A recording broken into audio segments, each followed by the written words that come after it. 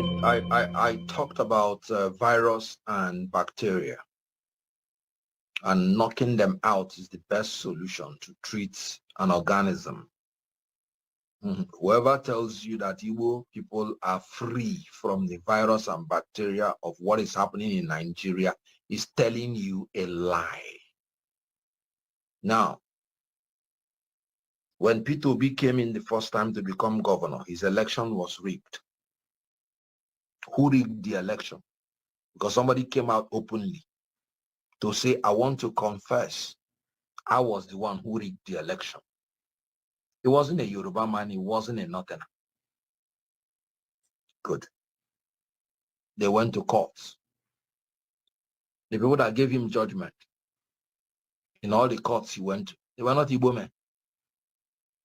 So you see, you have to analyze the problem. The problem we have in Nigeria is not outside Igbo Yoruba, it's the elite class of all tribes and all religion. When you get to Israel, the analogy you made, there are more Christians in Palestine than there are in Israel. You have Arab Israelis who are Israelis. The problem is that you have an organization that is engrossed in their theological belief that they own the Palestinian land and that the Jews do not have the right to exist. These are two different things. If you have an election in Palestinian land, majority of the people will say they don't agree with that philosophy. But when people use the force of arms and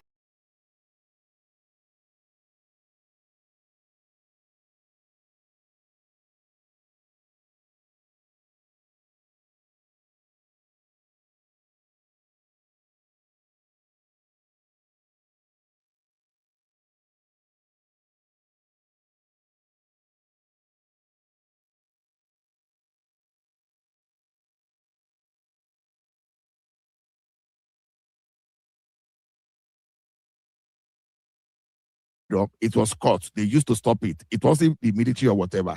And that's the center that is even stronger than that of America. So the thing is, like Hakim already explained to you, when we are talking of the central strong, it's not about the military only.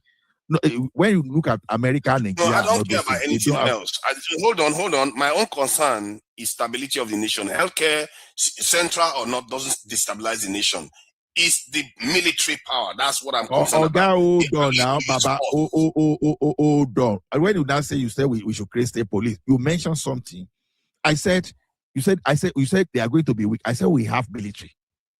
Military. Now look at why the creating state police will not weaken all those centers you are talking about. Now the military is the one that is Kulata's comment on you. Kulata is a child. Don't you understand? All he thinks about is money. He thinks about military. Okay. All he thinks about is cashing crews. He doesn't seem to understand that you have to have military to have money. You have to be strong to be able to make money. Is that not a form of banditry? If you must use the power of the gun. So banditry are breaking the law now. Banditry are criminals. Those are common criminals. Let me finish my piece. Now the thing is this.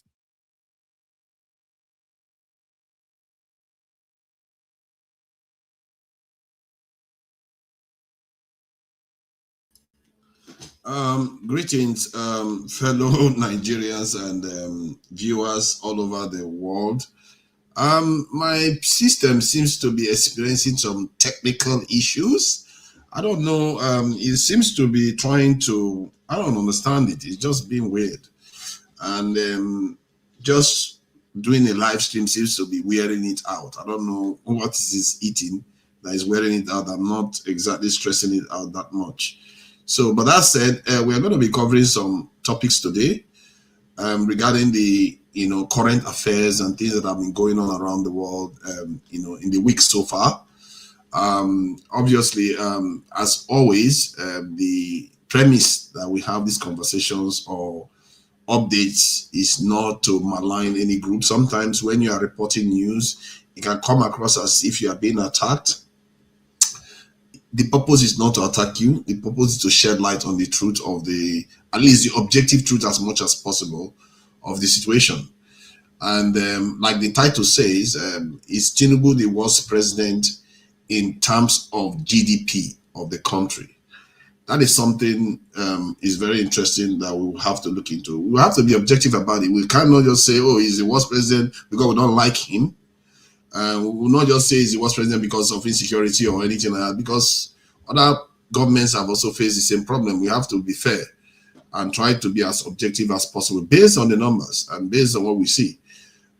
So I thought I should bring that on, because what I find is that in Nigeria, they don't like to talk facts. They like to talk about who they support. And to be fair, it's a human nature. It begins to dawn on me that this is a serious human nature problem. And I begin to find out that our consciousness is, some people argue that our consciousness is a kind of malignment of our existence. It's gone too far. Our consciousness has gone too far, and hence why we are the way that we are, where you can see the truth and distort it as if it's not true. So, but that's something I would explain later on in the show, when we have actually covered the current affairs of the day. Also, the other topic, you know, as indicated in the flyers, is the bigotry we see in Nigeria. And I think this should become a big topic heading towards the election. I think I'm going to make it a serious topic. Insecurity, bigotry, economy, electricity, those four anchors are going to be my major focus on towards this election, because the bigotry we see in Nigeria is just astounding. And this is a country that doesn't need it. This is a country that should have been trained by now, because of our diversity, to learn how to get along without resorting to this bigotry. And our leaders should have known better. If you opted to become part of a nation, because the British left 1960, we had so many chances when we were writing our constitution to decide that we want to go separate, but we didn't do that. We chose to remain together. If we chose that, then we should have chosen to find ways to make sure our divisions are dealt with, so that that doesn't become an issue anymore. But that doesn't seem to be the case. And you see a lot of bigotry going around, and you know, some people attack P2B in a malign manner, as if just because he is where he's from, he's not allowed to be running for office of president. You know, call him a trader and his supporters traders, you know. And then on the other hand, on the other side, they call him what they call him, Jagaban, and all kinds of names. You know, the other side also does it.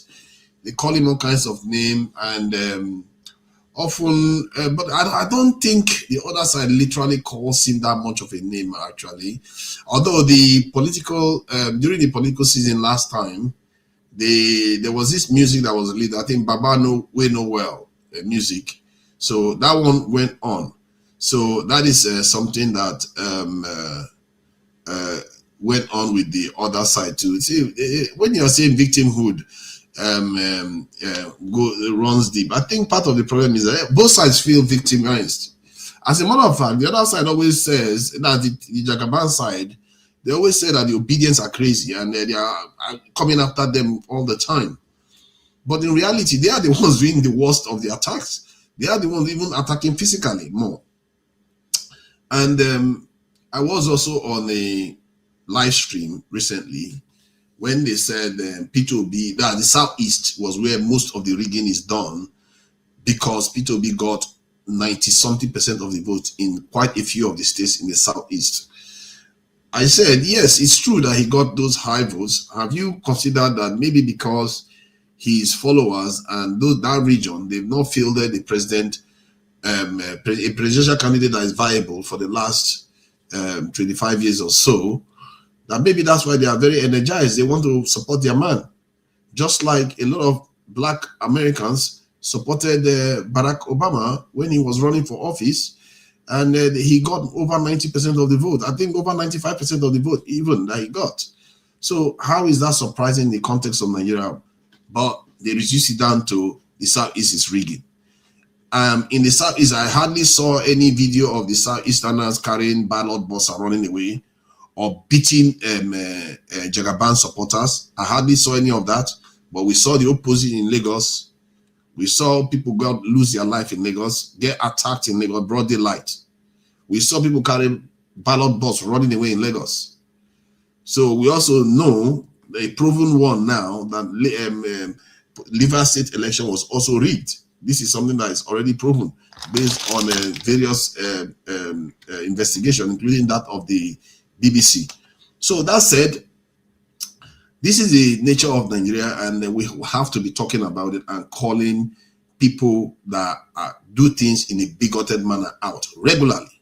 Almost any show I host, one of the segments is to call out bigots, and I'll be naming them. I'm not going to name them just for the naming sake.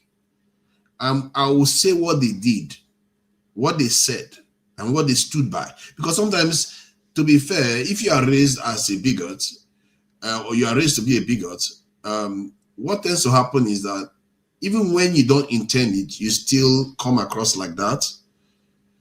But my issue is when you are corrected and you double down on it, then that is a problem.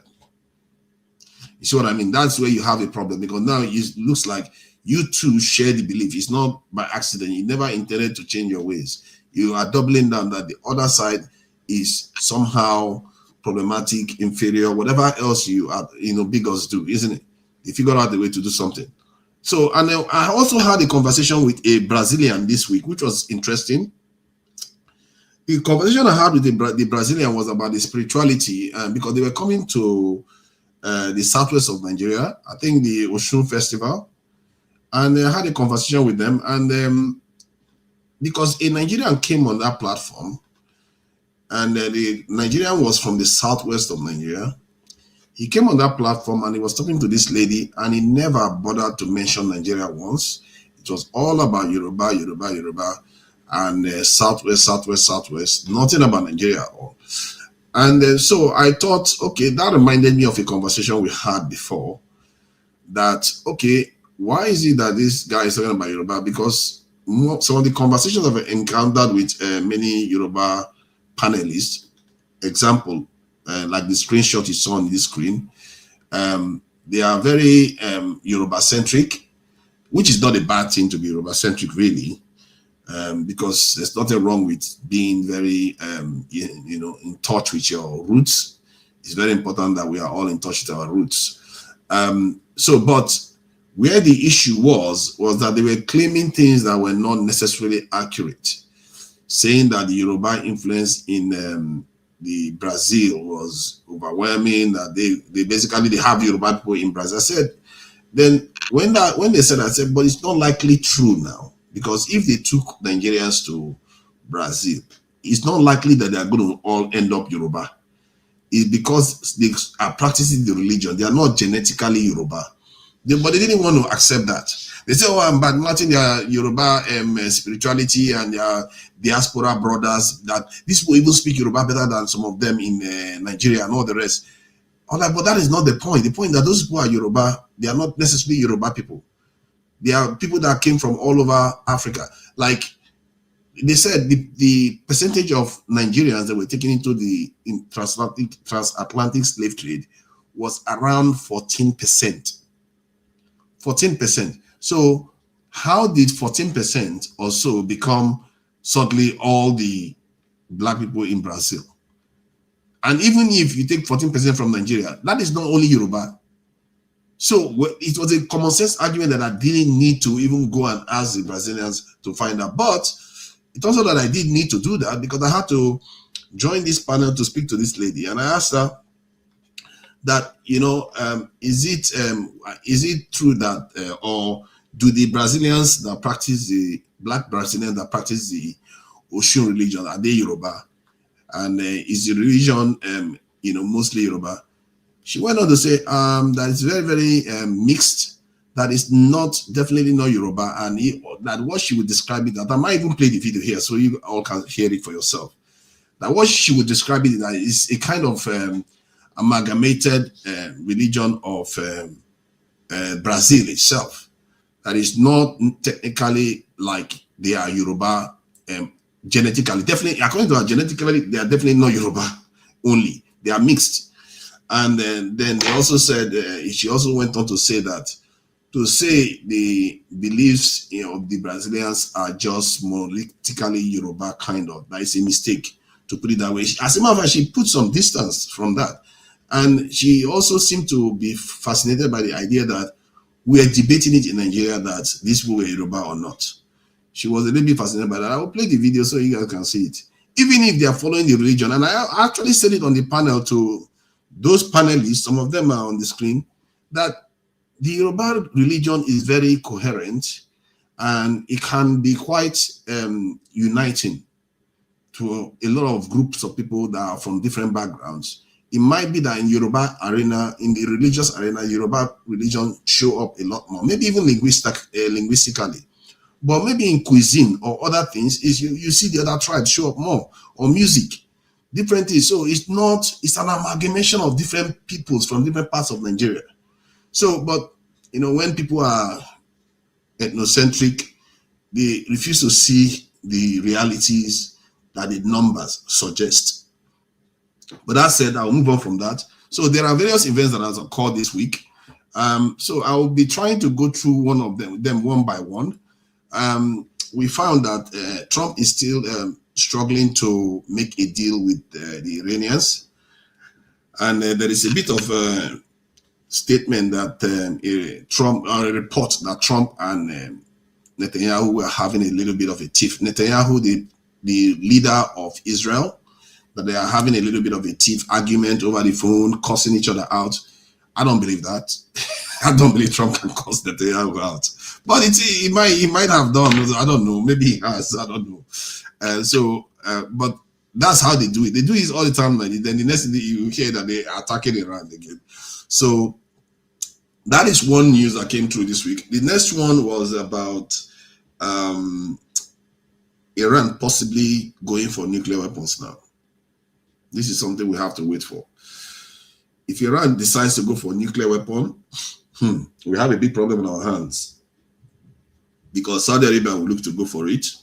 And if Saudi Arabia goes for it, Egypt will want one. If Egypt wants one, Turkey will want one. And if Turkey wants one, maybe other African countries will start thinking, okay, maybe we too should get our own. Because you see, the whole thing is spinning out of control. Say whatever you like about Obama, maybe Obama had something right. Maybe he had something right. That decision that he made to do a deal with Iran wasn't a bad idea, after all. Because even if Iran was always going to go and become nuclear later on, or maybe become a nuclear threshold state, when they say nuclear threshold state, it means that you could decide to go nuclear any moment. If anybody aggravates you, you could go nuclear. You have the technology, you have the know-how, but you have not done it. You have not gone, you have not built a nuclear weapon. A country like Japan is a nuclear threshold state. I think Brazil is also one of them. There are quite a few other countries that are nuclear threshold states around the world.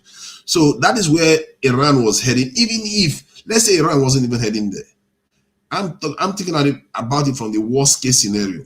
That is the direction Iran was heading when Obama deal was on. But Trump came into office, removed it, started slapping sanctions on Iran, assassinating their people, then decided to start the first war against Iran. They started the first war against Iran. That one ended in a stalemate. They stopped. They said they destroyed Iran nuclear facility and everything. And Iran was pulling his punches then. Then America went back again and decided that this time we are going to kill all your leaders. They killed the Iranian leader, plus at least top 40 Iranian leaders were also taken out at the same time. Guess what? Iranians decided that enough is enough, man. We are not going to have this anymore. They decided to start blowing everything up, attacking the UAE, Kuwait, Saudi Arabia, Israel. They were just fighting everybody. It's only Pakistan that was rebelling. They were just throwing missiles everywhere. And by the time they were done, the Strait of Hormuz is closed. And now 20% of, at least 20% of crude oil shipping that normally travels around the world goes through the Strait of Hormuz. And Iran has closed it. And now America is struggling to open it up again. So the negotiation is not going very, very well. And I don't know where that thing is going to go. I really don't know, because I don't see America ever allowing Iran to keep charging toll. God, that would be a joke. Iran start charging toll for ships to be going past. That's supposed to be against international law. So I don't see that happening. Okay, let's say Iran decides to open the Strait of Hormuz. Now, because of that bargaining chip they have, America has to concede that you can't control their nuclear technology anymore. You can't control the sanction you're going to issue on them anymore, because they can trade with China and Russia, maybe even India, giving America power winning now. So that Iran issue is a big headache for Trump, and I fear, I'm really worried. A lot of people are relaxed. No, I'm not relaxed. You can't humiliate a superpower like that. You can't. Hey God, that bothers me a lot. You can't humiliate a superpower like that. If you do that, there will be consequences. So this episode is not over until you hear that Iran detonates a nuclear weapon somewhere, or a nuclear explosion somewhere. When you hear Iran do that, you know that war is over. America will just lose interest and go somewhere else. All right, so that is that on Iran. The next one coming up is South Africa. Very interesting stuff going on in South Africa. Because those South African, my lighting is really poor, you know. Let me see if I can improve my lighting. Let me see. My lighting is very poor. What kind of lighting is this? I think it's a little bit brighter now. Now I can see myself. All right, let me just go to this. Look at some of the information I'm getting here before I carry on.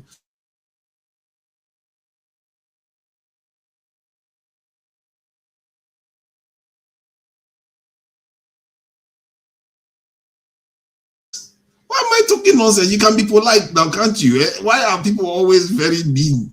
You can be polite and say, okay, Iran is moving to China. Come on, Iran has been with China, not even moving to China. Iran has been with China forever. If all these countries are not hypocrites, they would all come together and abolish nuclear weapons. But since they're all power drunk, eventually everyone will have it. You see, this is a problem, isn't it? This is a problem. If everybody has nuclear weapon, that is a problem. I'll go to, excuse me, audience, I'll be going to South Africa soon, and returning back to Nigeria, in due time.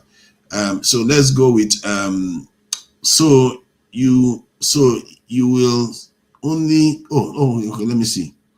So you only feel only white countries should have nuclear weapons.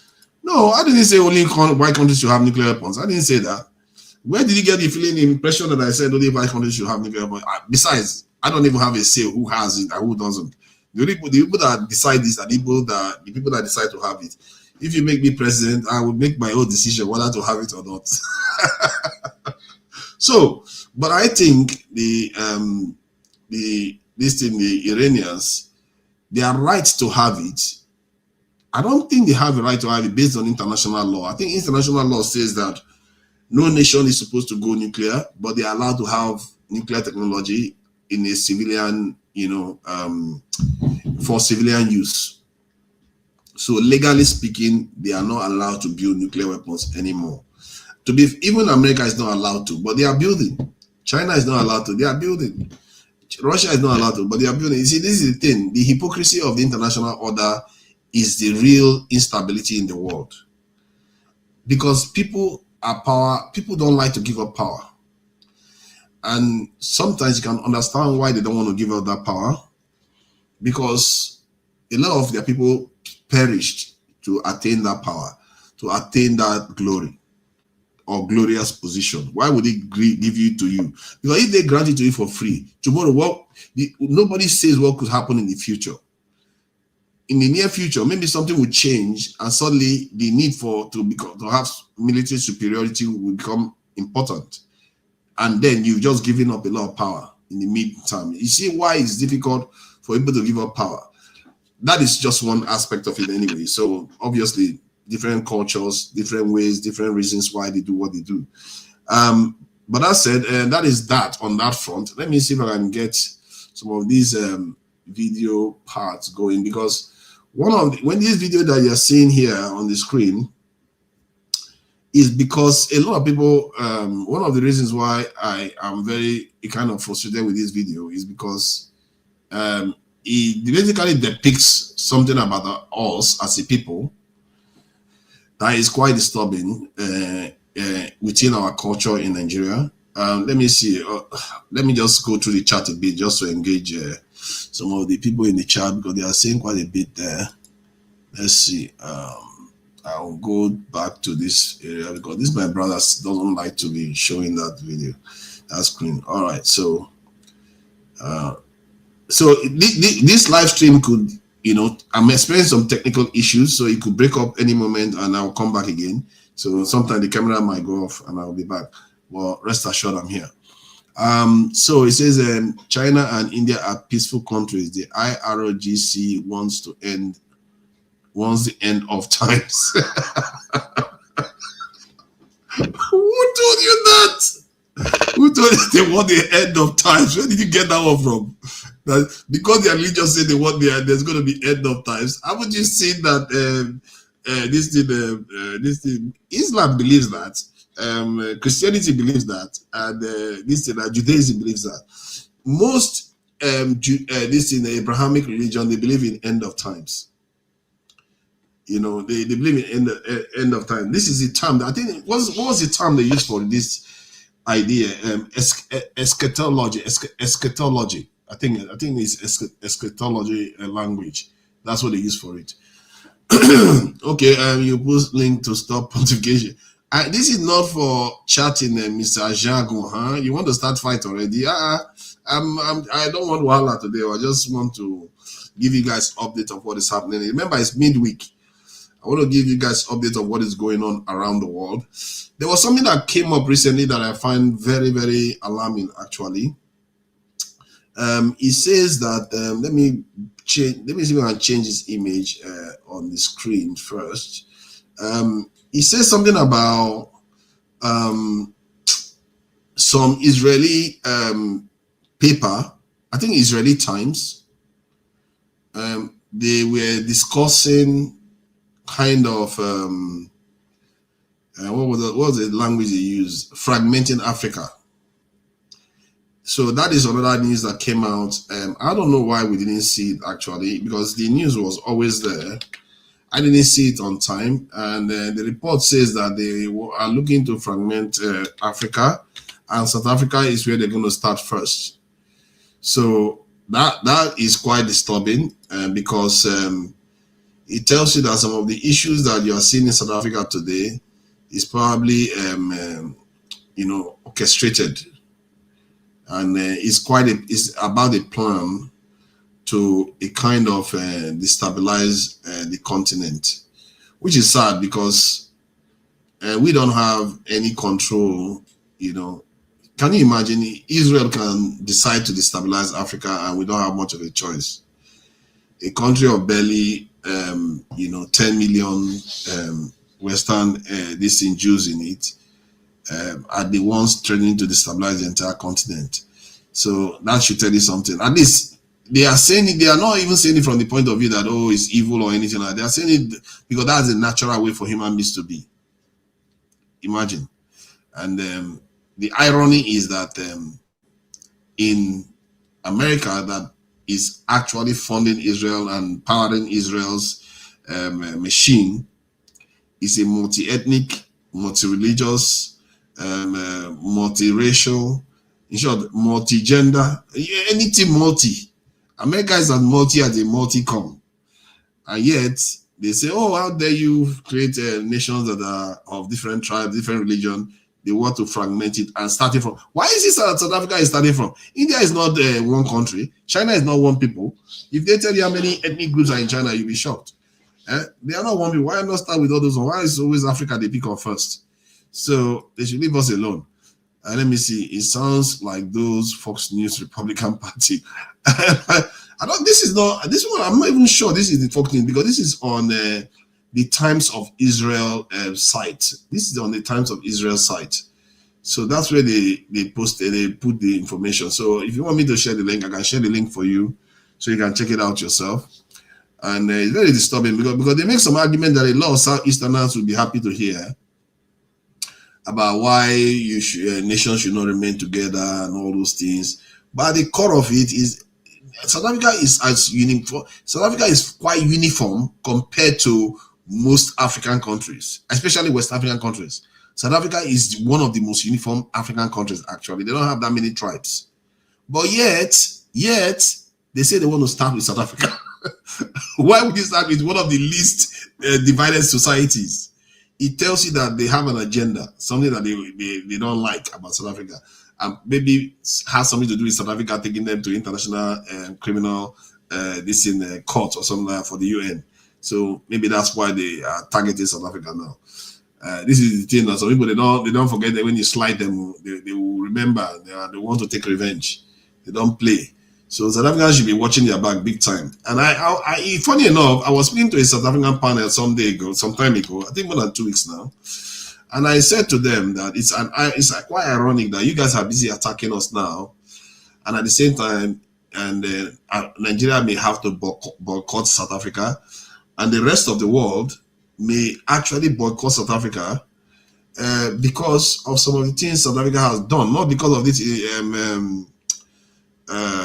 immigration issue, but because they went and took Israel to court internationally, and Trump has been looking for payback since then. So some of these people, they are not going to take South Africa easy. They're not going to take it easy on South Africa. Also, they have to watch their back. That's what I said to them.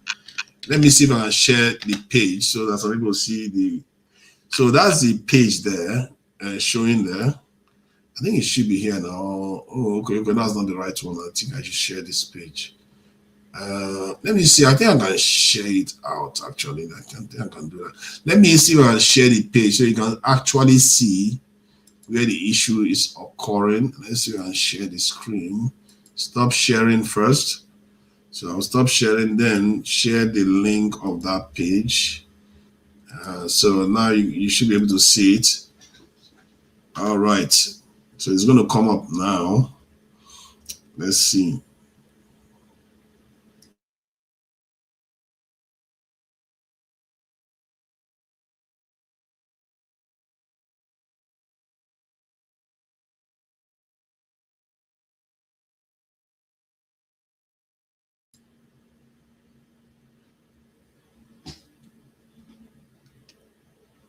What is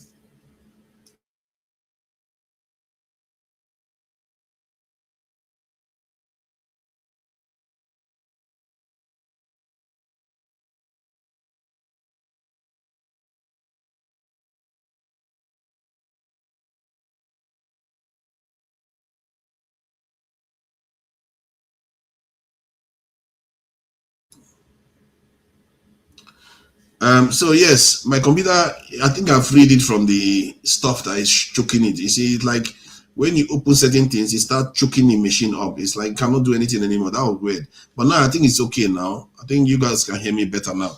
So let me see. All this because anyone look at this. No, see, one man, you're not going to hear the end of this. I think, to be fair, you guys have become a little bit of you were like that towards the last election, and you've resorted to that behavior again. And this has nothing to do with Enigmatic. Enigmatic is a buffoon, and he's busy. Can you believe he's asking me what were the tiers of this in the arms of government?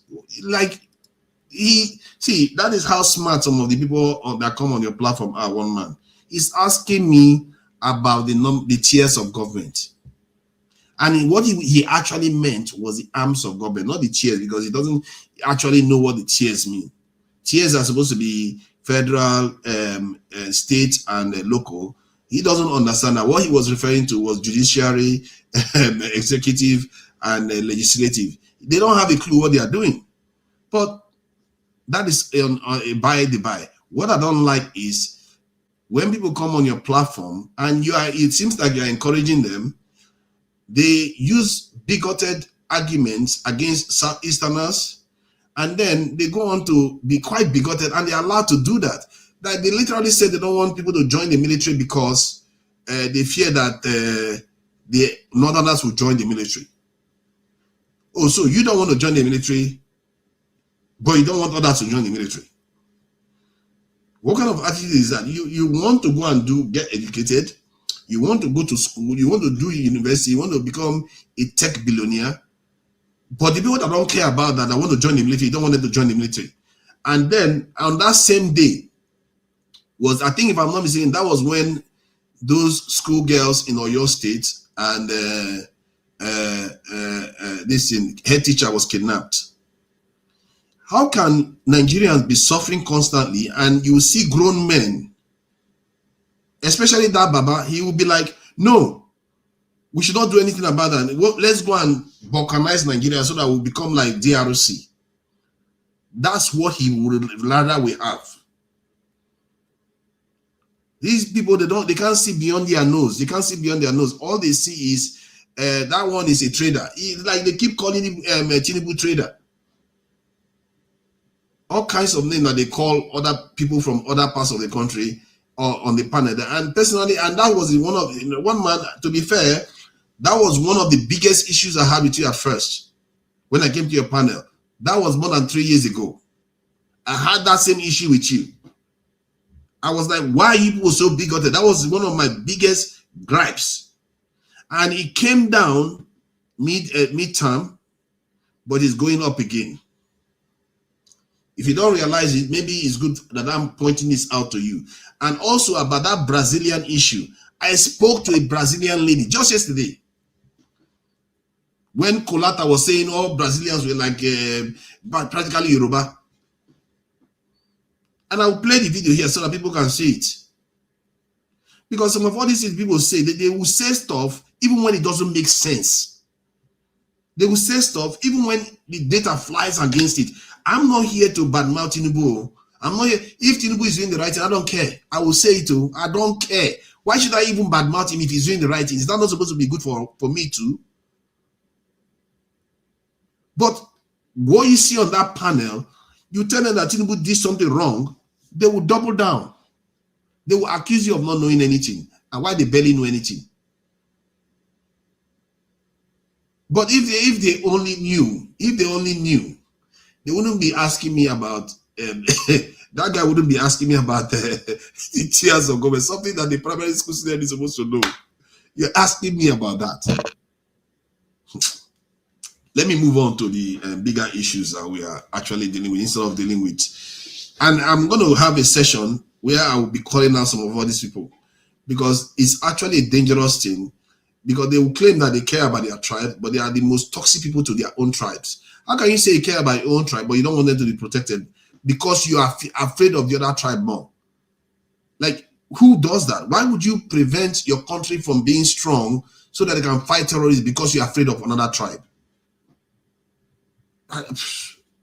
Man, God help us. But yeah, those same people that you're afraid that are going to join the military, they are already in the military now, and they are already in the States. What is your problem? Yet you go to Nigeria, when you are saying this Nigeria is improved, who is helping to make it improve? Is it not the same military that you say that they are mostly Northerners? How does that even make sense? It's like you're saying that the proportion of the military should not remain the same. If they recruit more Northerners into the military, the Southerners are still going to join. So the proportions will still remain similar. So what is your problem? So that they can keep your people safe. That teacher now will probably be alive today if Nigerians only listen to what I was saying. Then that teacher will be alive today. Do you know how many videos I've seen of our women begging for their lives, begging Tinubu for their lives? Now, a general was kidnapped and an ex-minister's sister has been kidnapped. That's the news. I think the ex-minister one just happened, I think yesterday or today. This is what is going on in Nigeria now. More and more people are getting taken. Now they are beginning to take higher ranking people. Like they are taking generals as if generals are nothing now. I think we lost about, although this one is not dead, it's not confirmed dead at all. Or in short, there's no report that he's died. He's just been kidnapped. But if you look at how many generals we've lost this year alone, generals serving once. And some people, when they tell them that things are getting worse, they were like, no. Let's just talk about it. No. No, you see, to be fair, if you say you don't want that strategy to recruit more into the security forces to secure the country, maybe you can argue that, okay, we prefer education more. You know, some people will say they prefer to focus on education, focus on manufacturing, focus on this. I can understand that. But when you start arguing that, oh, it's because you're afraid that the Northerners will join the military, that reveals something. And maybe Nigerians should start digging deep and ask themselves why they don't want to do that. Because maybe Nigerians don't want to recruit more into the military security force because they fear that the military is part of another group. That's why they've never solved this insecurity problem. Because normally, a normal nation, when they have this type of insecurity, they will mobilize immediately. All the young people, they will start mobilizing them and having them join the military immediately. And security forces. The whole country, if there was one kidnapping of a school, in short, 10 school students in the UK, just 10 school students in the UK, you kidnap them. Terrorists kidnap them in the UK. You are not going to hear the end of it. You're not going to hear the end of it. They will just, the whole country will change completely. Just how many days ago, they found out that a young man was stabbed by a foreigner. And the young man died. And they are talking about changing rules of policing in the UK now, just because of the death of one man. You guys are not serious people. If you value your people's lives, how can you be allowing this to happen? If you value your women's lives, how can you allow this type of things to keep happening? Children. I'll leave it at that. And the other news that is coming through is the South African one, where two Zimbabweans were lost their lives, were killed by South Africans, and that is being investigated. And some people are also criticizing Malema for Ghanaians are criticizing Malema for criticizing South Africa, Ghana, because Malema said, "Why is it that the South Africans were so much in a hurry to withdraw their citizens from South Africa? Why are they one person? You are right. Police killed one person, and it looks like the whole United Kingdom is on fire." Yeah, that's true. And but if in Nigeria, they just take ministers and take key generals. I can't even imagine it. When I think about it, don't get me started. I can't even imagine it. We lose generals as if it's nothing. Generals. So in South Africa, they are investigating that now, but the South African government is behind this. Malema accused the South African government of being behind the xenophobic attack because the security forces are present and they are not doing much to rein the marauders and the people that are basically carrying out citizen arrests. It's not even arrest; it's lynching. So they are not doing anything about it. So that's state-sanctioned discrimination against foreigners. It's very sad to see this happening. And for me, the South African government is so stupid for doing it. Because if you look at this image that I'm sharing on the screen right now, clearly the Israelis are paying attention and they want to break that country up. They already have a section of the country, I think is it Cape Town, that is looking to become independent from South Africa. And this is something that so we are taking this as a joke. When Israelis start focusing on you, be careful. Be careful, because it looks like South Africa has pissed them off. So when Israelis start focusing on you, they are not in a good mood right now. Anybody looks at Israel right now, they are not in a good mood. At least the government of Israel is not in a good mood. I don't know about the nation, but the government is not in a good mood with anybody. They are willing to do anything. So South Africa, they should be watching their back, what is going on right now. And because these people, they actually believe that they need to break up Africa. And if that is their belief, we have to watch out for what comes next. So that is that in the case of South Africa. And in terms of the UK, if I'm to report what happened in the UK has been experiencing some weird set of events, and and the UK seems to be struggling to find its way in the world, especially since they left the European Union.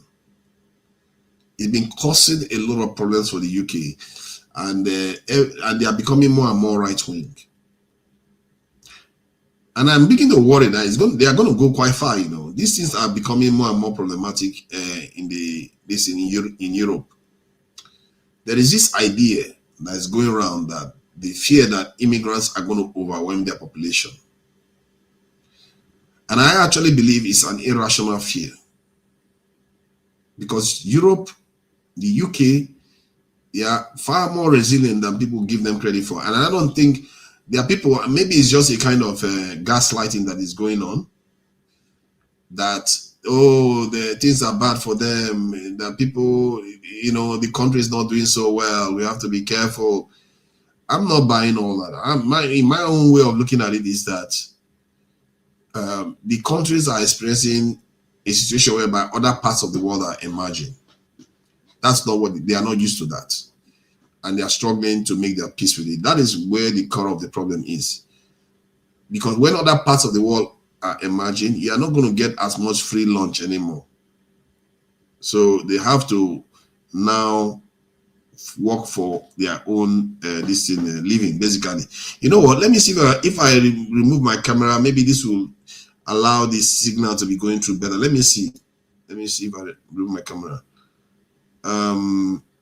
Yeah, because the stuff is slowing down quite a lot, and my internet is very, very shaky. It's a bit annoying actually. The reason why, you see, this is another thing about what I experienced in the UK. Some of the stuff I've experienced in the UK recently are things I've not seen before. You can even tell the services are suffering. When even private companies are experiencing difficulties in the UK. When you try to place order for something, you get more problems now than you normally get before. You would think now it should be easier for them to do things, but it's not. You know, there was a service I was ordering for, and I had to order it 7 times, and even after 7 times, they still couldn't get it done. Something that I've been doing even since I came to the country, well over 20 years, no drama. Now it's like so hard for them to be able to fulfill anything. So it feels like something is not right within the UK. Maybe it's just me feeling that way, but a lot of people are saying it on, you know, I can see videos on YouTube where they are saying the same thing. Something is not right there. It's just not. They don't know. There's something that there must be something. You know, something must happen to you now when you go and break up from a large organization like the EU that has given you so much benefit for such a long time. So maybe what we are experiencing now is the withdrawal effect and the problems that it comes with. And it just feels like the UK has lost a little bit of step. Something is not right. But that's what comes when your leaders make bad decisions. So that is that. It looks like whenever I want to share information, it gets very tricky. So I try to do it from separate, you know, technically in a separate manner. And the UK is the top 10 economy. They will be fine. Nigerian obsessed with the West. You know what? When you say that, they will be fine. Technically, the UK will be fine. And in terms of the population, where they are worrying about their population dropping, the population is going to drop. No, the population is not going to drop anywhere. Their population is still higher than where it was in 1960. Can you believe that? Almost all Western states, their populations are still higher than where it was in 1960. So when people say they are dying, I don't know where you are getting all that one from. I don't know where they're getting it from. As a matter of fact, even they themselves are believing it. I think the reason why they are believing it is because they feel like their population growth is not growing faster than that of others. Maybe that is what they are supposed to be highlighting, but that's not what they are highlighting. They keep saying they are worried that they are dying out. They are not dying out. They have more population now than they had in 1960. So they are not dying out. It's just that they are not growing as fast as, let's say, Africa. Most parts of the world, their growth rate is reducing. Even India's growth rate that's birth rate is reducing. I have to correct that. Birth rate, not growth rate. That of China is collapsing really. South Korea, Italy, name it. Many countries, their birth rate is coming down. That of America, I think, is also, if I'm not mistaken, it's also come down to below replacement rate, which is 2.1 or 2.3% birth rate. That is the replacement rate. You have to have 2.3 children per couple or per woman to be able to replace the population. But I'm not sure that is, America is even that high anymore. So let me see what is going on. What else is going on the news? If you guys have anything that you know of on the news, you know, the people in the chat, I can highlight it because this is current affairs. We want to, you know, highlight all the stuff going on around the world. I think it's good that our people get to, anybody, viewers, get to be educated or at least informed of some of the things going on around the world this week. And the week is just midway gone, and we'll see what else is going on in Nigeria apart from the kidnappings that seems to be, you know, not reducing. Let me see what else is going on out there before I go back to the main things I want to talk about before these people start coming in or close out. I will try to keep it brief too. I'm not going to let this go on long. And let me see. What else am I missing? AI will tender population decline meaningless. Will render population decline meaningless. Why would you render population decline meaningless? I think I wouldn't defend my home. Yeah, why shouldn't they? Isn't Israel attacking them also and sitting on their land? Yeah, Israel has, you know what, Israel, for me, a long time ago, I've always known that Israel is going to pose a danger to the world. I don't know whether Israel itself is the one posing the danger or is America enabling it to happen. The reason why I said that was because of what Israel's existence and actions were doing to the UN and what they were doing to the Palestinians. Because America keeps vetoing anything to force Israel to reach a peace deal with the Palestinians. And Israel keeps going on, you know, one day after the other, peeling away at the Palestinians, nipping away at them constantly. Do you understand what it's like? You know, if somebody says, you know what, let me give you this concept, you know, because that's how I feel about what is going on in Israel. If somebody says they are going to make you, you know, give you everything you want in life, but all I have to do is get, you know, take one man's life and you'll be fine. I will take one man's life, your life will be best. Versus, I will keep chopping the man up bit by bit every day to make your life better. Which one would you choose? Most, if you have only those two options, people would choose the first one, get it over with. Why would you want to torture the man? So, because there is something about human beings that don't like continuous torture that is worse than death. So, and I think and it's a good thing, because that is evil, to just watch in slow motion ethnic cleansing going on the Palestinians and stealing of their land. It's like continuous torture for decades. I think this has been going on for almost 50 years now. They've tried everything. They've tried peaceful means to get peace. They use peaceful method and they try to protest and walk towards the fence, and the Israelis were shooting to kill. They were killing them, like not just a joke. They were literally killing them. People that were unarmed, they were killing them. This is something that happened not very long ago, barely 10, 20 years ago. I think it's not up to, I think 10 years or so. And that was under Hamas, so they did this. Hamas tried to use peaceful method. They were literally shooting them and killing them. Children, women coming towards the border to protest, shooting them and killing them, sniping them out. So that's what makes it evil. And that's why I call it the most evil conflict in the world. It's not because it's the highest casualty conflict or Israelis as especially evil. It's what is happening is what makes it evil. It's gone on way too long and it should have ended. And now look at where we are. We are fighting. We almost faced this in a nuclear war with Iran, for crying out loud. Because there was a time we are actually afraid that Israel was going to nuke Iran or Trump was going to do it. That's how evil that conflict has become. It's still not over. It might still trigger a world war. Let's not assume it's over yet, because it's very rare you see a superpower walk away like this.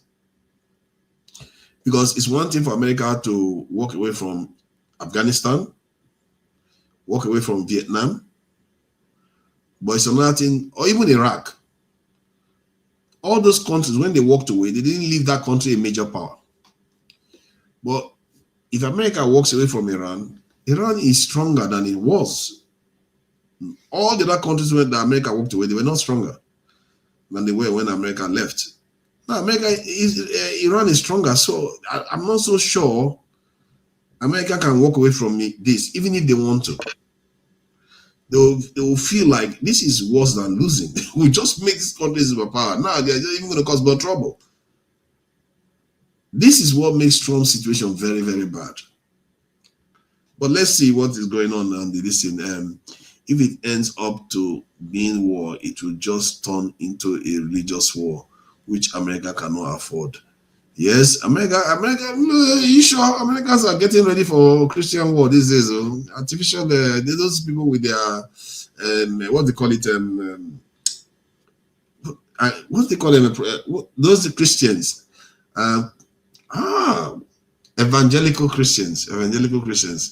Those ones are quite passionate about their belief in, the religion and the Zionists and the coming of the end of, Christ and all. So they believe in all that stuff. So they might be ready for war. You can't be too sure. You're talking to yourself. This guy, look at this one. This one says I'm talking to myself. Oh no, this is sad. Okay, let's say I'm talking to myself. I'm enjoying it. So what's your problem? Do you know how many people that are watching? I don't know. It doesn't even matter. Even if there are only one person there watching right now, I'm not talking to myself. And that makes your statement factually wrong. And if I'm talking to even myself, so what? I don't dislike myself too much. I'm not sure, whether you have issue with yourself. If you want to talk to yourself, no, that's not what he meant to. He didn't mean that I'm talking to myself on the panel. I'm not trying to bring people on. He's just saying that I don't know what he meant. Maybe that's what he meant. I don't know. Yeah, I never sent a link out there for people to join. It's quite nice, because sometimes people don't like me when I interact with them and I overtalk and all the rest. So, but this one, nobody is going to worry about that. There's a little bit of a freedom about it. You can talk and they can listen, and I'm not insulting them, and I'm listening to them, getting information from them and talking back. I do like that. Because I feel like I'm not very good at listening to people and talking to them, exchanging very well with them. Maybe because I'm, like someone like AY, and I can talk to AY till thy kingdom come. I can talk to someone like Masca till thy kingdom come. I will talk to someone like who else? Who else comes on this platform? Quite a lot of people actually. Gide. Femi, quite a lot of people that you can interact with, quite easily without, because these guys can interact with you point by point. They are not focused on specific issues. When I say that, it just reminds me of AY sometimes. Even when AY tries to, when it comes to religious discussions, sometimes it gets a little bit stunted. Yeah, Boom Boom Ray, Boom Boom Ray is quite okay. You can talk to Boom Boom Ray. I think Boom Boom Ray is quite, he tries to be logical, but sometimes I feel like he tries to use the fact that he thinks he knows more than you to bamboozle you, even when there is clear information out there that says otherwise. So I don't know where that idea in terms of boom boom break comes from. He likes to think that he exchanges idea openly, but he's quite rigid. He doesn't like to move position easily.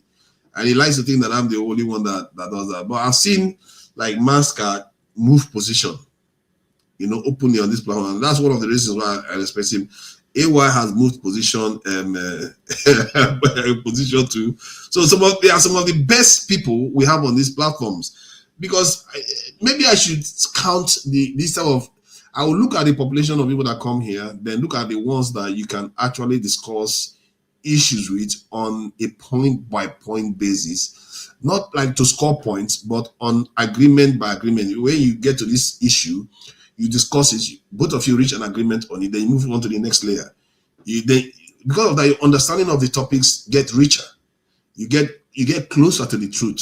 And the closer you get to the truth, the better you can utilize the information to do real good in the world, isn't it? So that is why this type of conversation and people like that are very, very important.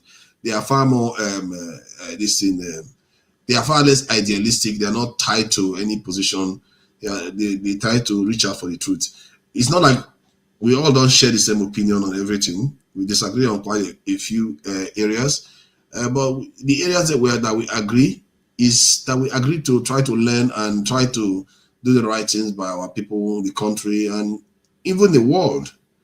Because I think I'm getting to a point whereby when I discuss issues, I don't look at it only from our own point of view. Actually, the world is facing a serious situation right now. To be fair, it's been facing it for years now. That the rest of the world is going through a change now that even they themselves cannot fully control. And every day we go on like this, we are running a risk of, something catastrophic happening. And in the 60s, they came close. I think 50s, 60s, they came close. And then now again, that period is returning again. And we have to be careful.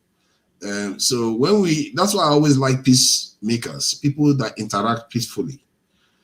Because if you want to interact using force in this world now, I think we have to be careful because the consequences are too far-reaching. We are too dangerous now. We have too many advanced technological capabilities to do damage. The kind of weapons that are being manufactured, I can't even start naming them, from chemical, biological, kinetic, nuclear, all kinds are out there. Drones, robotics. These are things that could end us. Hence why I prefer people that don't do wars, that don't try to force people. Because people that try to force people, they are going to be our doom. Let's face it, they will be our end. Because if you try to fight the country, you can't go and fight the country with nuclear weapons. If you do that, they're going to nuke you back. Then what is going to happen?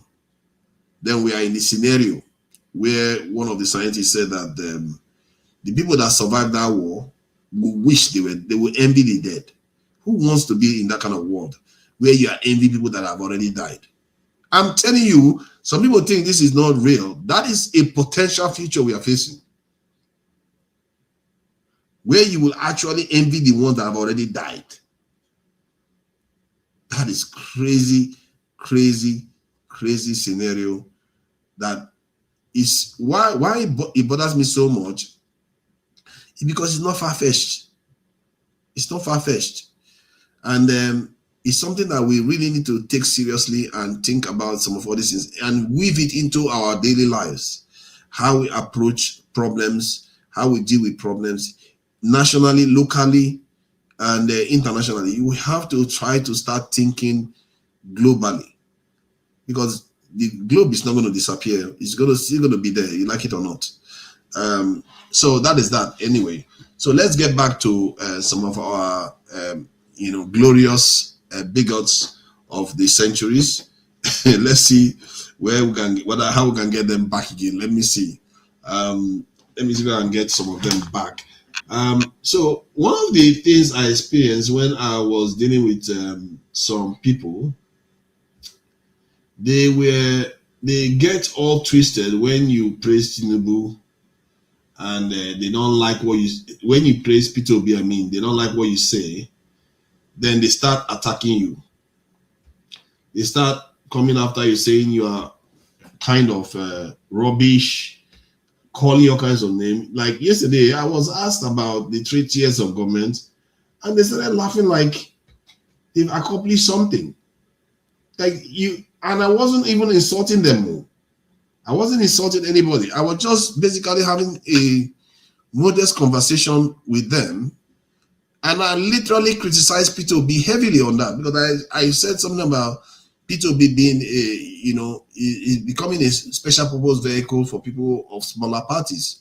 Like when he goes to NDC and goes and joins the party, then there are a lot of people in that NDC now that will become National House of Assembly members, State Assembly members, Senate members, that wouldn't have made it there if Peter Obi hadn't joined NDC. So Peter Obi now is now their special purpose vehicle. So, and that was an issue for me, and I made that criticism clear. And I made so many reasons why I didn't like some of the actions of Peter Obi, but that wasn't good enough.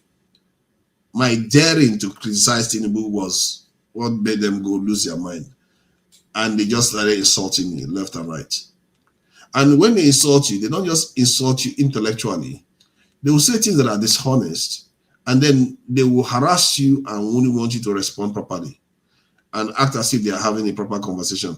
Now I see why people go sometimes on this platform and come out, and sometimes I try to wonder why, actually, which to be fair, I do. Even till now, I will still go on the platform, because I don't feel like you have to completely cut people off. You don't cut people off like that. But you can call them out. You don't cut them off, but you can call them out and tell them what they've done wrong. Like, I'll go on that platform and still tell them, okay, all this stuff, all these games you played, it doesn't work. It's not going to get you anywhere. It doesn't help your people. You have to learn how to see reality for what it truly is. Outside people are not going to come and take over your country, your land. They are not going to. They have not taken over anybody's land. Maybe Fulanis have tried, and they're taking some lands in the middle belt and all. They're not going to take Yoruba land. If they try to start any war against us, they're going to lose. And they're going to become like Niger Republic and all the other republics out there, Mali and all of them that live in the desert. No, they don't want that. Nobody wants that kind of trouble. And besides, it's irrational fear. And look at that. So they will call obedience all kinds of names. Personally, okay, those names, let's say, you can put that down to politics, isn't it? You can say, okay, it's politics. That's fine. Politics is dirty. Let's face it, politics is dirty. People say all kinds of nasty things. I saw the one where they talked about Baba we know well, this in the last circle. That is normal, isn't it? Where the areas that I have a problem with is holding their own leaders accountable. It's like, even if you have an Oba, you have to hold your Oba accountable too. These people, they don't understand that concept. They don't understand that, okay, Tinubu, some of the things he's done has not helped the country. Now, let's go to one of the areas that he has not helped the country. When we talk about whether he has been good for the country, whether he has not, we have to face the fact that the picture is mixed, and it's something that most people have to make their peace with. It's not straightforward that he has been good for the country. There are so many reasons why you can argue that he has been a total disaster for the country. One, when I asked the question whether Tinubu is the worst president Nigeria has ever had, I meant since this democratic dispensation. In other words, from 1999 to date. If we go by GDP and how much the GDP has shrunk under his presidency and our GDP per capita, I would like to say that the facts point to him being the worst. As of today, you cannot necessarily say he's the worst, so far, because we don't know what's going to happen in a year. Because remember, it's 3 years he's been in office. We have to be fair. He's been in office 3 years. What's his name? Buhari was in office for 8 years. Obasanjo 8 years. You can argue that Goodluck, Yar'Adua presidency time around 8 years or slightly even more. So they had the full set of 8 years to compare results. But Tinubu's first 3 years, I don't think any other president has had that type of terrible numbers in the first 3 years, where you literally collapse your national GDP by almost 50% within a year, where the currency depreciated 2 to 3 times lower than its value when it started. And cost of living has gone up. Inflation went up, but it's come down now. As a matter of fact, it's come down. The inflation that came down, let's make no mistake, is after rebasing of the currency. That's when it came down significantly. That's another aspect of the economy that we don't necessarily fully understand. Economics is a very, very strange, fickle beast, and people should be careful about talking about it, because even I have to be careful about checking this in, because sometimes most of the people that talk about it, they just go and read one source. I would say that is a concrete source. Don't be too sure. You have to check the sources and compare data from different sources to confirm what you are reading is more objectively the truth.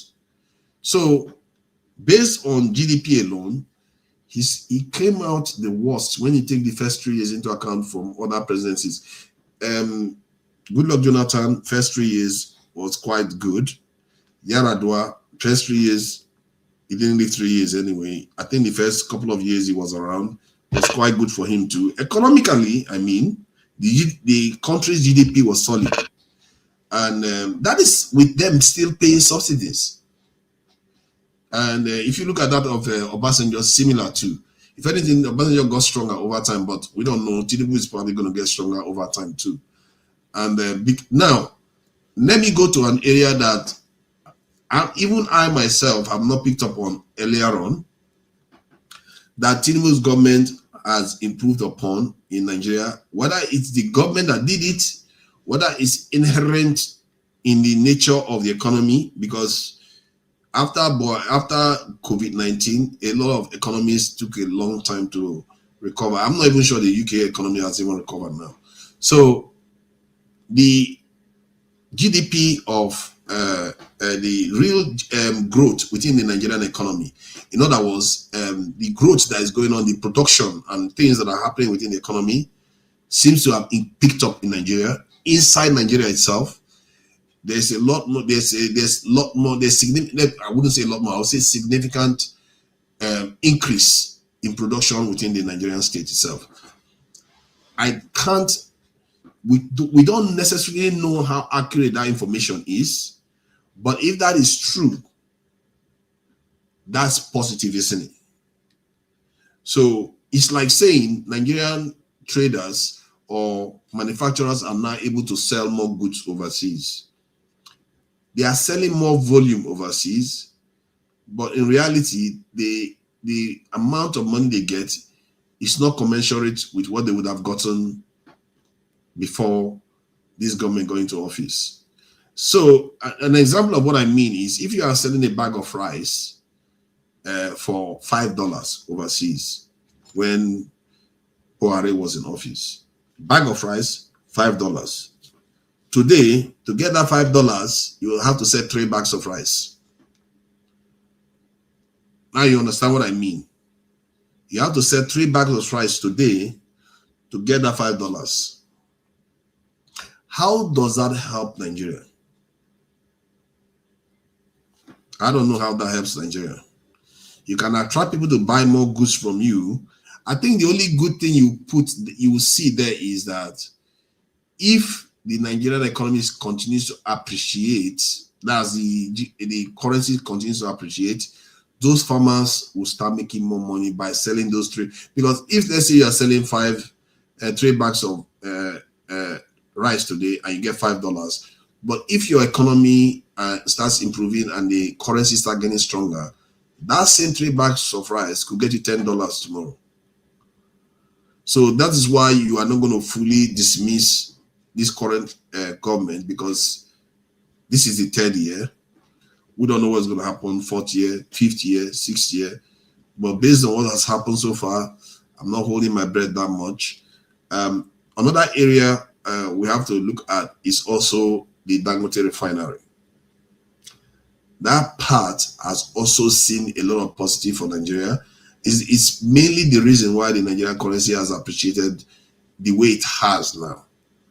And it's something that, in a way, to be fair, I did predict. It's something that anybody can predict. It's not rocket science. And some people were even not sure that was going to happen, but it was obvious it was going to happen. If you start doing more value-added manufacturing, your currency gets stronger. You have more foreign exchange, and thereby, you don't need to defend your currency as much anymore. That is the reason why I was against this government for floating the currency. Why did they rush to go and float the currency when that Dangote refinery was already coming to the rescue? So that is a failing of this government, but that is not the metrics I'm judging them by. But that's also affect. If anything, that's help is their GDP. Our GDP will be worse right now if not for Dangote refinery. Dangote refinery single-handedly is doing the biggest value-added manufacturing for Nigeria. Single-handedly is doing all that. So there you go. Based on the results, the current government is the worst in terms of GDP for the first 3 years, and the GDP was around $477 billion when this government got into office, and now the GDP has now appreciated back. Before it was around 180 something billion dollars.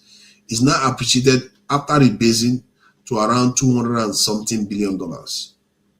So, and they are anticipating that it's going to get up to 300 something billion dollars. We'll see. So, in other words, even after 4 years, the government has still not gotten back to where it was in before they got into office. And I'm not sure any government has that record. I'm not sure any government, actually, as a matter of fact, I'm almost confident that any government doesn't have that much of a bad record. Yes, like Buhari now got into office when the GDP was almost 500 billion. And by the time he left office, it was slightly less. Slightly less, not significantly less. But this government's first 4 years, significantly less number of GDP. And the reason why GDP is important, because that's what your people pay. That's how you access funds overseas. That's how they describe they see your nation, whether your nation is rich or not. Because if somebody sees that your net value in your country, your net value, let's say, you know how they call high value men or high value personalities, VIPs and all the rest. The reason why they say those things is because they know this person has value. If your net worth is, let's say, $10, and some other person's net worth is $1,000, you can see that that person that is worth $1,000 will be given access more to resources, funds, loans, and everything else, versus the person that is worth $10. That is what for this in the nominal GDP does for a country. The richer you are as a country, the more likely you are going to gain access to resources. Obviously, there are caveats to this. You could have a situation whereby your debt to this revenue ratio is so low that foreign institutions will not want to lend to you. That affects, no matter how high your GDP is, if your ability to raise revenue is very low, it will affect you. So there is not one size fits all when you just hear GDP. However, it's quite significant. It says something about the nation.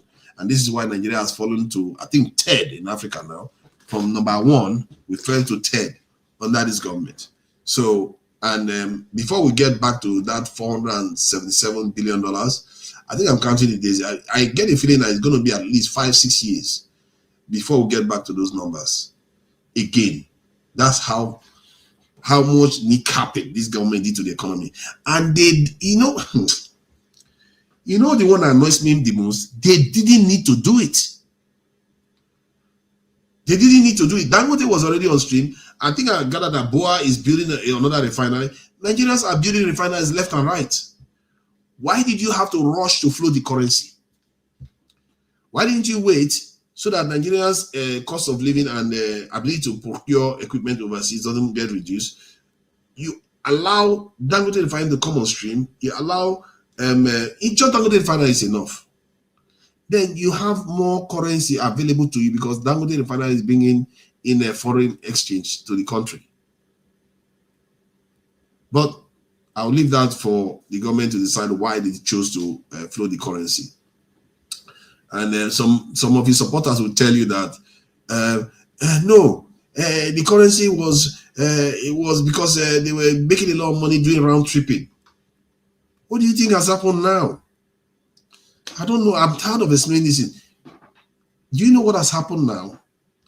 If you're afraid of round tripping under Buhari, what happened now is he floated the currency for the whole world to do round tripping. Because it may not look like the same round tripping that you know, but what will happen is that people that have money, when the currency is low in value, they will come buy up your assets. When they buy your assets at cheaper rate, and within months or years, the currency appreciates, then they sell it again. You know, they will sell it again and make a lot of money in dollars, and then they are out of your market again. This is what they call short selling, isn't it? Or short, I don't even know the right terms. But in America, like when Trump always, before Mondays, start talking about peace with Iran and talking about ceasefires and he starts saying optimistic things about the war so that the market doesn't collapse in terms of the stock market. He says those things.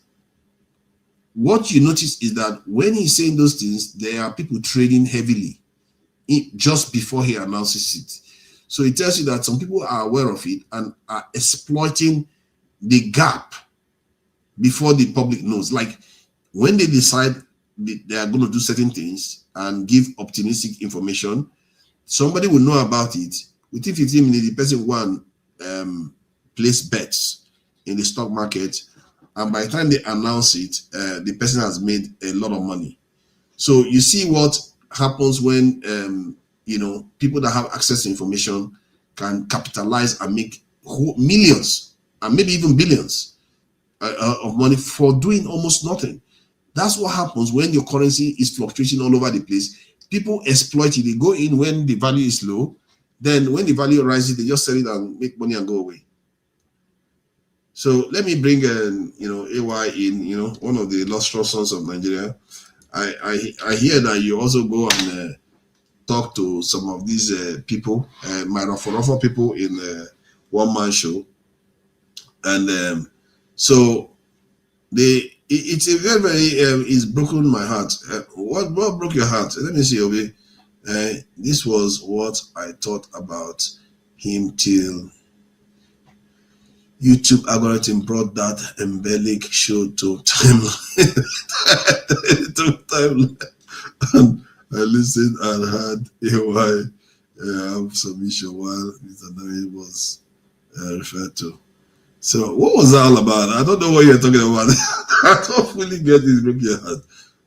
So yeah. So is that me you're referring to? Hey, I hope it's not me. So these are the events that has gone on in the world. I think if you think about it, it's not a very eventful week in terms of the world, but where the problem is within Nigeria right now. And I'm going to be doing some things on my own, and I'm going to be calling out some of the bad things this government has done, and I'm going to be calling out the good things too. A lot of people are not going to like it. If they've done some good things, I will say it.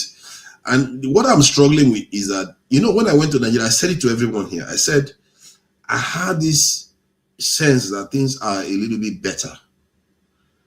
I really did. Like, I don't know how to describe it. All the matrices are still there. All the things that are bad. The corruption is still there. The people are still corrupt. The mindset hasn't changed. You see, that's the thing that makes it difficult to put your finger on. The mindset hasn't changed. but you can see that the rate at which they take bribe is come down. So it means that there are other forces, and one of the forces that are at play is this ability to go viral on the internet. Is a big one. I believe it's a big one, because they are always afraid that they're going to be captured on video taking bribe. So they are worried about that. You see that our people are very careful about that. And another one is the way many Nigerians have jobs overseas. Many of them, especially the young ones that are supposed to be feeling the pain. You know, all these young people that are in South Africa, you know, trying to fight people, chop people out. The reason why they do all those things is because South Africans can't compete with the people online. And Nigerians can compete with anybody. Although they struggle to compete with Indians online, but they can compete with most people around the world online. So Nigerians are okay online. Many of them are making money, or many of them are aspiring to make money. So in other words, they have something occupying their time. Especially like from like 16, what am I saying 16? From 14 to 30, 35 years in Nigeria, they have some connection with the internet. Many of them that have access to phones have some connection with internet. So you can see why when you call them to come and protest, why would they come out? All they need is data. They want data. Once they get data, they go online. And some of them, they're actually addicted to the internet. If you think they need cocaine to be addicted, they're already addicted to the internet. They're there watching anime, watching the Oyibo women on the YouTube and the Instagram. That's all they do. Most Nigerians use are online now. So I believe those forces put together and some of the things the government has done to alleviate suffering. You know, they are let's say tuition fees is one of them. Even if the person I spoke to in Nigeria said he didn't get it, even if he was attending university, he said he didn't get tuition fees loan. So that's one. There is also the aspect that the government, at least they are not doing more things to destabilize the country. And petroleum products is available. Fuel scarcity is not as strong anymore. You know, those things are becoming, you know, after a while, when you start having Dangote be around and, you know, getting petrol all the time coming through, at least there was a time when even when you have generator, you don't even have petrol to use your generator to do your business. But that is gone away now. So you can see that those things coupled together seems to be adding to a sense of good feeling within the country that like things, the worst is over kind of idea. And maybe the worst is over. I don't know. This government has a talent for bringing the worst back. But if they don't try to sabotage what Dangote is doing, and they just go on and start building power plants in Nigeria and do some moderate stuff in security, not up to the level I want even, I think Nigeria will start feeling like the way they felt under Jonathan, the way they felt under even Yaradua. You start getting that feeling back again. Maybe in time it will get better than even that period. Because let's remember, then we didn't have our own refinery, we didn't have Dangote refinery, and we didn't have Boa refinery coming on stream. We didn't have so many. Nigeria is facing a period when they could experience tremendous growth. That growth should have been happening already. Now, that's the one that pisses me off with this government. So the things they've done is the reason why it's not happened already. If they had done something about national security and have done something about they didn't float the currency the way they did, even if you wanted to, you know, devalue your currency, they did it in a staggered manner, in a way that is organized. I believe that by now, Nigerians will be flooding back into the country. Nigerians won't wait to rush back to the country because there's so much to see in Nigeria. There's so much to enjoy in Nigeria. Even with all these things that are happening now, many of them are already going back. Me, I will go back. I will be going to Nigeria again soon anyway. So I want to see, you know, I have got things that I'm doing there in Nigeria. Welcome, this is AY. And and welcome, hello. Thank you for joining me. So what the reason why I thought I should do this live, I've always wanted to be doing it on Wednesdays and Fridays. Fridays as, you know, weekly updates, and then Wednesdays as you know, update the weeks of the week so far. So, but the reason why I was paused to do this, I have one man to thank for that on this channel, because I got pissed by the appearance. It's not just from yesterday, actually. The appearance that I've been having with them for the last couple of weeks and months have become more and more, they become more and more polarizing. And I noticed that the first time I went to One Man Channel, the first time I went to, that was just over 3 years ago, just before the last election. I went there, and one of the first things because I know I go to Dr. Damages, I go to Nigeria Watch, I go to different channels. So one of the things I accused him of was exactly this bigotry. And I was so pissed by what they were doing there. I was like, and I was going at one man, like I was going at him for it, personally. He came on this in Search for Uhuru channel in America. I was at him. I didn't care what he came to talk about. I was at him. But later on, I felt like he came down a little bit. He wasn't as that dogmatic anymore. He started toning down. And I feel like maybe that was because after the election. And I noticed that it's beginning to ratchet up again. They are becoming more and more intransigent. So that's my own experience. That's what I experienced from them. So, and because of that, that's why I feel like I need to start calling them out again for what is going on out there. Because I see that even on this panel, the way we are, we see like in, sometimes some of the people that believe in Biafra, they will come on and they will start saying things, and all the normal stuff that they normally say. And I call them out here too. I don't back off from calling them out. So why shouldn't I call this woman out? Sincerely, so, go ahead. Sincerely, you are not doing anything wrong. So I said this to you before. The moment you see Nigeria attacking you from every angle, anywhere you go, like you go to different channels that are kind of like designed for a particular set of people, just know you are doing something good. This is the first thing I'm going to tell you. Because for me, I don't really care. Evil B is calling me out already. Oh, you go to One Man Channel. I'm like, if I go to One Man Channel, what does it mean? You gonna my opinion is my opinion. So nobody forced me to change my opinion when I go to One Man. Like, One Man respect my opinion. We differ on a lot of issues. The thing is, I think I begin to, it's a major problem in Nigeria. If Nigeria must move forward, that is one thing we need to find solution to. A lot of people, it's just like, even the people that will accuse you, oh, you go to Walmart, you go here, you go here. Most of them are doing the same thing. So for me, I see it as not. I see it as more like, I think you have to be there to correct a lot of things. You deliberately have to be there. Because if you are not there, it can even get worse. You appearing there at all, you can actually, checkmate their opinion, the things they are saying. I have said it sincerely. That is what they don't like. That's why they don't want me there. They're trying to drive me away from it. And because of that, I'm not going anywhere. Me personally, the way my head thinks, I was watching Julius Malema yesterday. Julius Malema was talking to these crazy South Africa people, some of them, the mad people there that are driving people away. He was like, now 300 Ghanaians left yesterday. Go and show me the job they were doing. Go and show me the job they were doing that you want to do now. That's what he said. You see, unfortunately, why I call out people BS every time, when I started coming to this platform, you know how tough I was with this tribal and religious bigotry. I really detest it. I did grow up with it. I really hate it. Nigeria take along this line. It's a major problem.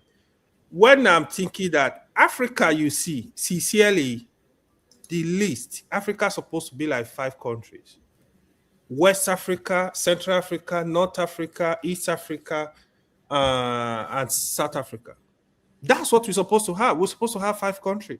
We don't even need all these plenty countries that people still want to divide. They don't understand the time, to be honest. In my opinion, Africa. How do you explain if I think there is something wrong with black man? I'm saying this.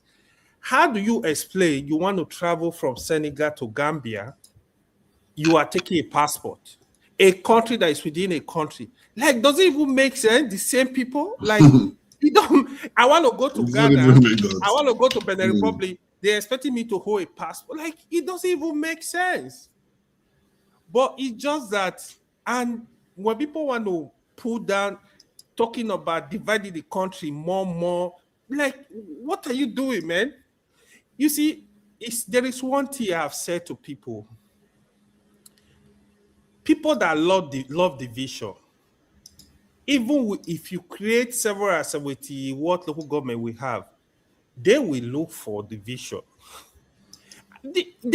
And the exposed people, educated people, they pretend they are not seeing this thing, even in their domain. Go to state. I know a lot of states in Nigeria. Go talk to people and listen to what they are saying. State that people are different tribes. You hear this kind of division, this kind of oppression, we don't speak in one language. Our collective intelligence is very low. You will say something now. I stay in board meeting with white people. We have discussion. The discussion is going to be based on solution, providing solution to problem. Not you are black, you are tall, you are 90-year-old, you are 30-year-old. That's not the discussion. You are thinking, you are looking for solution. How do we resolve this thing? Then in Africa, when we sit down, we are thinking of, oh, my tribe is better than yours. Oh, you see, even in Nigeria, you know what's funny? I personally believe the only thing even holding that country is that northern part you hear people are. If not break out from the south today, bro, we're gonna have the south. We are gonna divide. Oh no, the south will break up like crazy. It will scatter. See, the they only break up like crazy. Nigeria, in my assessment, when I look at Nigeria, is the north. If Nigeria break out today, the south you hear, let me just keep my mouth shut. The crisis break up. you can't waste time. People don't see all this stuff. So we don't have even in terms of this politics now, this political era, sincerely, I'm tired. I don't even know who to support. All of them, I look at the party, the political party are the same. Even Peter Obi has really disappointed me.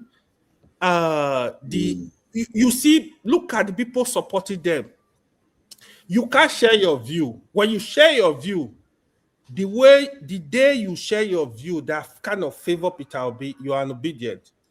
The day you share your view, maybe they favor Tinubu, you are an Agbadu, they call it. The way this is so weird that all of them, look at them now, you are not seeing that nationalist. The only person I was even looking at recently, if he win the election, maybe I will support him, was Rotimi Amechi. Because the way he was speaking, I know Rotimi Amechi, like, he's actually, he has that nationalistic tendency. So I think... Does he? Yeah, he does. Yeah, Rotimi Amechi does. Trust me. Yeah. I have some issue reservation. I know he will definitely would be a better person than Atiku. It's just Atiku is greedy. Almost anybody will be better than Atiku. I personally believe Amechi will be better than Atiku. Because Amechi, yeah, you might have something against him, but if you check his offices, he has actually delivered. As a governor, he did a lot of work. He cleaned up the security mess that was going on in Rivers then. If you remember Rivers then, when Amechi was governor, as NGF Governors Forum chairman, he did a lot. He tried to hold the federal government accountable. He did a lot. Transport minister, he did a lot of work in terms of the train. Since he left that office, do you hear anything again? I don't even know if they are working. I'm not saying, you see, the way Nigeria is now, it's more like choose the lesser evil. Because when you look at all of them, it's crazy. If you look at, okay, today Obasanjo that is making noise, you know how I praise Obasanjo on this channel. But when it comes to politics, Obasanjo was supposed to be the man that was supposed to redirect Nigeria. This is my own opinion, because he had the capacity. Nigeria, we were just leaving the military era. Okay, After you did all your nonsense with the position of governors, impeachment of governors, kidnapping of governors, before you left the office, you could have set up a system that will work for Nigeria going forward. Instead, you were looking for term. That really like destroyed the whole political system. Then in the end, you went to look for somebody that is not healthy to be the president. And the man did not. So he was seriously looking for a third term. Is anybody that would deny that they were sharing money? Ghana must go in the house. This is not, it's not even one hidden this thing at all. He was sharing money. People supported him, just like the way they do in the Senate today, where they tell you, or your mandate we shall stand. That is what he was very brutal as a president then. Obasanjo you see today, and here is how you see Nigeria inconsistencies. Now, for example, Obasanjo is supporting like Peter Obi. You will not see the call will be there. Obasanjo is a saint. Tomorrow, if somebody I'm telling you, you see how obedient we attack Showore, for example. If Showore starts supporting Peter Obi tomorrow, Showore will be a saint. Showore is the best. The moment you move, they switch.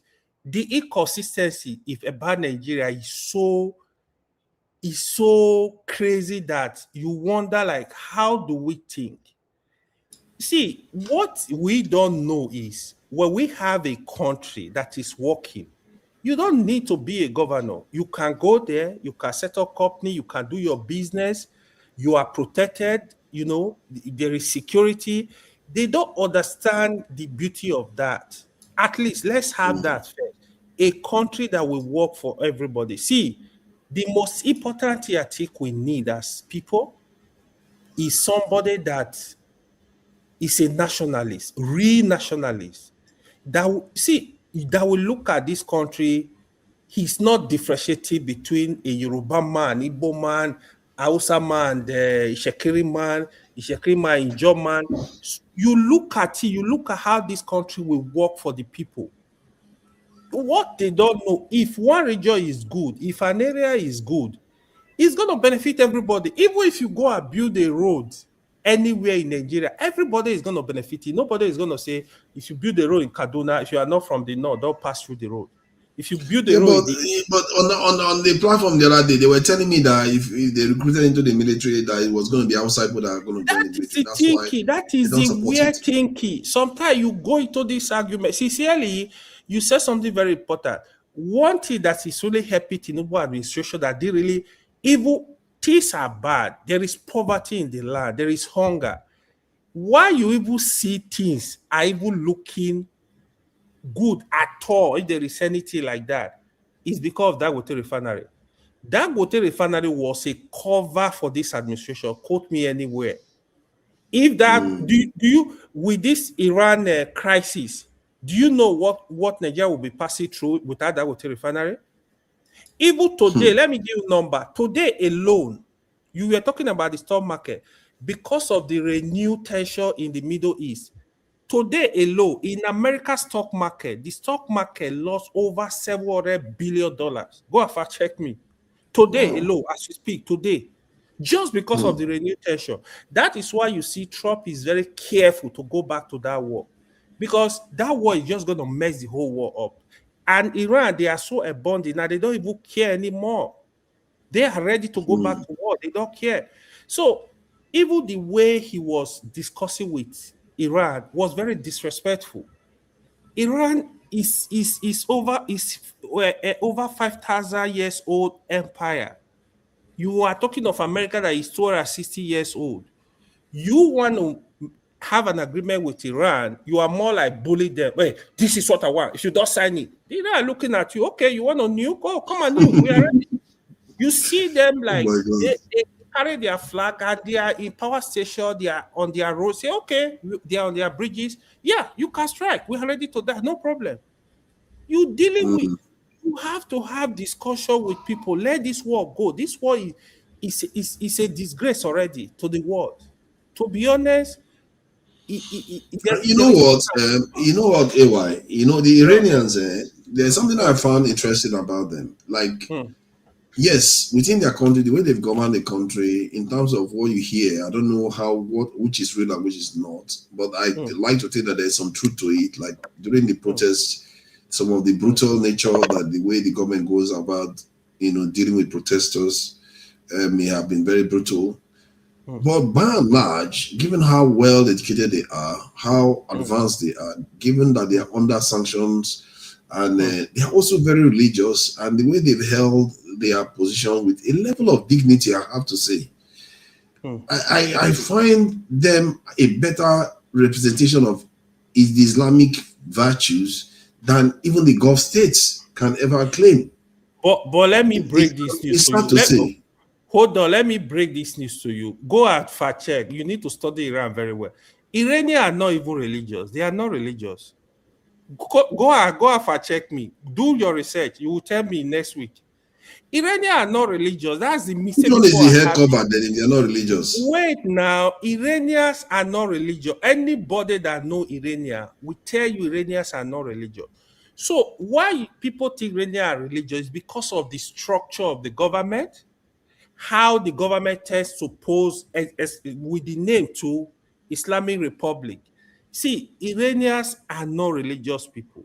I'm telling you. Yeah, but it's hard to say they are not religious when they are being governed in a theocracy whereby the top leader is the head of the Islamic Church. Yeah, that is why.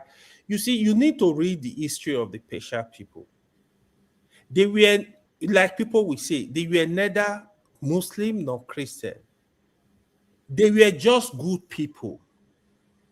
They were just good. It's the leadership. So when that leadership came, when after they removed the king, after they removed the Musada, that was where the Iranian problem started. So if you know the history of the Mossad, what it did was to nationalize their oil. It was just the same thing Gaddafi did in Libya. Nationalize it, make sure Iran have control of their resources. Then when they remove it, I saw the king, what's his name? Pahlavi. Then that was when the Khomeini they just killed. He used to live in France now, somewhere in Europe. They came, they took over power, they conducted a referendum. This is the direction they want to go. Because those were based on religious value, the leadership then that took over the power. That was when they did a referendum. They said, yeah, they are willing to be governed by Islamic rule. So because the country is governed by Islamic rule, that's why you think they are all religious. No, majority of Iranians are not religious. You can fact check what I'm saying. Yeah, but the other thing, one thing I know about Iranians are very brilliant. They are super brilliant. If you know Iranian, they are not playing around, especially in terms of science and technology. They are not even. In fact, if not for the ban, when you go to the West, go to the top labs, engineering labs, science lab in America, in Canada, in UK, you will hardly go to a lab, a popular lab, you will not meet an Iranian.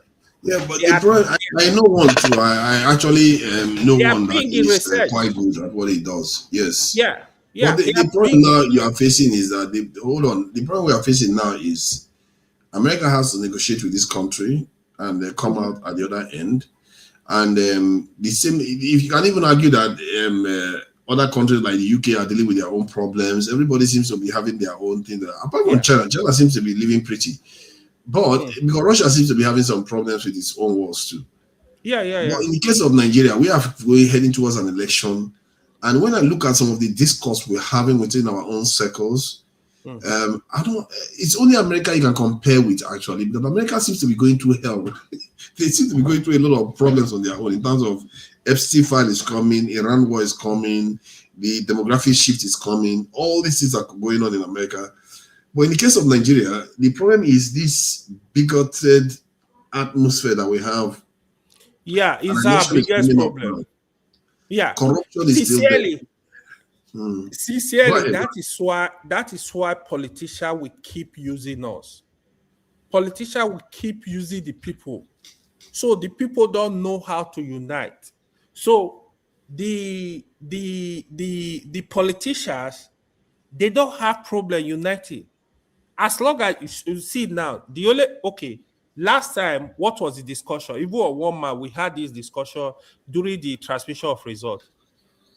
The right thing to do is to make it mandatory transmission of result. This is not even about anybody. You are supporting anybody, you are not supporting anybody. That is what we favor everybody in the long run.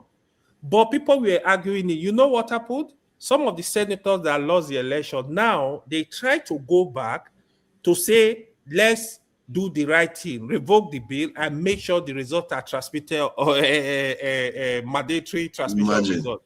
I was laughing so hard. I said, when they leave power, they start taking right. If you do the right thing, just do the right thing that will work for everybody. Because sincerely, if we don't fix our electoral system, we will not have the right people to drive the country to prosperity. We will not have them. But AY, hold on. The electoral, to me, if you look at the electoral system, it's not as broken as we like to think. Because I said it the other day that think about it now. Patutomi recently, I think this week, he said something, and this is one of the issues I had with the one-man panel again. He said something about aristocracy of something about the aristocracy of the best minds or something like that. This doesn't exist in Nigeria. Nigeria rejects it. In other words, the best minds in Nigeria are being knocked down for people that are not very good experience. So, and he is also suggesting that they should have a way of capturing election results so that people can be able to verify results after the election. So he talked about the platform. You see, funny enough, I don't know whether you were here last week, just last weekend, and I suggested the same thing. So I don't know whether he stole my idea or he cannot believe himself. That's exactly what I suggested. Yeah, that's the way to go now, right? But look at it, right? You see, let me tell you the major problem we are facing in Nigeria right now. The worst are actually in power. You see, I don't know if you ever been to America. When you come to America, you will interact with the people. You move around. Jago, I don't know if you ever be here. You will see the level of ignorance of the American society. You will not even believe it. You will see the level of ignorance. But why is the country? My brother came here. I remember my brother was like, but these people are so ignorant. Why is the country progressing? They are best. They are making policy. They are on top there. Yes, that's it. For if you go to civil service in Nigeria, the worst of the worst, who no man, no rules. Do you know when I discovered that in the West? Do you know what you just said just now? Do you know when I discovered that? You know, I was in the UK for a very long time. Well, I always thought, okay, there are some people that are okay, like that, they are just okay. They just seem to be, because the UK people, they are not as ignorant as Americans, I have to say. But let me tell you this. Let me finish the point I'm making. This is important. I'm trying to support your point. So when I went to the stock market one day to go and see somebody there in the UK, it's regarding something we were to discuss. I'm telling you, when you walk through the door of that building, it's like you're totally in a different United Kingdom. And then you go to the offices, the people you see there, they are not your everyday people. Yeah. Some of the when you look at them, you can know that you are actually looking at some of the best minds, not in that country, in the world. And the issues they are talking about, the concept they are talking about, you just know these are brilliant minds. There's no joke about it. They just and they are, like you said, their brilliant minds are in the key areas. But ours, the rough was the key areas. See, that is not even surprising. Was it Aristotle that said it? Aristotle, I think it was Aristotle. He classified man into three categories: the intelligent, the strong, and the weak. He said the intelligent should rule, The strong should protect until they become the intelligent. The common man should obey until he becomes the strong and the intelligent. I think it was Aristotle. So that was exactly Wow, what is that's going quite on in interesting America. concept. Yeah, that's what is happening in America. So the American population, honestly, if you will be shocked the level of ignorance, you would not even believe it. Say, this person grew up in America. Little things we know. They don't even understand continent. America will still sit down and tell you Africa is a country. They don't understand. You will be like, what's this person talking about? So is there. So for us, our best are not even close. Our best supposed to be in civil service, formulating policies, driving the economy, driving the system.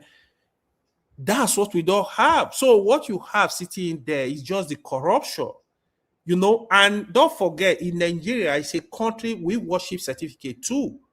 We need to move away from worshiping certificate and worshiping skills and talent, experiences. So people that can deliver results. I'll give you one crazy stuff. Nigeria civil service today, they want to promote you. They will tell you to go and write exam. How do you tell somebody to go and write an exam to get promoted to the next position? You evaluate people performance based on performance yearly. You now see, okay, how is he doing? Does he need more training? Is he qualified to move to the next stage? This is how you evaluate people. You design a system that is. So we worship certificate. For example, in America, if you have a PhD, nobody cares about your PhD. If you go for an interview, they're interested, what can you do for us? What skills do you have? Do you have this experience? In Nigeria, when you have a PhD, even if a BSc holder is more experienced, more competent, they think, you should be the end. Like, what the heck? We need to move away from society that worships certificate and try to build skills. So in that way, even when you are in university, see, in our university, I don't know if you graduated from Nigeria University. In Nigerian University, people are taking in terms of, let me make first, let me make two. You gotta be. Some people will cram book, they don't even understand it. They do everything in some school, bribery and corruption for them to get the grade they want. When you do that, students will start thinking differently. I want to work in this company. They need this knowledge. They need knowledge of Java. I need to know my Java very well. I need to understand, have some soft skill. I need to understand this. Then they will start thinking in terms of, they know this is what the company wants. You try to grab your skills across all the positions you are interested in. If you are interested, let's say you want to be a software engineer. You know these tools you need to be a software engineer. You got to learn those tools. You got to develop those skills along that path so that you can get job and get more, deliver on your job. But we don't have this. So let me bring Jago in so that we can. Hello is here. Hello is here. Hello is here. Yeah, Hello is here. She doesn't have to take her turn. She can speak anytime she wants to. Hello, you can speak anytime. I'm on the queue. I'm on the queue. Yeah, seriously. You can really join the queue if you want to. Welcome. Thank you for joining us. Hello. Body they bite me, anyhow. We are waiting for you. Yeah, not like the way they were talking about P2B the other day, and at the same time, they don't like you criticizing their president, and I don't like when people are behaving in a bigoted manner in Nigeria, and I'm sure you are not. You are one of the best of Nigerians. I must say, because I begin to think that people that are not bigoted, they should be regarded as some of the best Nigerians, actually, because these bigoted people, they are really doing the country down. They are causing so much problems. Whenever there's politics, all hell breaks loose. They are causing violence on the streets, and they are forcing us to talk about other things when we should be focusing on building the country. So, and I'm beginning to see why many countries, when they are having a revolution, these are some of the things they go after first. All these traditionalist people that always think in a narrow fashion, they go after them with a very vengeful approach. The Chinese went after, you think you should not go after your traditional thing. The Chinese went after their traditional beliefs and all the things they used to do before. So the point I'm trying to make is that my conversations that I've had, I've seen that many of us are quite close-minded. We don't want to discuss issues that are going to help the country. Even if our own people are dying. Can you believe that? Somebody was telling me, I would rather the military doesn't recruit people than for our people to be safe. they prioritize their bigotry against Northerners than to have the Northerners join the military and help prevent the people from getting kidnapped. But that said, I will let you go ahead. There is also what Israel is doing now in Africa, at least what they are suggesting based on what came up on their news sites, saying that they want to fragment Africa and they want to start with South Africa first. Not that they, okay, it's not a policy. The person wrote it that way, that they are advocating that Africa is fragmented, that was broken down further to pre-colonial eras, period. And then South Africa will be the first one. So, which is very interesting. They picked on the country that is one of the least, least, how do I put it, that has the least amount of tribes compared to Nigeria or Ghana or even West African countries. South Africa is quite almost uniform. I think they have 4 major tribes really in terms of nine, tribes. Nine major tribes. 9 tribes. While Nigeria has 200 or something. So you would think you want to start from Nigeria instead of going to break up South Africa. But I get a feeling they are targeting South Africa for a specific reason. What they did with the UN and all those things. So the fact that a small country like that is telling Africa what to do, that should bother us. And there's also the idea that this one is quite serious actually. A former general was kidnapped in Nigeria, and an ex-minister's sister was also kidnapped in Nigeria this week. And in other words, the insecurity is not getting any better. So please, you can come in at it from any direction you want to. Really, sorry for the longer intro. No, it's okay. No, sorry. We are just trying to find a way for that country to work for each and every one of us. It's our country, and we must do everything we can to make sure it works, regardless. Even now, coming to speak here, sometimes I'm thinking, am I safe? You know what I mean. Sometimes the voice can be silenced in many ways, if not economically, structurally, and stuff like that. It's like they know you. They even the forms, now with these digital IDs now, anything you do, they scan every fibers of your hair and everything digitally. So, we're entering very strange, difficult times, but we shouldn't stop speaking. Yeah, for me, I would say what's happening in South Africa. Initially, I was upset with the Black South Africans, but as time proceeded, it seems as if I'm giving it a different kind of closer look under the microscope. Like I'm noticing something. For me, I look for answers where anyone else won't even think of. Maybe perhaps I will see something there, like thinking outside of the box. Like if someone wants to deal with you, how would they start? Would they come through the front door, back door, from under the ground or wherever? Anything can happen. So I am now thinking that the Black South Africans have been perpetually put in poverty, mental slavery. They never got freedom. At least in Nigeria, our sort of mental slavery is different from South Africans' one. South Africans, black ones, are not just economic, not just financial.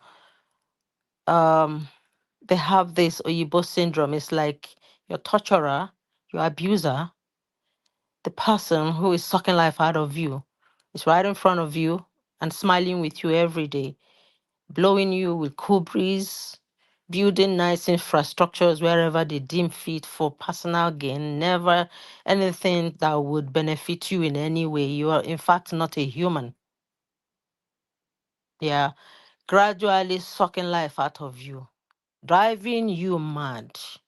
And then you can't face them because you think they are more sophisticated. They have beaten fear into you.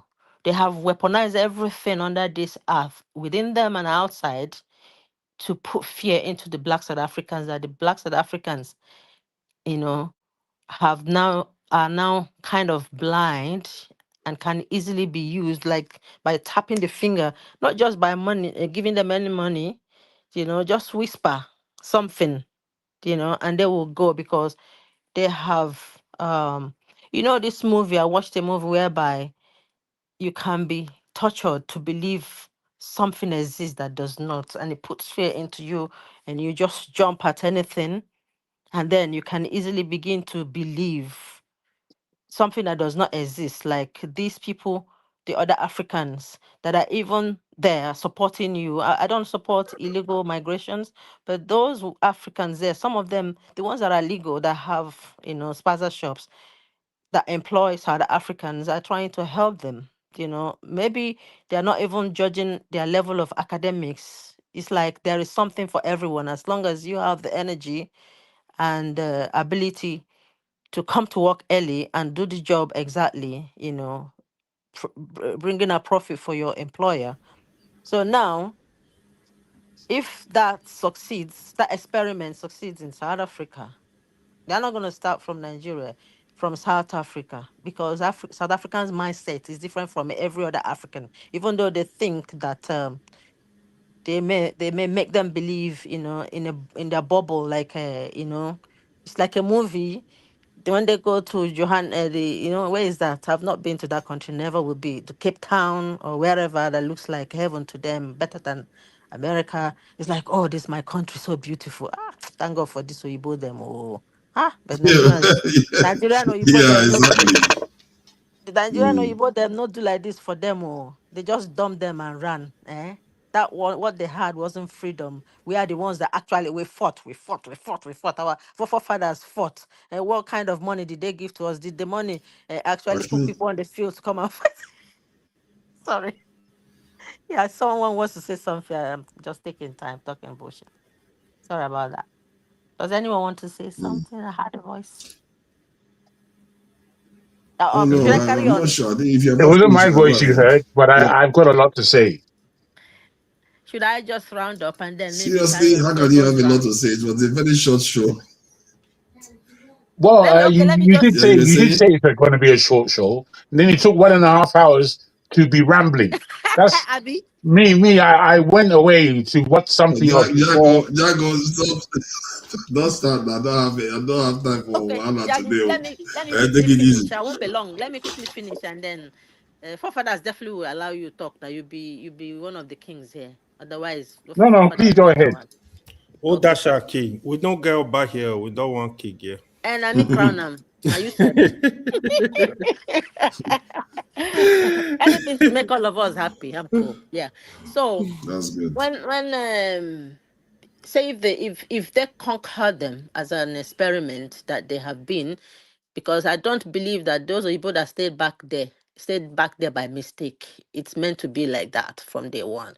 And now in the end, when they are overrun, they they make they use them as a weapon against the Africans there that would have, joined them to fight if anything happens. Say now there is something other, Nigerians with strong head and other ones, Africans that are inside there, whether legal or not. I don't support illegality. We join to say, no, don't treat these people like this, so they look like us.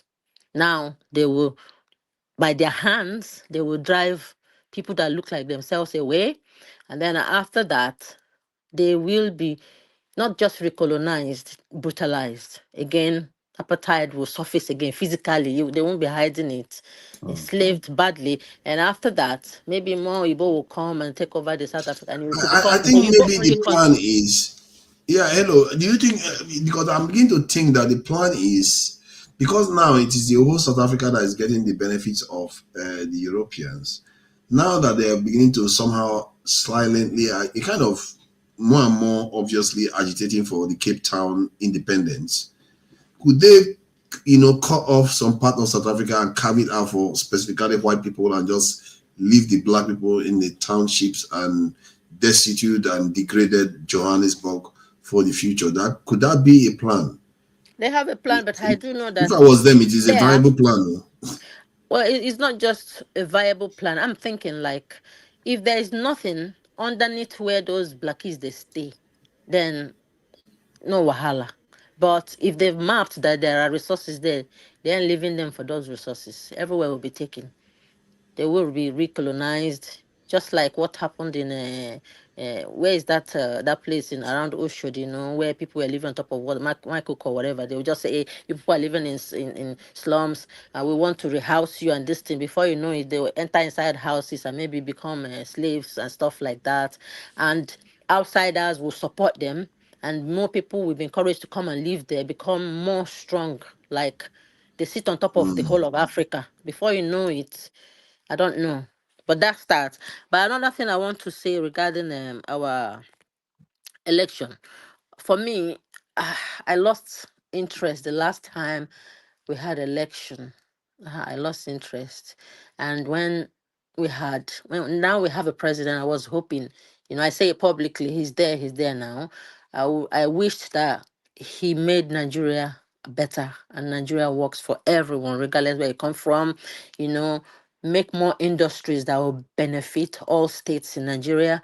Give all states in Nigeria the power to succeed.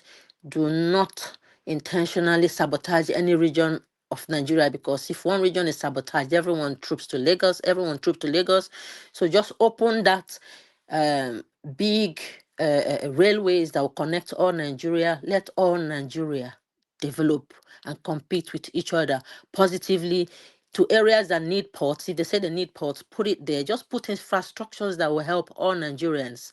As long as the whole wealth remain in certain areas and they don't want to let go, all of us will be on the ground. Nobody is going to stand, and we will drag Nigeria to the mud, whilst outsiders will come and squander everything that we have. And then in the end, whether it's Islamization or whatever, that's not what I'm thinking. I know that something's going on, but I can't place my hand on it. So with this election, I do think that the youth should start developing a system, either secret cameras, a system that would monitor the voting stuff. They should go out in mass and try and get the voters something to vote.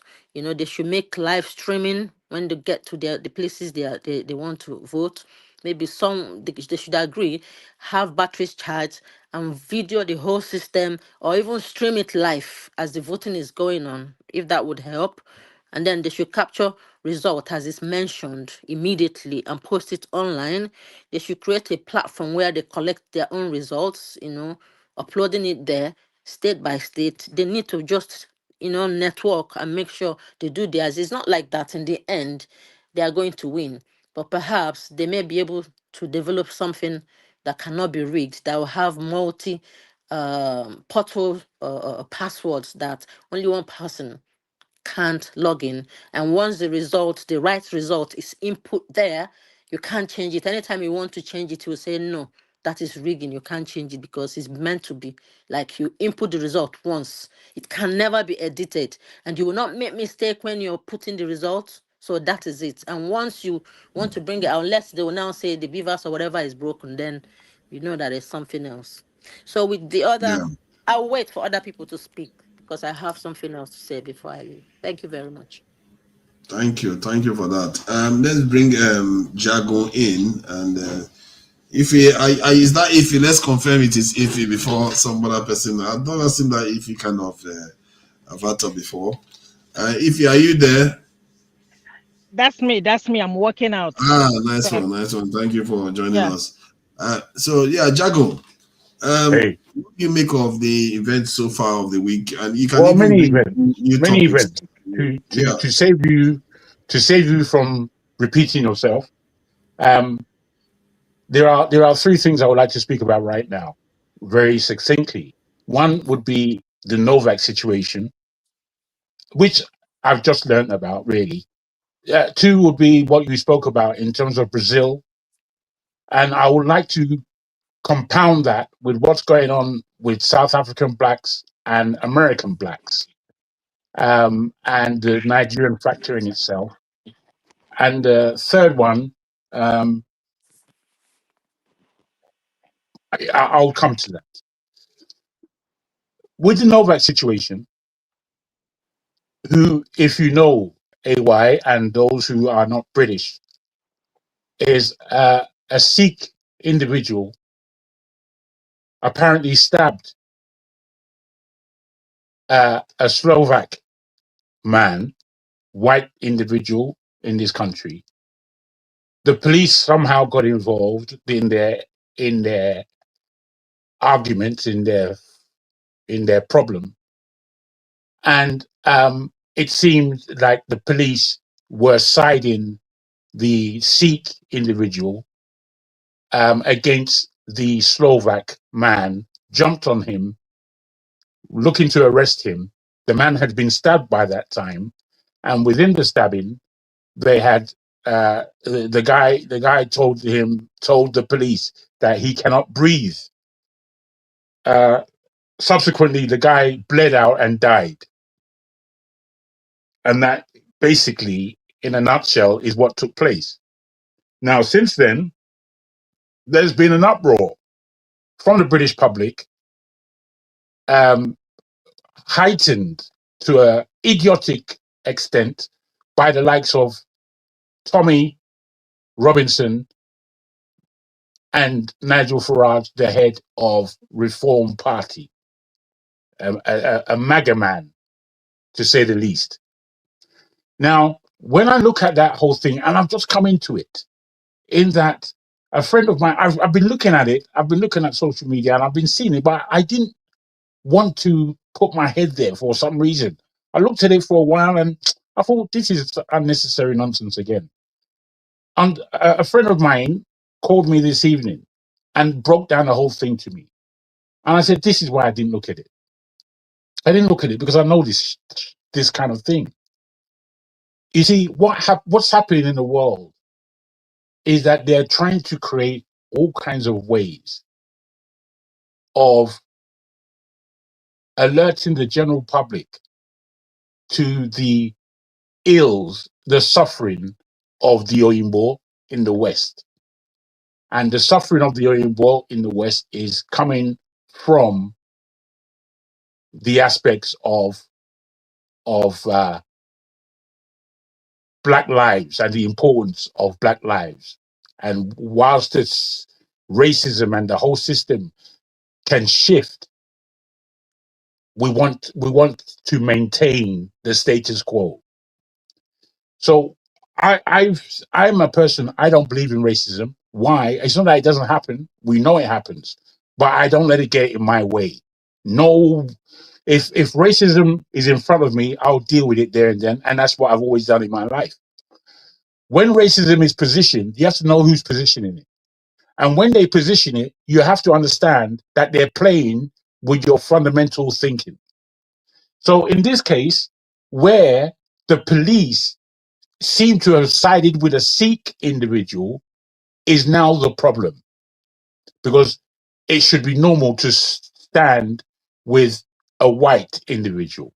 That's basically how the whole thing is being sold at the moment, and that's where the issue and problems are. So I would like to debate these things with how people might see it, because this world is going off key, as our dear Hello has just said. The world is gone off key. Now I move on to the situation of South Africa and the situation of Brazil. You see, Brazil is a strange place, has a strange history, and it's a beautiful place, has a beautiful history. The fact that the Yorubas and the Nigerians are involved in this history should not be a problem for us if we understand our history and the history of slavery. And what has really transpired, not just in Brazil, but in the Western world, Western world, is that the Yorubas have been quite significant, whether you like them or not. It's not it's neither here nor there. The fact is, African heritage has extended to the West. And I would put to everybody that the African heritage that have stood the test of time the best is the Yoruba one, most especially in Brazil, Cuba, Trinidad, Colombia, Louisiana. And Haiti. Indeed, my dear. Thank you so much. Now, with this, we have to understand, with the Brazilian background and with what silly Kulata has said, because he's very silly, it's not just Yorubas. When you talk about Brazil, you must speak about Angola. You must speak about the Congo, which is where the majority of the black Brazilians come from. The whole idea, what we have to understand of the Yorubas, is that the Yorubas are a very influential group. We have systems and we have traditions that continue wherever we go. Wherever we go. So, there are ways and ways of really understanding who we are, but we refuse to understand who we are because we are bigoted within ourselves and we are tribalistic, which is why we're always hailing our own, as opposed to really looking at things for what they really are and admitting that, now these people, that comes from our people, that comes from the Igbos, that comes from the Hausa. We know, but we refuse to know because we like bringing ourselves down. Now, where the South African thing comes in, and this has to be understood, in that when South Africa finally got its independence and Mandela was released from prison, I remember saying to myself, and I was about 17, 18 at this time, I remember saying to myself, or maybe a bit older, I don't know, that these people are no longer African. That's what I said. These South Africans are no longer African. And I didn't mean that to put them down. I meant that the time that they have spent with the European has changed who they are. You see, the more you spend with your Imbos under a regime of oppression, the more you become like them. Stockholm syndrome takes place. It's the same thing that is FBA is the xenophobia that goes on in South Africa. What it is now is that we have to try to understand is that it's FBA and the xenophobia that goes on in South Africa being organized by the West, or indeed are they just taking advantage of what seems to be natural? I'll put to you that is not only South Africa that is not only South Africa in the African concept that will go through this, that there is a plan for Africa and Africans in the world. Why? Because we are gaining more ground, slowly for me, but we are gaining more ground on the global stage than white people are comfortable with. The fact of the matter is, if Africa and black people across the world can really agree and come together and have some level of unity and dignity about themselves, the world will be ours. The world would be ours. Before even the Chinese finish their own turn, if you like, now my turn. Before they finish their turn, it would be in our hands, because the Chinese aren't as influential as they are, and as much as they have soft power, it's not up to the level of the soft power and the influence that black people in this world have, that Africans in this world have. It is not. So if our intelligentsia and our level of thinking and our level of building for ourselves the infrastructure that we need, if we have that, there is little competition for us in this world. So that's the two things that I wanted to speak about. The third I want to ask you a question though before you move on. Yes, sir. About your earlier comment regarding Brazil. What is the difference between your position and that of Colatas? Well, I know who the Yorubas are and what they have done within that society. But I also know that we are not the majority of black people that went there. We are not the majority. What it is that what we had was viable for the rest of the black people there, that they entered into it. One, because they had their own spirituality, and two is because the spirituality that came in through the Yorubas was galvanizing, as you said earlier. And it galvanized the black people to do so many things where the Americas is concerned. If you look at the history of America, USA, that is, if you look at the history of the Caribbean, if you look at the history of South America, the Yorubas feature highly. I think maybe the mistake we are making is that we are doing what ethnocentrists do, whereby they see what is that is connected to them. Like let me give you an example. Why do you think I'm doing that? No, that's why I want to give you an example. It's not deliberate. The reason why I say that is because, like, the religion, you can see that Yoruba religion is showing up there a lot, but you are not seeing that the other aspects of the culture is also from the other part, like the salsa that comes from the Central African areas, and all those other aspects of the society that is dominated by the other cultures. But I've said that, you know, again, you did admit that you're not good at listening, and we know that. Wait, hold on, let me finish what I'm saying. What you said was different from what I said. I know you acknowledge that there are people from other parts of the world, but you never described what. I don't like it. Yeah, but then you already started insulting now. I'll let you speak, but don't mute me, man. But Come on. Interrupted me. Hey, it's okay. You interrupt me. Okay, I'm not going to mute you again. Don't interrupt me.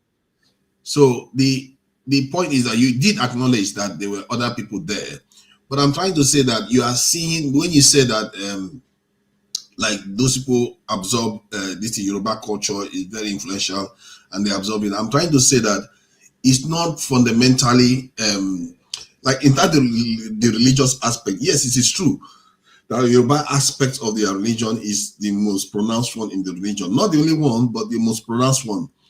But in the other areas of society, like the musical culture and other areas, is the other culture that are emerging the most. And in their own eyes, let's say you go to... I don't think what you're saying is a fundamental for me, because that is easy to admit. It's very easy to admit. We know that we are not the only. I agree with you because you are honest and you are trying to engage. This is what makes you different from some of the other people that will just reject it outright. You see what I mean? So I agree with you on that. So please go ahead and explain your own end from what you wanted to say. You see, just to continue. Do you know Bookman? Bookman was a Jamaican, but he was the one who traveled to Haiti to infuse Louverture and his friend Toussaint into the Haitian revolution. Bookman was a Yoruba of what today is Benin, Republic of Benin. He infused them with the mindset of the Orishas. It's not like they didn't have it there already, but he was the one who really put in their minds that, oh boy, we can do this, and this is how we're going to do it. He was the one. Now, the fact that he's Yoruba now, not Nigerian Yoruba, but Yoruba now, Nigerian Yoruba, Benin Yoruba, what's the difference? Yoruba, the fact that he's Yoruba, are we going to now change his ethnicity because we don't like the fact of Yorubaness? Too much Yorubas. It's what we do. It's the ignorance that we keep displaying. We're afraid of the truth, as far as I'm concerned. We don't like the truth. We want to mix it up. That is not being disputed. I'm just saying that you see what you're doing. You. I'm not speaking about you. I'm speaking about in general. That's how we think as Black people. We like to bring ourselves down, and the more we do this, the more we give space to the Oyinbo to just re-colonize and re-enslave us, as Hello has underlined. It's going to happen. The writing's on the wall. No, nobody wants to give up power or lose power, and the Oyimbos are the last. The Oyimbos are the kind of people. It's written in many of their workings that before they hand power over, they'll blow the world up. They'll blow it all up. If I can't have it, nobody's going to have it. This is the mindset that we're dealing with. I heard you speaking earlier about Abrahamic religions having this accord to speak about the Armageddon and the end of the world. Now, what you have to understand is when you speak about Abrahamic religions, you're largely speaking about the West. You're speaking about the West and Islam.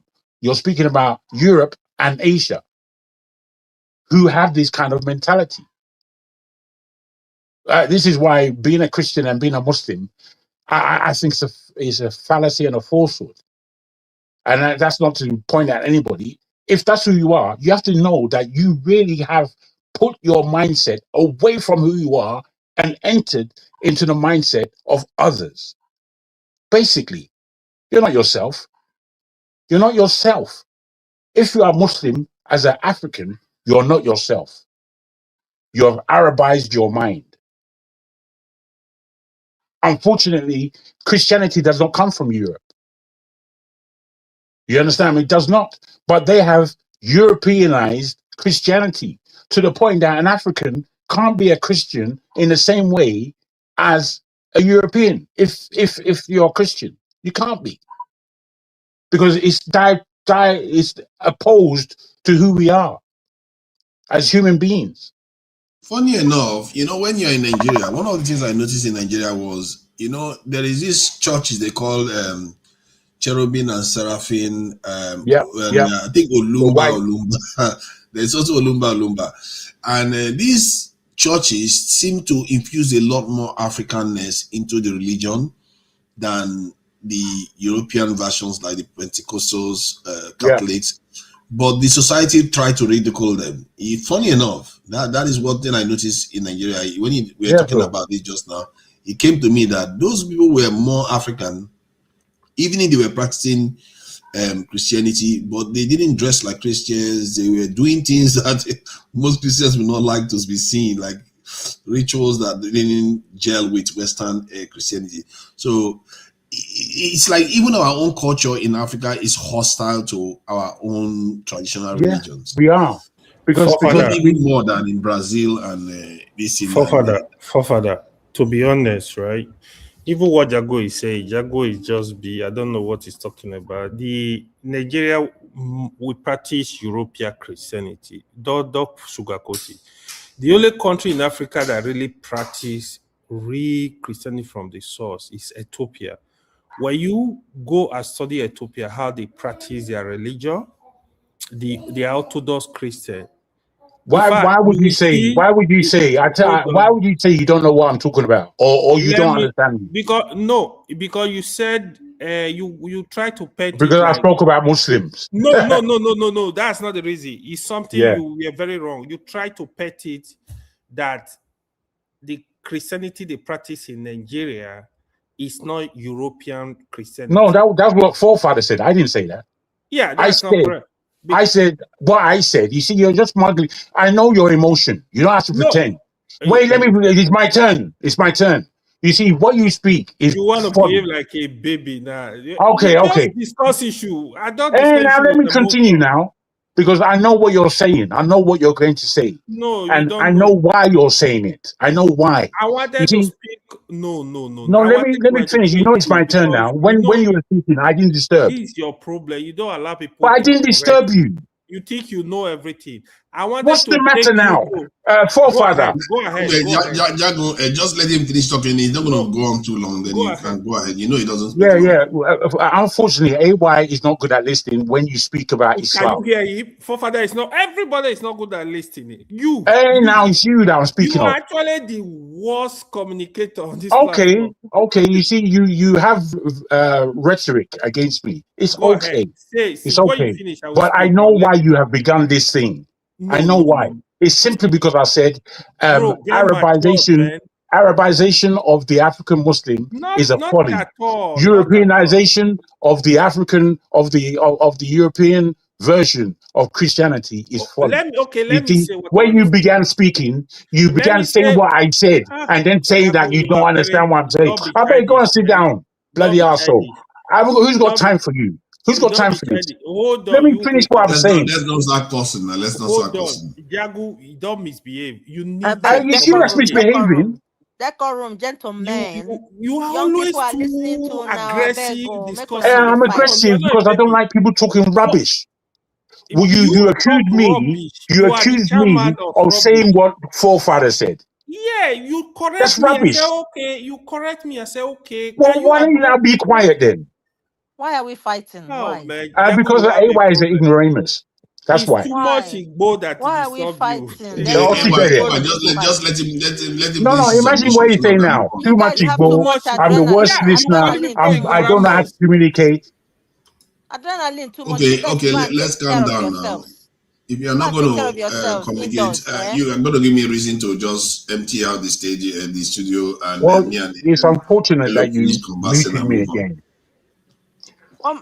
First brothers, let me have a suggestion for my brother Jagu and AY. You guys, later on, just go and have a cold shower and sort yourselves out. Release your No, adrenaline. I'm Don't come cool. here Jago and is bring always your like that. adrenaline and be punching each other out. You're stressed out. I can Jago, you understand. know, he fight with everybody. He's Yeah. that Jago for you. It's his I way. think it's a bit of all of us want the best for Nigeria. I'm not going to take It's any not side. even Nigeria. Forefather, what I wanted to say, I was referring to the Ethiopia Orthodox Christian, how they practice. But you didn't have to do that. What you should do. Why? Because I don't believe that you know that much about the Ethiopian Orthodox Church. I don't believe that you know where it Guys, comes go from. and romance Jago, your you know wife your problem. and You release think the you know adrenaline. too much. Honestly, You they do think you Okay, know that's fair everything. enough. You said Yeah, you're you now think you know repeating too yourself. much. I really You're have problem with that. but why are you repeating it? You said it already now. It's arrogant. Why? I beg, make how they come to the third issue before you disturb me. Go I said ahead, I'm. just discuss. I'm not gonna. I don't want to have you. Yeah, Sometimes you just misbehave. When Oh you yeah, have kiss nothing and to make say, up. I don't Kiss know and why make you're up. talking. Kiss Go up. AY, ahead. leave it now. AY, leave it. Let's get Jago on. is Let's get on with crazy. this. He's too much Forefathers, if Igbo. they I'm no telling kiss you. and make AY, up, leave I it no now. go Come like on, them. stop stoking him on. Okay. No problem. Okay. Forefathers, let both of Yeah, them I'm kiss here. and make up. No, it's okay. Me and AY, Don't worry, they'll make No, up I want you guys we to can slap actually each kiss and other make and up. offer the other cheek Kiss because and make up so you don't I do have this no thing problem with again. AY. He's my younger brother. Hello. We are not quarreling. Sincerely, Jago, I'm just teaching him a Yeah, lesson. but I already have headache. He What if likes you're not quarreling? pretending that he can beat. I over papa him. That is why he's He likes to believe I already have he can beat his And uncle. you Eh? guys wonder why women don't come here. You see all you this have everywhere, already hostile given the woman environment. headache here. Can we Eh? stop? The We can environment stop. is too hostile. We can Why get stop. headache? My life is simple. All Now. right. It's Anywhere where they okay. hot, I It's know they okay, talk guys. plenty. No problem at all. Don't worry. Just That's right. That's right. Now, guys, forefather, I think what you bring on the table today is of immense importance, to be honest. And I feel that you have uh, a real value for news, real value for the time and period that we're in, and real value for discussing it. Sometimes I think the way we discuss is a bit immature because we're discussing serious things. Now, what you spoke about in terms of the level of dumbing down that the whole wide world education system is going through is a real thing. What you and AY said about the level of ignorance in American society, the level of ignorance in the European UK society is a serious thing. And then when you go to certain places or you worked in the corporate world, you can see where real minds are. You can see. And as soon as you step out of your office, you're in the world again, full of everybody.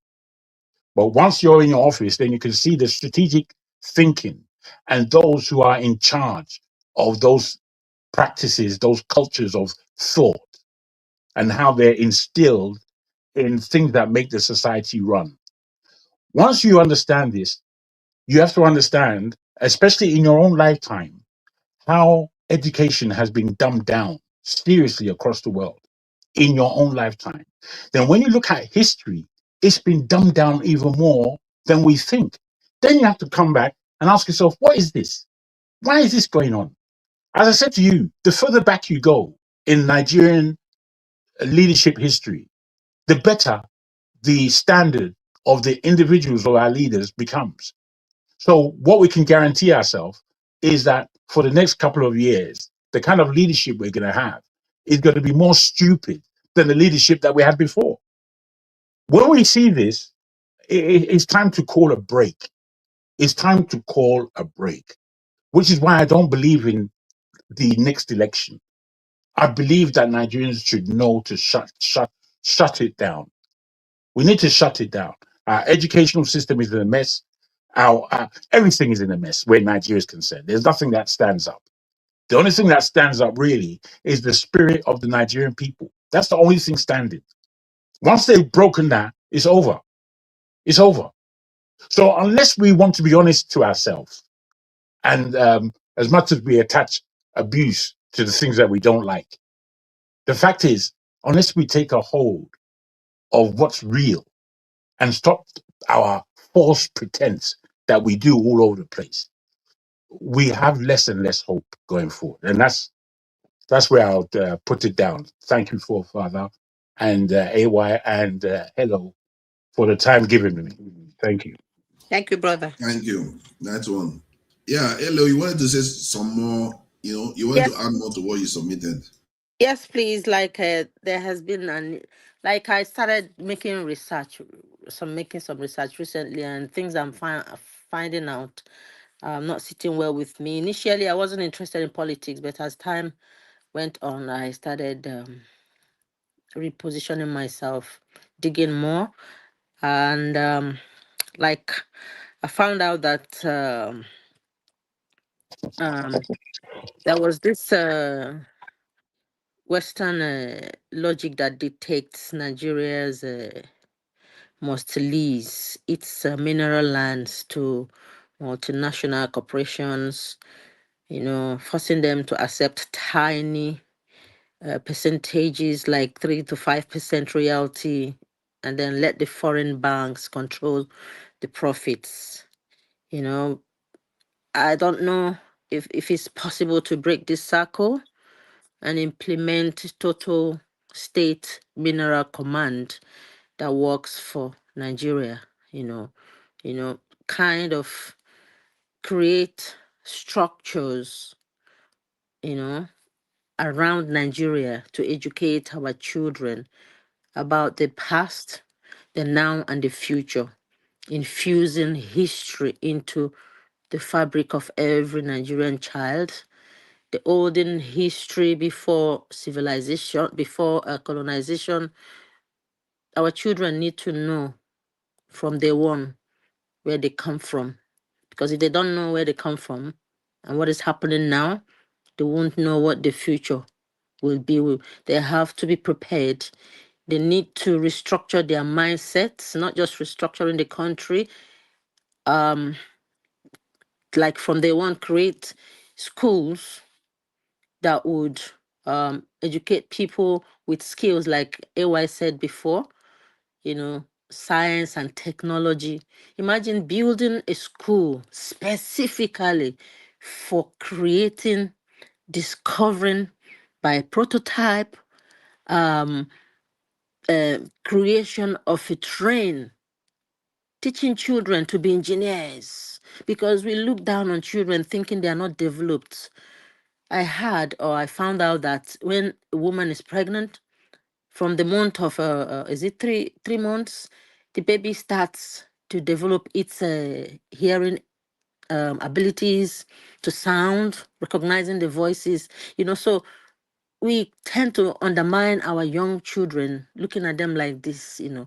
We need to give them complex stuffs to deal with so that they can develop their problem solving portions or part of their brains. Because if the children are left are treated like, they look down upon like their children, handed things over, when they're hungry, here food and stuff like that. You create those structures, educational structures, from 1 year old, 2 years old. They go to school, and let them, enroll them in skills that are handiworks, make them to love science. You can count science, like when they're eating food, put some food on the table, telling them about strawberries, stuff like that. That way, those children will be addicted to wanting to learn. They will have an inquisitive mind. They won't just be, oh yes, children, that whatever you tell them, oh yeah, they will not question it.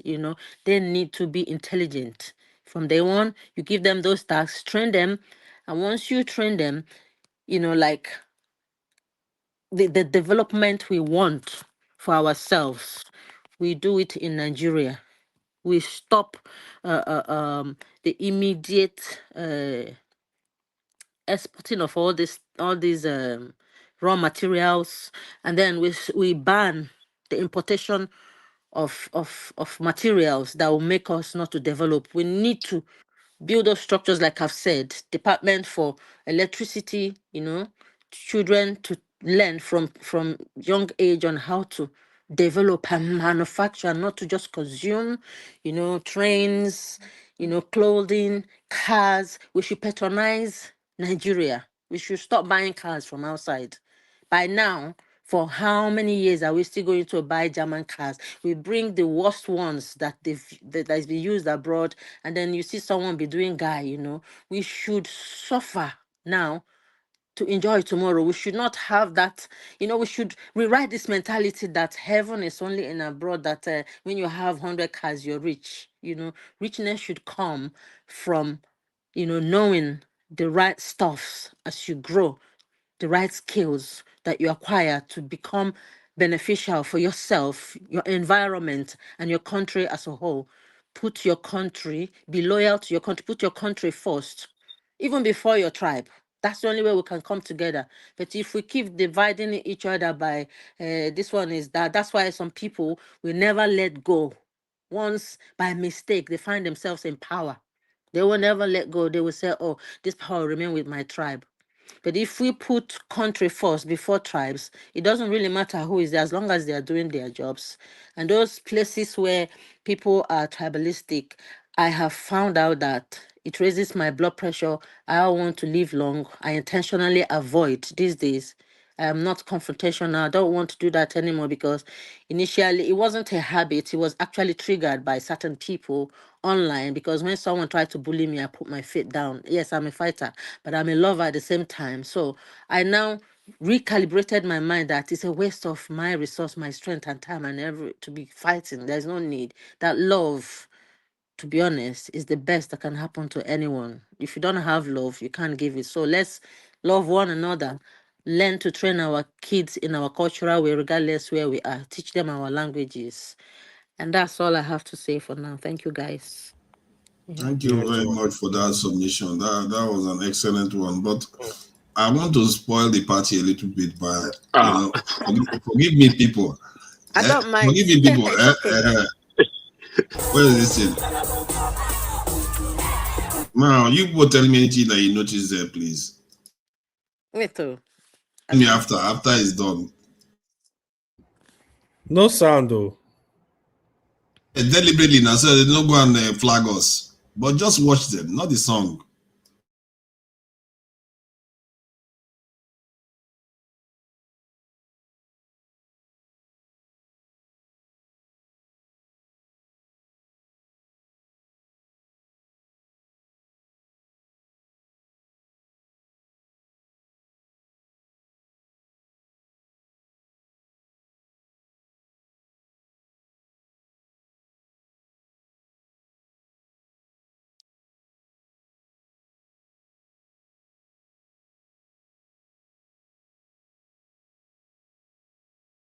You asking us what do we notice, right? Yes, what do you notice in the song? It goes for a while because they're going to be showing other people there. What did you notice? Jago is a professional in women affairs, so he should be. Oscar, rude.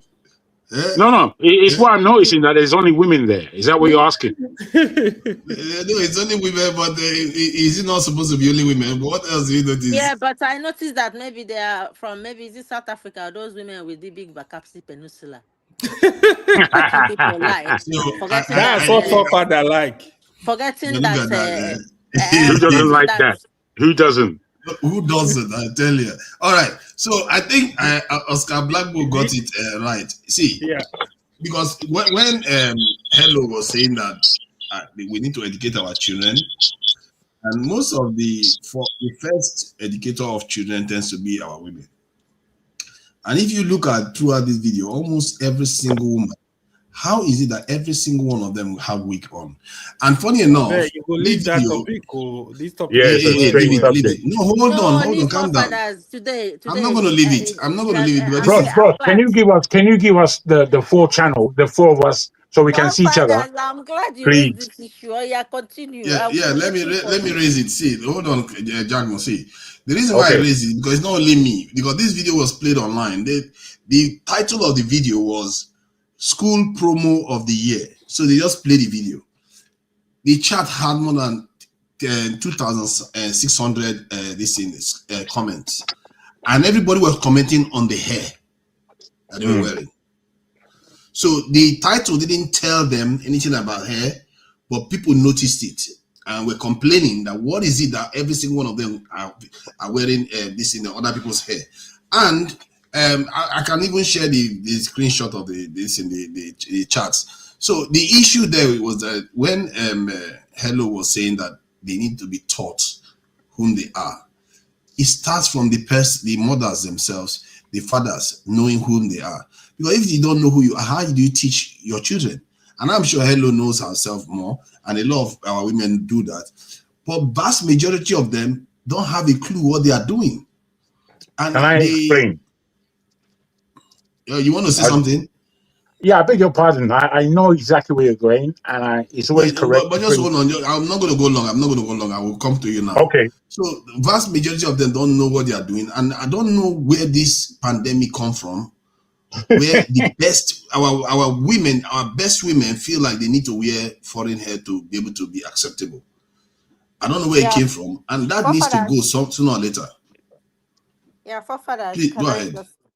I'll just show you something briefly so that you know that African women are not silly. Sometimes they can change their looks and they mirror you guys. It's what you want to do. So, 1 minute. This is my hair. Yeah. Okay. Yeah. So now I'm not showing it because I want to make myself feel a type of a way or to please anybody or any man, to be honest. It depends on age as well. As people grow, they grow out of things. Most depending on what age a woman is, I'm speaking from a woman perspective. I did wear wig, but not for long. Um, Basically, we had a salon, and I know how to do hair because in my household, you have to be handy to help out. Whatever parents are doing, you have to. That way, you help. So, perhaps that's how hair was installed in me doing hair. Even as my hair is now, when my mom sees it like this, she wants me to be redoing it regardless. So with that pressure that you have to look after yourself, look a particular way, not for a man, but depending on what family background you're coming from, some people believe that cleanliness is not just your clothing and stuff like that. It's the tidying of your hair and stuff like that. So some people find it painful, like me.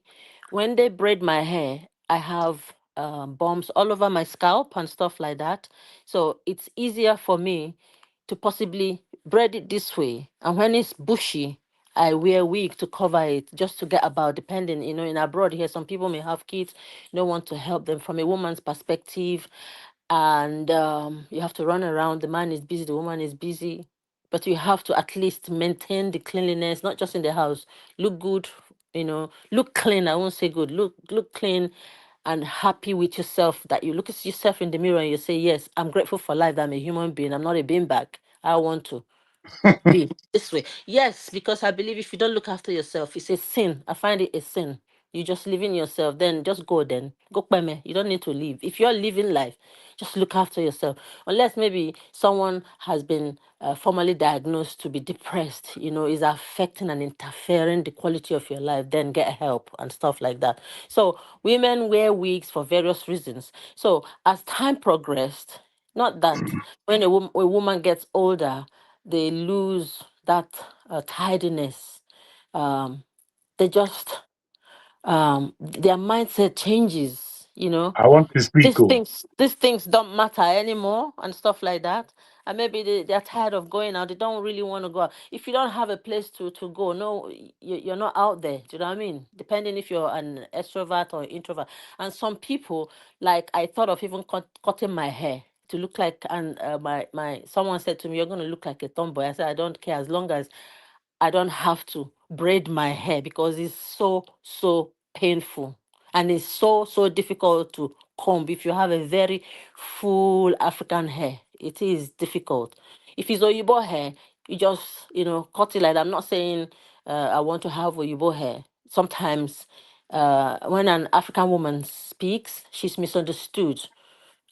For me, growing up, I don't really want to judge anyone based on where they come from. I weigh what whoever that is standing in front of me, the way they treat me is the way I would take it. I won't say uh, uh, um uh, um I see beauty in everyone unless you make yourself ugly in front of me by the way you behave. So I see all colors, even Oyibo, I see them beautiful. Then I separate the ordinary Oyibo people from the foundations of the colonization stuff. There are good Yeah. Oyibos. There are, so I'm colorblind. I will say that. That's the way I'm brought up. So when people start saying some of our women are bleaching their skins, they want to be like Oyibo and stuff like that. It's not that. It's It's that that. some It's of us, that. no, You're it's not making that. excuses, I'm afraid. But I'm not but making I'll let you excuses. finish. I'm not making excuses. I know myself, and that's why I have problem with men. That's It's good. why. Hello, No, hello. Don't listen stop, to Hey, them. hey, Don't Jago, listen Jago, to let's them. hear stop. her out because When Hey, a I'm the listening. when a let's try to woman understand not the says, word because there's this something she's is saying that we will she. have to try to Yeah, get. you guys should let the woman You speak men now. don't. Some of these men don't listen. That's why Yeah. we have I'm problems listening. in marriages. All You right. You stop can targeting you're he not her inside a Jago. woman's heart. If a woman, I don't owe you any explanations, and I'm just telling you from one woman voice. Maybe other ones think different. Maybe your woman think The different. thing is, I can't speak for her. what it is that I just want to push back a little bit on what you That's said, and that's better. all. That's a Let better point. let her finish. Let That's a her better point. finish. But you caught me. You don't know where I'm going. I'm trying to say that. Eh, Mama, I know exactly where you're going, but I'm You don't know hearing where you. I'm Jago, why going. you You argue can't with read my mind. everybody? They swear for you. Why are Control you this raising guy your Then voice? now. why let Jago rest now? He Jagu, did the same to me. He's doing it to Hello Let now. Leave Jago Mr. her rest. alone. Jagu. Mr. Jagumi, I can handle you. Oh. You know, say me, No, no, I you no can't. send Oh, you. you can't. Nobody Where can. I know relax. When Hey, me and you go fight Me, for I this can Jago country, said handle nobody you. you can. go collect. I go fight you. Jago, let's I dey leave it. Okay, respect you well well now. please I dey let's respect you. Don't make let's me hear vex. her Oh. contribution. I really want to learn about this because this is something deep, you know. I Yeah, really allow her to need to explain. understand it. It's a very, very serious AY, issue. she doesn't need your defense. Madam, hello, I please don't call me continue. madam. Me and you don't fight. Continue. Don't I'm interject hearing her you. again. If you Mr. interject Jago. her, I'm gonna remove My you. bad, Jao.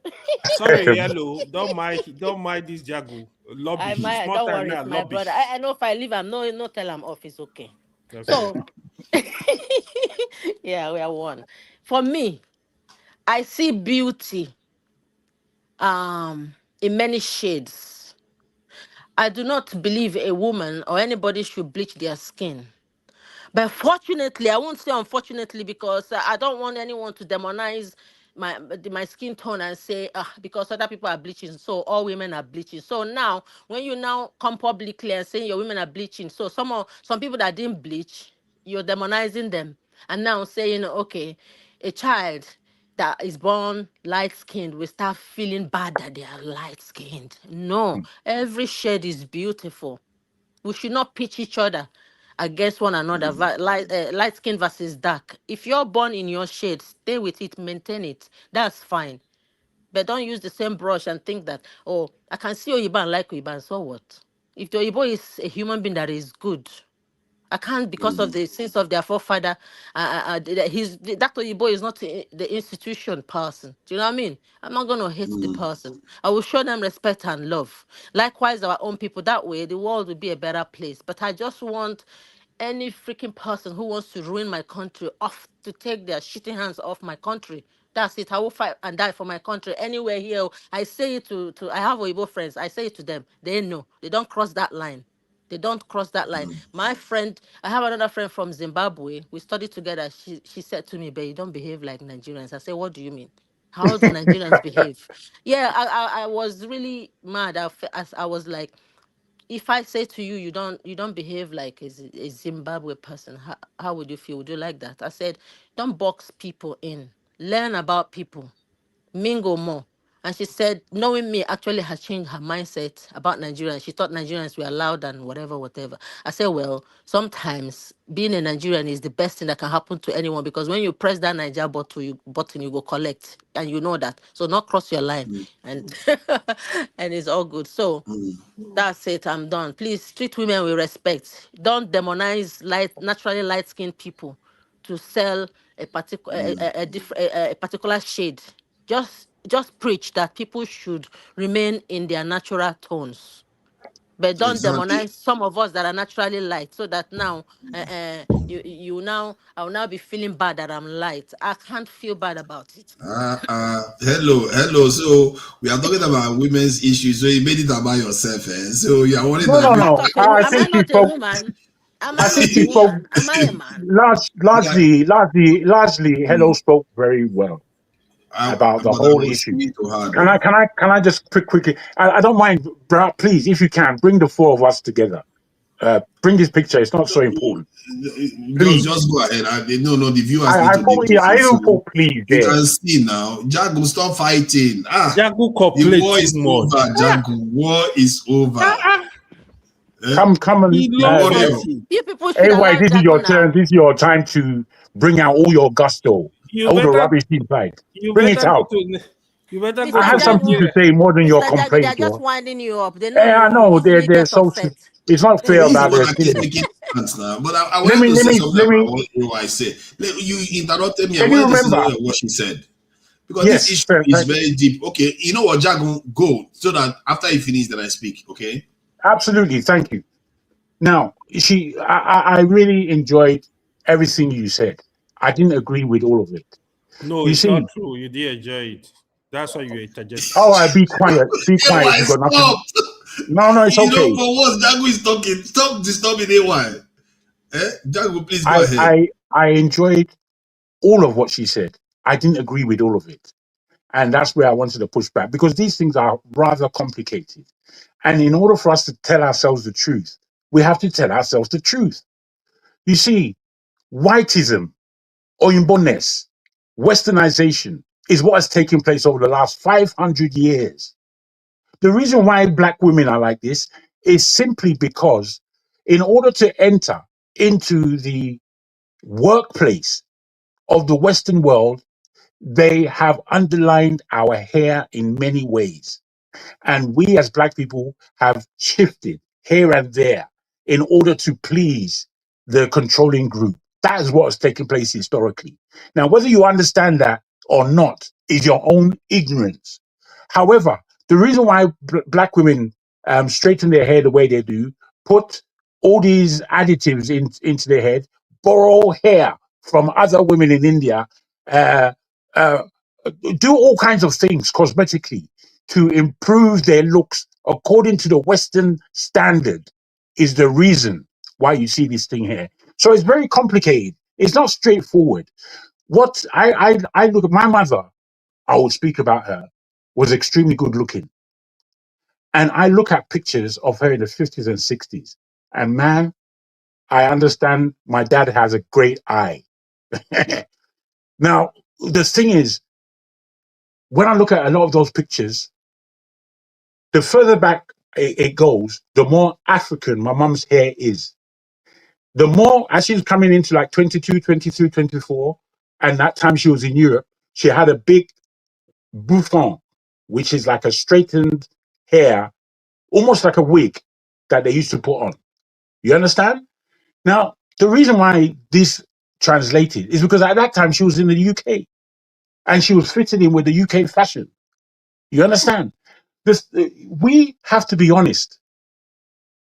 If if you look at the old Egyptian hieroglyphs and pictorials, you would see clearly that there are too many African styles. Too many African styles. The styles that we are using today, they're there on the walls. Why is that? That is because Egypt at the time was the center of the world. It was the most, what's the word? Cosmopolitan society on earth. Just as when you come to London, you see everybody. There's nobody that's not here. There's not a demographic of the world that's not in this country. It's the center of the world. We have to really be honest with ourselves if we're going to change anything. Now, whilst modern world is quite complex, it doesn't mean that we can't really tell ourselves the truth and see that all these black women who are dancing and showing off their beautiful black skin and their Africanness, what we are underlining is that in the hair, it's false. Now, whilst we can give ourselves all kinds of excuses, that's all they are, is excuses. And I even agree with the excuses. A black woman's hair is not easy to look after. It's not. At the end of the day, you know, if a black woman is going on the street and she has her hair half done, she'll just put on a wig and go outside, or not even a wig. Sometimes they just put on a covering and then go. All these are the reasons why. The rest are excuses, I'm afraid. And we have to know that we're giving ourselves these outlets of excuse. That's all they are. So I put that on the table. Jagun, they are not excuses. I'm not And I've trying said it to and I've said banter the you. reason. No, I'm I've not said it. bantering you. I know. Uh, You have right to your point. I'm not Now, bantering you.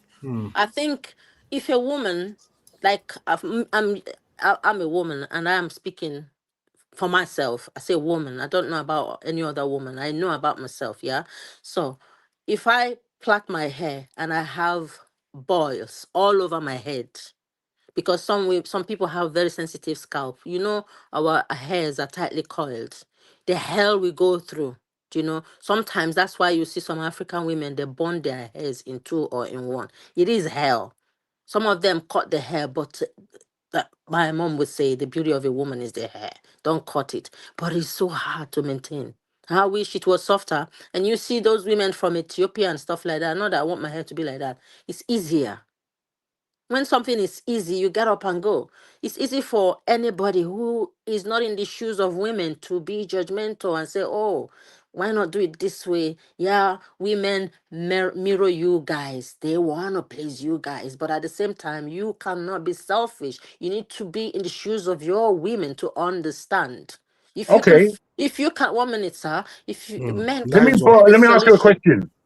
Wait. Let me answer. If men can't find that solution, they have to find a way to bear it. If your woman agrees not to wear wig, fine. For me, you can see my hair. I take it to work. I have no problem with that. I don't have to explain myself to any employer, and I'm not going out wearing whatever to say, okay, because of my hair, I'm going to attract a man today. I don't think like that. I don't think most women do. Sometimes men think that all the times when women dress, they are dressing for them. No, sometimes you, as a human being, should not be like a beanbag. Like I said, it's a sin to just waste I yourself. agree. As I Stand said, in I front agree of the with. mirror I and agree. appreciate yourself. That way, you look Okay, after okay. yourself, I and then you understand can you live said all longer and this. stuff.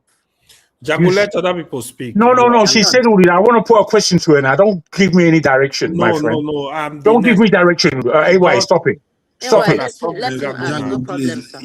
yeah, Let me speak now. AY speak. AY, AY shut has up, man. You're explained. gonna have to say. You're gonna have to say. But Jago, you have spoken now. Just give It's him okay. chance to It's speak. okay. I'm Continue not gonna allow your Jago to speak. strangeness. Sorry, my You sister. see, I'm not gonna allow Jago. uh, Let the other two men speak. At least two women have spoken. Let two men speak now. are you a man? Two women. Are Anyway, you a AY, man? you're not going to stop today. AY just came to I will look. not accept that from Mr. Jagunot. You just came to Okay, look let for me today. let me see. Because of all this is because of Islam. Let Mr. This is what Jago ask Islamic his people do. question now. Maybe I'll be No, able my to help Jago. him. Oh. I'll help him Okay. with straight stuff because only a woman can You answer. see, hello. I wanted to ask you a question, You but see I Jagu? can't do You it see now because Jagu? of these two. You see Jagu? Jagu, can you calm down? Your blood is too hot. Calm down. And let it be hot. Let my blood be hot. Let my blood be hot. Farabare. You see him. Let me forefather sincerely. These are the real Gen Z body in the first place. I don't even know why you like this topic. This topic sincerely allow women to handle their thing. I'm telling you, because Hello said one very important thing. It's only women that know what they want, how this situation is. You're not gonna understand it. Trust me. There are things. It's just like you want to discuss pregnancy with women. That's exactly what you're doing. It's only women that can discuss their whole pregnancy. They know how difficult, because we never experience it.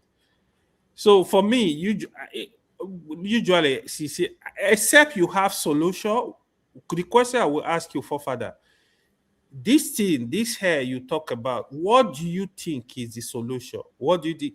Me, unfortunately, my sister, they never use this type of hair. They used to cover their hair as mostly women. So for me, I don't really have that much experience with hair too. But I think you should allow women to define what they want. But if the question I'm going to push to you is, what do you think is the solution for this problem? For this, if you see this as a We've problem, heard the question now. Are you what going do to you ask it think is again? the solution? Jago, if So you interject me, I'm gonna what I kick you out. believe, Don't be silly. Don't be silly. AY, you don't know, forget to add to the question that, like for someone like myself, that when I plait my hair, I normally come up with balls on my head, Yeah, on my exactly. scalp, and not one or Exactly. yes, two, very painful. What is Yeah, my solution yeah, for father, it's yes. please? exactly. I want for father to address the question. Like people that have health conditions, like even in Western countries where other people have health conditions, then they will resort to the best solution possible. Not necessarily a wig, because wig and weaves, they tend to result in other problems for the scalp itself. You can deal with. Have I you think worn wig wig before? is different from weave. Pardon? Have you worn wig before to know that it gives us problems? No, because I've seen documentaries about it now. You know, they did this documentary about good hair. That good. I think was it Chappelle that did it, or one of these. No, those things are marketing. They will tell you that to provide something. It's marketing strategy. No, they were trying to do away with it because, like in the 70s and early 80s, if I'm not mistaken, the Black Americans started going out with their natural hair. So the point is that even black men used to do Jerry curls before. And obviously, the black men will also have an excuse to say, "Oh, you know, our hair is very hard to take care of, so we need to carry hair. So let's wear Jerry curls." You see what I mean? So my point is that women's is different, of course. Women is not the same as men. But most black men have done away with many of the physical appearance that they used to copy Oyibo people for.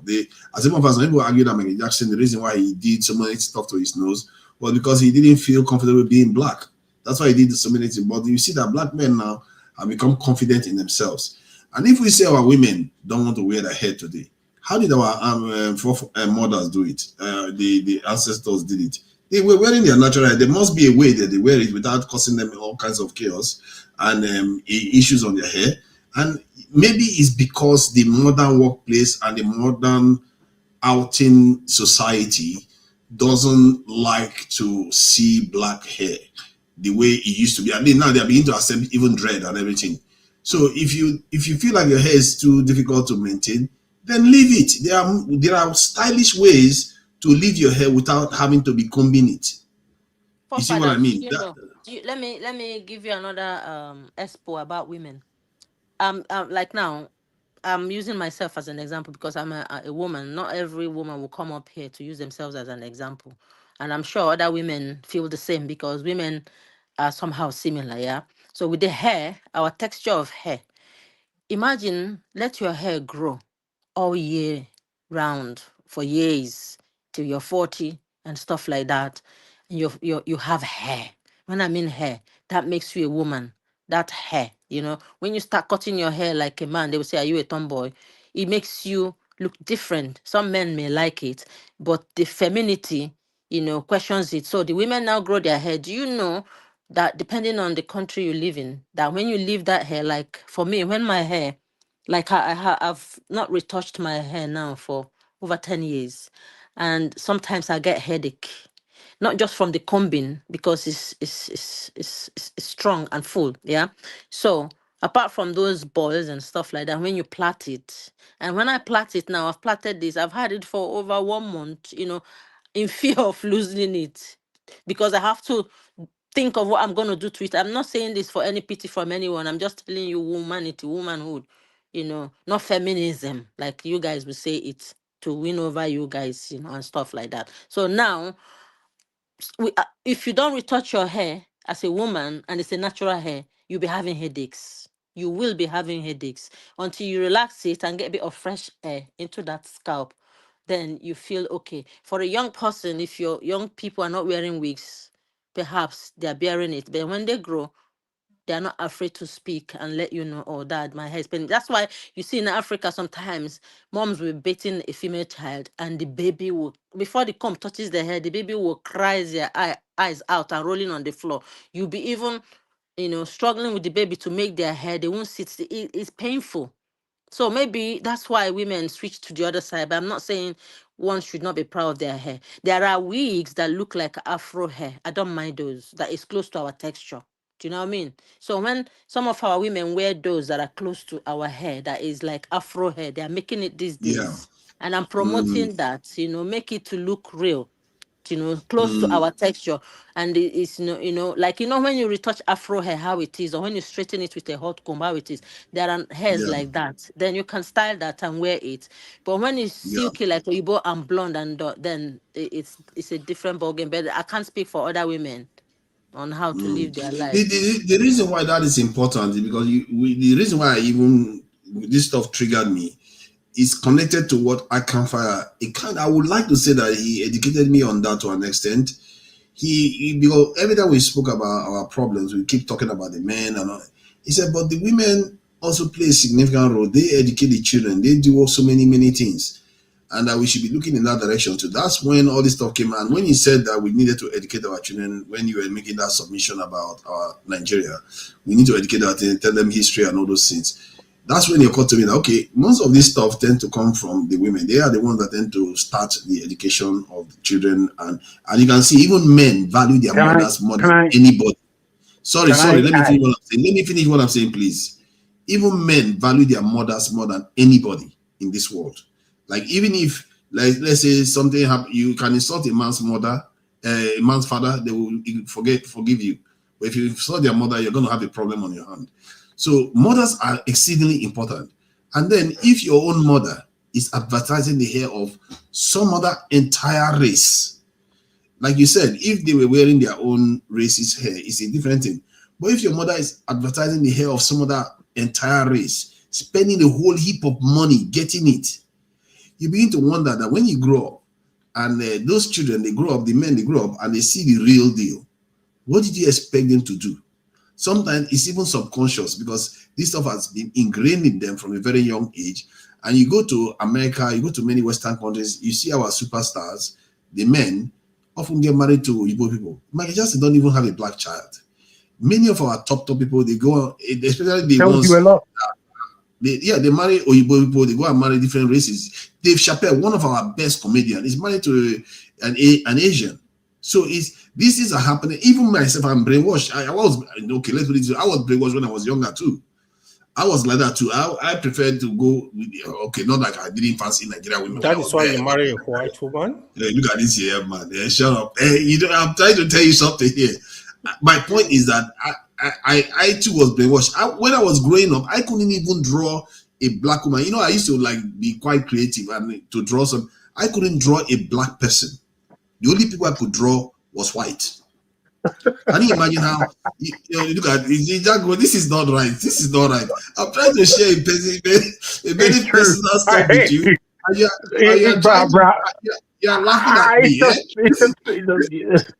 Forefathers, you're guilty of I would just like to say in support. No, I'm not finished. No, I'm not finished. Let me support you. Don't support me, Jack. I don't need your support. Let me finish what I'm saying. Because this is serious. I'm trying to tell you something here. Like, even I couldn't draw a black person's face. I could draw a white person's face because all I knew how to draw was for a human being, the outlines were that of white people when you're learning how to draw and all the rest. So this type of stuff, it really has deep impact on you. And I really think that if our women figure out a way to get past it, because they've gotten past, they can get past it. They did it in the 70s. So what is happening now that is not allowing them to share it? Let me say this, please. You see, the thing that you're speaking about and you're underlining women, black men went through the same thing, as you said, until they became confident.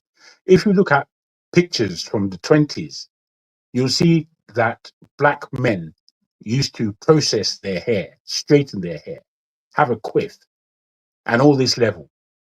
Why? It's because we were under the same imagery. The thing that you're speaking about is imagery, which is why religion a lot of times speaks about imagery and the fact that we should not be assuaded by images. Therefore, do not draw images of men, of women. This is why they said this thing. And we have to understand the power that has happened, which is why I maintain my stance on saying that we give ourselves excuses on the woman fabric.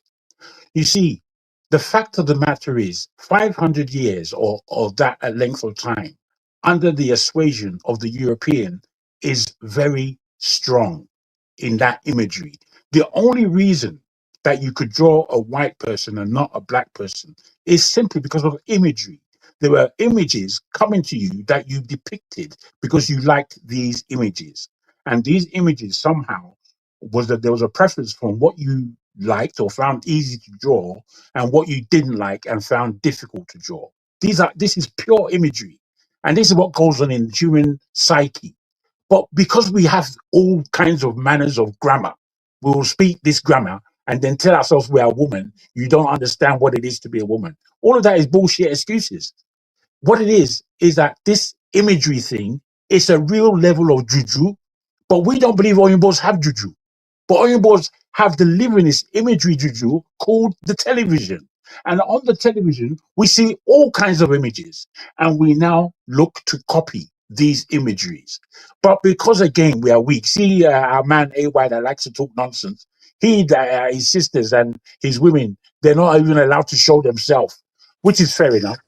But that, again, is an You understanding. have a problem. Okay, AY. It's an understanding. Why did you mention me again now? Okay, because you're very ugly. Because you're ugly. Let's discuss the issue. It's the issue I'm discussing. That's what we have resorted to now. Yeah, let Jago finish. Let Jago finish. Does not know what he's talking about. Like, thank you for that. That's another repetitious thing. Allow women. Listen.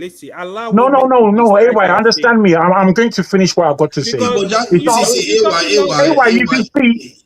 Speak in your own time. You saying that we should allow men? Okay, AY, let's finish. I'm not responding to you actually. I should respond to you. AY is very much a child. So you're childish. You've heard from Elo. I wish if he was here, if he would contribute. You understand? Hey, let me finish what I'm saying now. You haven't understood anything from what I've said. Yeah, but AY though, is it not very passive to say? It's not like we are forcing women to do anything, but it's helpful to speak about it, so that even they too could maybe pick up something. Because they will say about hair. Does it have hair? Do you take care of your hair? You don't need to see. Hold on. Say, AY, let me say this. Okay. If you have AY, hold on. Don't call my name again. I'll call your name anytime I want. Hold on. Sorry. Let's not stun the conversation. Let's get somewhere, please. Yeah, go ahead. One man is stunting the conversation. Stop unmuting yourself now. Come on. If there is high infant mortality in hospitals, if there is high infant mortality in hospitals, AY, stop bringing Jago in. If there is high infant mortality going on in the hospital because it's happening to women, would you say let's leave it for the women to solve? That's different. That's medical issue. How is that different? Because we have men that understand the issue of that are in healthcare, that understand the problem there. What makes you think that people that are highlighting this? When you finish, I have a question for Father and Mr. Jago, and I need a solution. If you don't give me a solution, then thank you. Point. Yeah, you cannot make your point again until you find solution. I want to ask both of you, and it's honest. Jago will just be rambling. We that one. You say you have a daughter who is not mixed. When I mean mixed, not a mixture of Oyibo and Blackie Pikin. I don't think forefather have that yes. one. No, I'm not saying they're that. all white. Because no. Because some of them, their hairs are easier because they mixed. No, I'm not targeting forefather or anybody now. Why you really need to stop with I'm not saying forefather or anybody. I'm saying, oh, now what's going on? Not by the why just be silly. So now my question is here. Say you guys have a daughter who had, you remember, an African child's hair differ from one another. Some even naturally have silky hair that is very easy to comb, and some have really, really thick, full hair.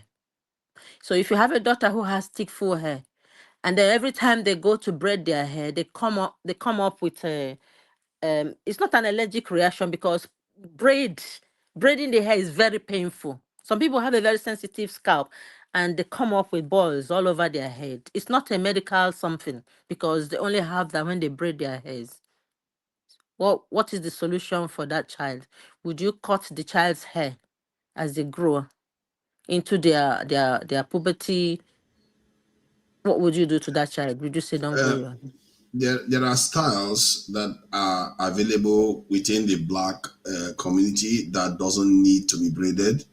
To be fair, not all our hair needs to be braided at all. They don't even need to be braided. There are different styles that we have that don't need combing. There are Take into different types of consideration about the weather as well. When the weather is hot, and because I've said to you, when since I stopped touching my hair, I frequently get headache because of my bulky hair. I have full hair. So what's the solution? Be taking paracetamol? What do I do? No, I feel not better. to have bulky hair, because there are two ways to go about it. But one of the, like in particular cases, like people that have illnesses like cancer, that they lose their hair, or people that have serious medical conditions, of course you have to do what you need to do to keep yourself as healthy as possible. But I can assure you that that is not the case for vast majority of the people that are actually engaged in this practice. But and that is where the issue is. You don't know. You're not a woman. Our foreparents, look, madam, our parents, our great grandparents were using their natural hair. They didn't need to change it. How are they able to do it that we can't do it? Have you seen the state of those our forefathers? Have you seen their pictures? When I see their pictures sometimes, are you gonna compare life now when people used to sleep with mats on the ground and now? Are you gonna turn back the clock of time? But they look fine with their hair. Wait. Are you gonna update life? Are we gonna go back to the times when men used to wear leaves and cover their blockers? Is that what we want to do? Because we can always turn the table. I'm not trying to be. No, I understand what you are saying, but I'm not saying we should not use shampoo on our hair because we want to go back in time.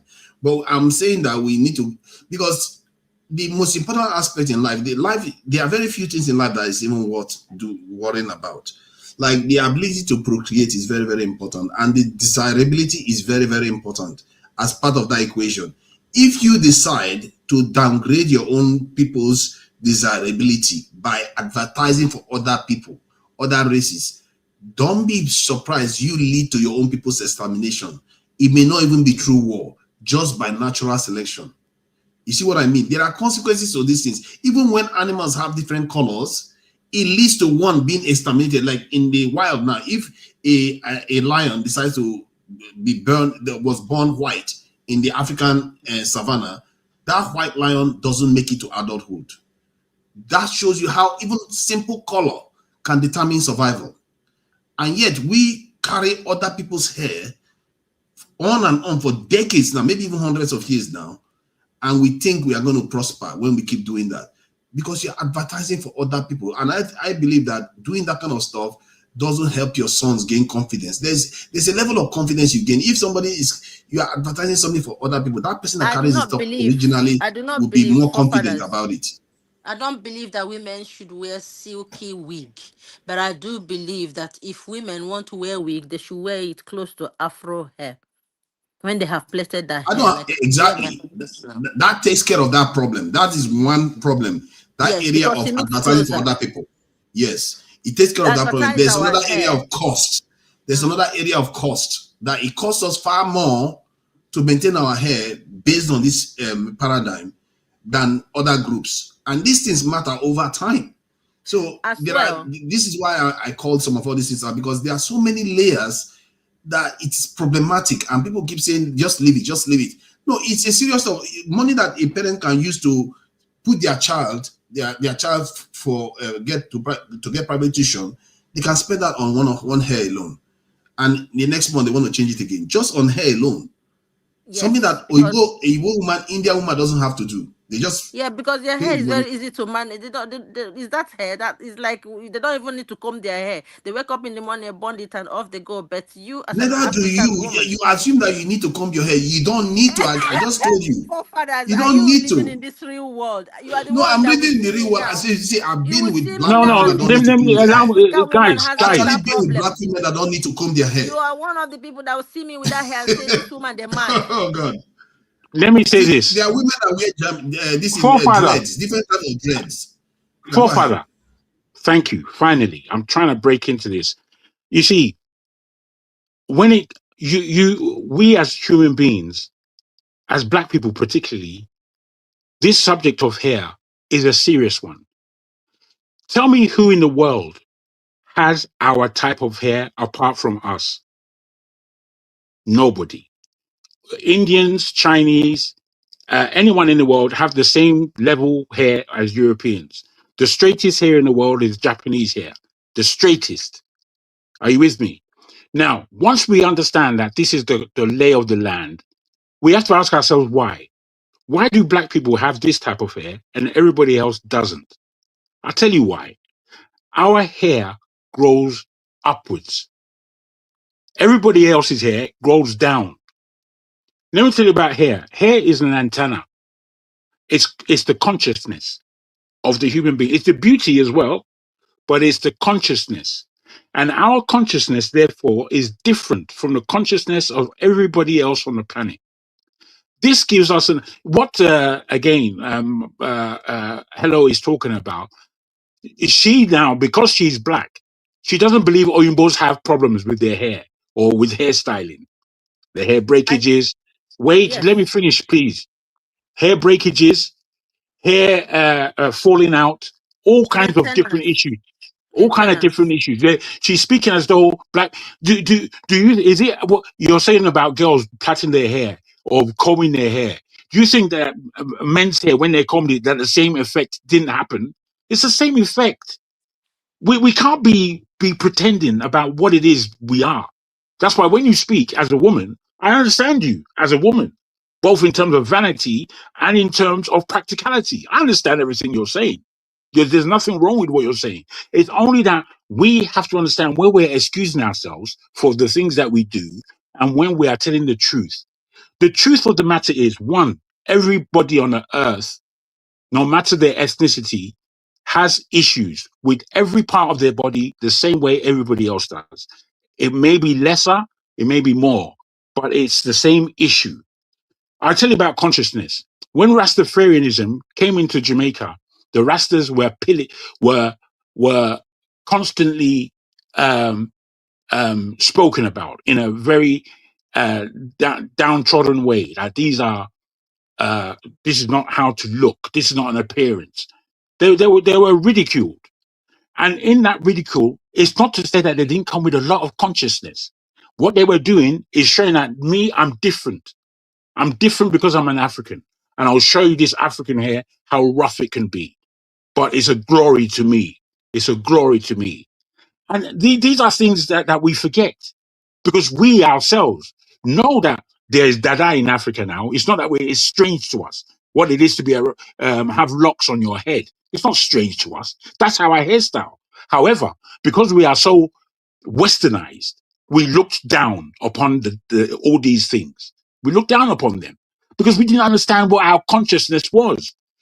It's so strange to me that we can't admit that. The other day I was speaking to a forefather and I was asking him, do you have a spirit? And he couldn't tell me that he has a spirit. He was going round and round in circles. If you can't tell me that you have a spirit, it means that you're not conscious. It gives me an understanding of the level of the depth of your consciousness. We would miss these things out because all we're talking about here is vanity. Hair is the pride of your whatever. That's just all vanity. And it's not to say we don't understand what vanity is. When you said as a woman you understood that, do you mean you're a woman? No, I don't mean that. I mean, what I mean is, let me answer your question. What I mean is that there is no, because we are earthlings, we are human beings. To put myself into your shoes, forefather, it is practical for me to do because I know what human beings go through. So when they give me this woman thing, it's fair. There are things that women go through that men do not necessarily go through, but it's not to say that they cannot understand. That's why the doctors who are looking after women and looking after women's issues, that they could be male or female. Mr. They can be Jagus, male I or want to female. ask you something. I'll be brief. Do you think our African men are in the culture of body shaming their women? And I would think so too. they change it whenever it suits them and sweep it around and then I, frame it you see, as maintaining their yes, lineage. you asked. As forefather said earlier, one, we've all been through this, and two, men who ridicule the shape or features of black women, they are oppressed mentally because they are not accepting what it is to the differences between black and white, the physical differences and the mental differences, the cultural differences. We're not really bringing them in. We're rejecting them. And that's what goes on because the effect of westernization is not only upon the black woman, it is upon the black man as well. So, I don't believe we should give ourselves all these excuses. They're just excuses. And I would only see them as that. I would only see them as Yeah, that. because it concerns me to an extent. You know what I often ask myself? If we are You already guys have using not other given me people's the solution to my question. I gave Say you now I have solution. the I told problem. you you don't need to comb your I don't hair. need to comb my hair. So do you know, like the Jagun says, our hair grows upwards. I sleep now; it grows up. You know, when you an African hair, you sleep, that side goes flat, the other way is bulky. I don't comb my hair; just walk on out like that. And you know that we live in a social construct society that defines every structure that says what madness looks like and shouldn't look like. And then you will not be there to defend me when people will be looking at me like we're. Okay, what I mean by that is there are women within our community that wear different type of dreads. Some of them are very, very thin, and they wear it's just normal. It looks like normal straight hair. This one doesn't necessarily grow upward. It grows like normal hair that it's But they call almost, it locking of the yeah. hair. They love it. Mm. Yeah. They're tiny dreads. They grow like, they don't need to comb their, they just wash it and they are ready to go again, just like any other group of people. And I'm sure our ancestors used to do these things. They had ways of managing these things without taking too long to do them. So my point is that, like you said, I think we are in agreement on that one. We have to try to look African like the way we are, instead of having our own shop and we are advertising for some other people. And then we have to take into account the cost and time and effort it takes to do those things. We don't even get into water. When are we ever going to start swimming? Are we going to start swimming when we are busy worrying about hair constantly? So I guess you can learn swimming when you're younger at school, then later on. But in life, you will never swim then because you don't want to use going to swimming pool that much. My point is that it has cost implication, even has functional implication. We can't even function fully. We can't be our full selves when you're busy worrying about the fake hair on your head. Have You see you what I asked mean? women? Have you guys ever asked your women what we expect from you guys as our men? Because every time the topic lands on women, can you have a What we program expect from one you day? guys. Can you bring out one day, a session that will be focused on men's shortcomings in a society towards their women, and let women Oh, come and debate it with you guys? okay, I would like to do that. Women won't even come on the stage They to will debate come, anything. but you guys don't give them. When they come, you shut them down and tell them how to live like No, that's not correct. We don't do that. you That's a do. lie.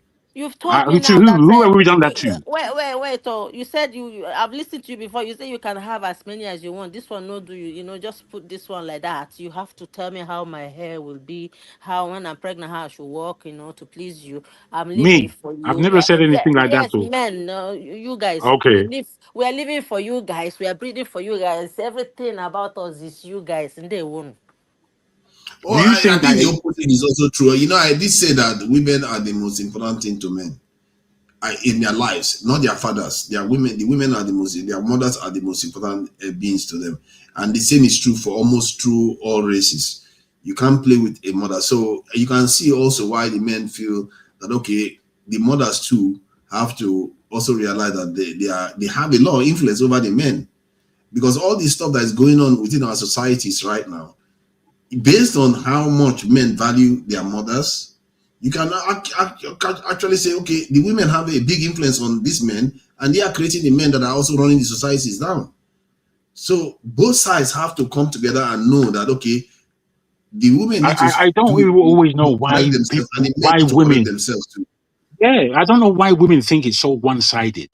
It's not. You see, even what you said, Because forefather. I was trying to tell AY was telling you, listen, try and listen, but you guys No, have let me one way you of no, thinking. no, You no, no, know, no, no. One way, hello, Wait, hello. please. I started and I was interrupted. Tell them to I go and ask their side chick. They have multiple side chicks. Go and ask okay, your side chicks. okay. This topic, I began. stay away I Sit this from one this began. out. topic. You need to sit this one out. Allow You don't have any women say because to you just have their allow women own. to do what they like. Allow I'm women to telling do what they you. like. Hold on. This I thing don't is want to so. shout. Please let me finish what I got to say. I began speaking You before are this person came on oversimplifying board this again. topic. You know, Let Jago me. is extreme. It's either it's oversimplifying or it's overcomplicating issue. Why are you speaking about me? Mr. Go sit Jaguar, down. because you are oversimplifying this issue. I'm telling you. So, but Oversimplifying it You now, don't are how? you saying understand that it. you are okay with Dance. you are fine with women just wearing I I'm not think you saying, just trousers? I learned said that let word. the women have the discussion and provide solutions. See, sincerely, the way these women, Oh, do you the see it way as a they feel, problem or not? Hold on, do you see it as a problem or not? sincerely, I don't see it as a problem. Let women define Exactly, it. that's where the issue What is. I'm You don't see it saying, as a problem. hold on. Let the women determine This if it's brother a talking problem rubbish. or you talking nonsense. Rubbish. You listen to The me. fact you don't Listen. see this as a It's got problem, absolutely then it nothing to just shows add. you. It's just here as a troll. Do you know Very our men soon. spend so much more money on their hair than If any it's the other race money, in the you world? tell the woman to give you the money. Yeah, I mean, if that's It's your not problem. the money is not going to the children that they are supposed to be raising to. At the same time, Forefather, is that what you is are advertising binding for you? other people. Is that your Pardon? problem? Spending money See. unnecessarily on your No, woman's because the hair? money, see, you are competing with other groups of people. No, If you have forefather, a hold on. culture, hold on, AY, this one you are really on a totally different distance. How can you say when we are spending, I think our women are spending more than 4-5 times what other It's $1 races of women billion. spend on their Yeah, hair? I know it's billions of dollars So, industry. and we are the If not poorest. trillions. I mean, we are the Let's poorest allow group, Mr. and you are Jackie to spending that much finish. money on hair. That is a disaster. Don't you see that as a problem when we are the poorest group and we are Here spending is that where much I money will on hair? fault you. Hold He's on, just hold on. talking rubbish, man. Here is where I will fault you. On this topic, this is like the third time you are discussing it. It seems you don't even listen to the women at all. You need to listen to them. So it's not that we cannot, you need, further you are muted. You need to listen to them more. I've heard everything they said and I've responded precisely to the question. So what is it I'm missing that they said? Provide solutions. Yeah, Listen, provide solutions. can you hear me out? Can you hear me now? You see, yeah, please. What forefather said about men You want to talk rubbish again? And you are loving telling me you their are women. talking rubbish. Come on, shut up, man. Every time you do All that. right, AY. It's okay. That's not fair now. You Let big him have baby. his say now. When people are It's not talking, you fair. say they Let him talking have rubbish. his say, Why do you please. do that? Brah, you've got nothing to Go add. ahead. Don't make Go me mute ahead. you now. This Go time ahead. Go ahead. It's not by your permission. No, But you've go got ahead. nothing serious to add. You've got nothing. Yeah. Nothing. Go ahead, Jack, anyway, go ahead. You see, and he said I'm talking simplistically. He can't even understand what I'm saying. What I'm putting to you, forefather, right now about what you said about mothers is true in many aspects, but it's not true overall. You see, in my personal case, my parents were fantastic. I can critique both of their parenting styles, but what my father left for us as sons and daughters is so much that it's undeniable. What he left for us. I don't know why, in order to raise women, we have to knock down men. In order to raise men, we have to knock down women. I don't know why we're like that as human beings. For me, it's not practical. And further, it's not true. It's not true. There is a deep difference between men and women. And in this difference, today, we are telling ourselves not to understand these differences. We are telling ourselves that women are the real warriors. Women are the thinkers. Women can do what men can do. Okay, that may be right. But can they do it as well as men? Can they do certain things as well as men do that are in the aspect of being a man? There's no man that would even suggest that they can do as well as women in the role of women. None. So I wonder about the truth that comes out of our own mouth. It's all biased based on things that we're not thinking about, but things that we have received from the outside and then reiterate. Me, I'm not like that. I can think for myself, unlike AY, who has to become an Arab before he has any sense. I'm not like that. I'm Soji Adamo from Yoruba Ifon heritage. And with that, that's how I grow in this world. I don't grow because I attach myself to Christianity, or attach myself to religiosity, or attach myself to bigotry of one kind or the other. No, I can think. And in my thinking, it is that comes out of my mouth. Not the rubbish that AY wants to depict. AY doesn't know what he's talking sincerely, about. you can't He doesn't know left or right. Look at him now. He's going to now tell me that I'm being simplistic. Jago, listen. Bro, I haven't finished. Jago. Can you hear me? I haven't finished. I haven't finished. No, it's no. This is what you do. I haven't finished. Everybody. All right, you're repeating yourself again. You are calling me.